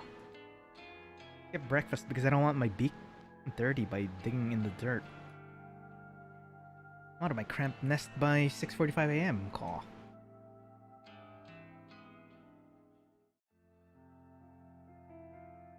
Static drone of workspace noise fills my ear holes. Chirping, ringing phones, feathers tapping against keyboards, photocopiers, even the steady low hum of the air conditioner contributes to the overall din. Call. Emergency solution for after seeing it? Probably. They're probably like, yo, this is just too messed up. Have this. This is even more messed up. Before I can take a step forward, before I can take a step toward my desk, a mocking trill whispers behind me. Oh my god, it's Chromoy! You look like bird shit. Scream, scream. Looks like you've been sleeping in a tree. It suits you. I don't know what she's talking about. I can't really focus on what she's saying. You know I'm talking here. It's rude to ignore the eldest bird in the nest.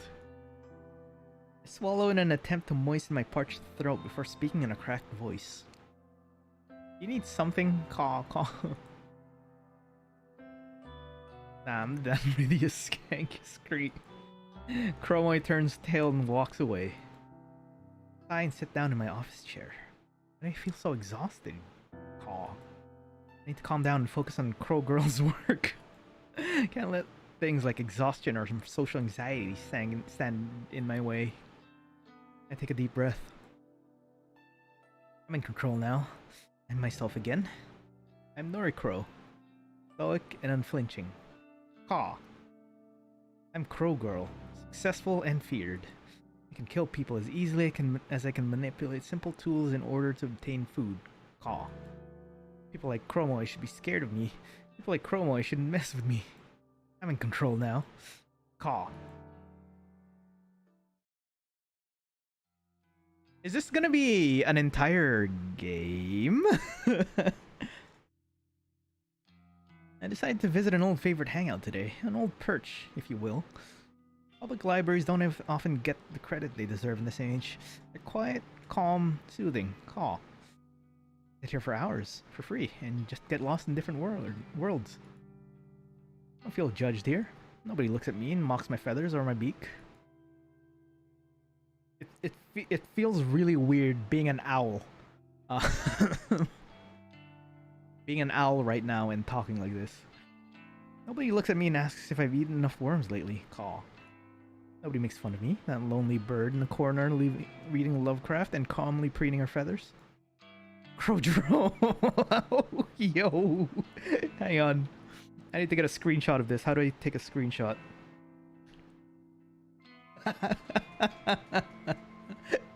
That's me.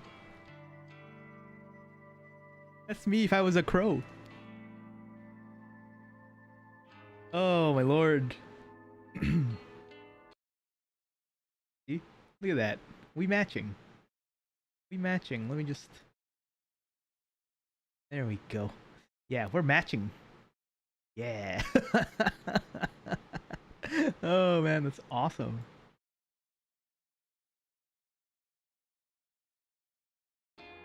With the tile. Kogane Ritsu. Yeah, it's me. I'm Kogane Ritsu now. Cthulhu, huh?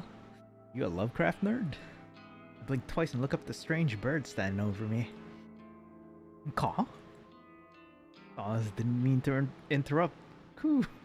Notice you're reading Lovecraft, huh? In Japanese, too.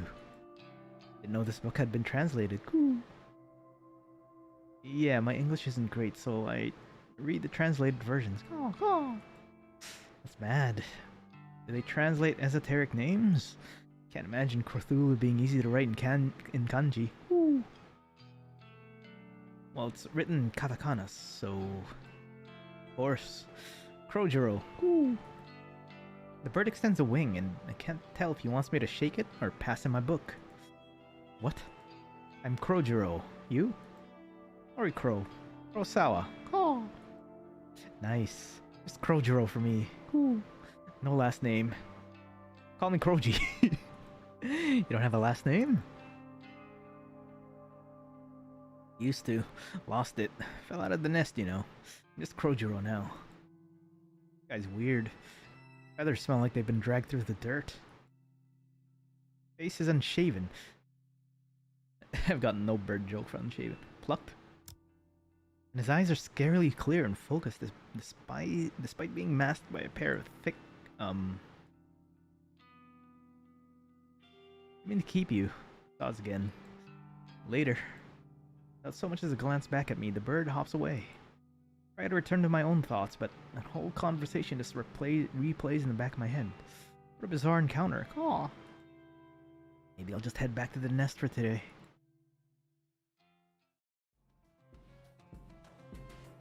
A writer's note, I'm out of bird jokes. Crow Factory can't just end here, can it? We'll become a crow girl who will stop Crowkill City from being overrun by bad bird jokes. Should I have even created this abomination of a mini game? Oh, thanks for playing. Oh, thank God. that was an acid trip and a half.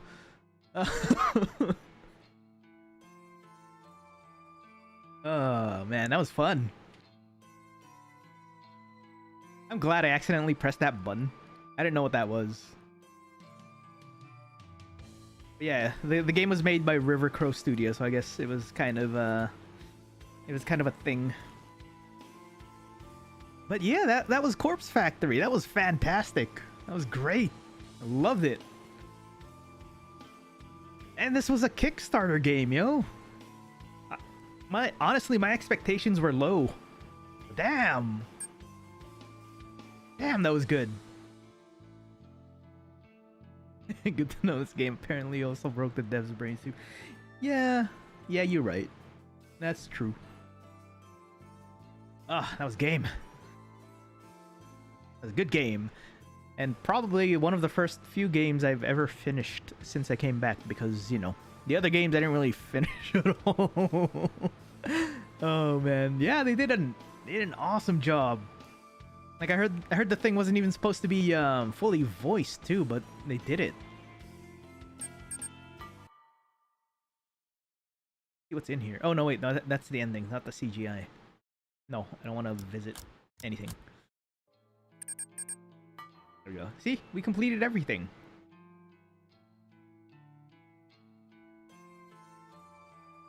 Oh, that's so cool.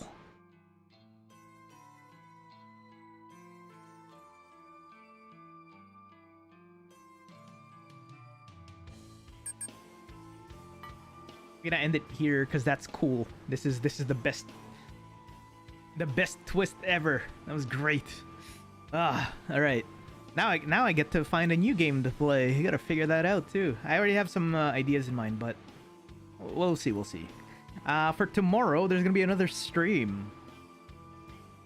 At 10 p.m. The music is gonna turn off for a sec while I do this little fun thing.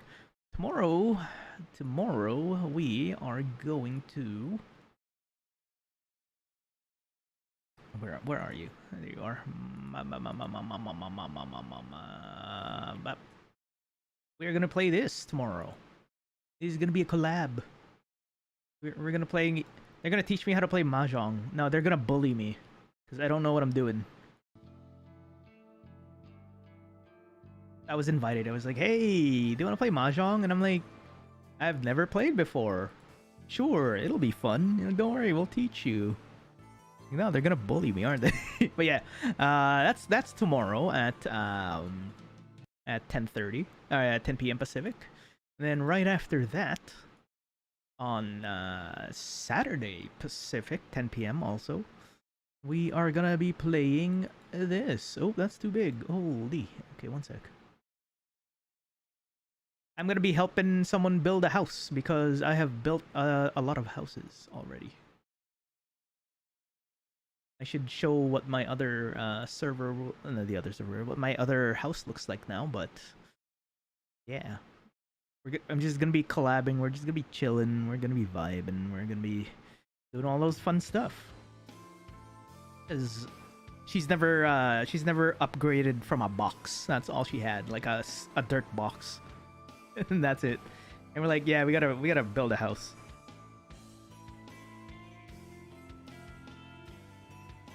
yeah, if you can, sure, that'd be great. If not, no stress, yo. It's 10 p.m. Pacific tomorrow and the next day. After that, I gotta figure out what I need to do next. What stream? Maybe the quarry.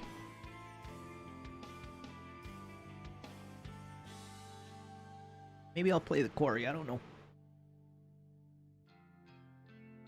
Sounds like she does need help. Yeah, she's just lazy. She hasn't had enough time to kind of build a house, so we're building it up for her too. I don't even know if she has any of the materials yet. I think we're just gonna be wandering around and collecting that too while we're at it, which is gonna suck. I should probably prep. We'll see. Whatever. We'll see what happens. But yeah, that's gonna be all for today. We finished. That is awesome. Gonna give up building houses and start doing bunkers. Yo, you should see my other house. I might show it on stream on Saturday. We'll see. Yeah, that's gonna be it for today. Thank you very much for hanging out for 4.5 hours watching me finish this game. This awesome yet messed up awesome game. I love this game. See y'all tomorrow. Gotta decide what game I need to play next after this, but yeah. Also, my schedule might change too, so I gotta figure that out too. We'll see. Got a lot of things to think about, but first, you know, I need food, I need a shower. I'm all dirty, so. I'll see you all tomorrow. Bye bye. Otsukaresama deshita. Otsukare. Later. Bye bye.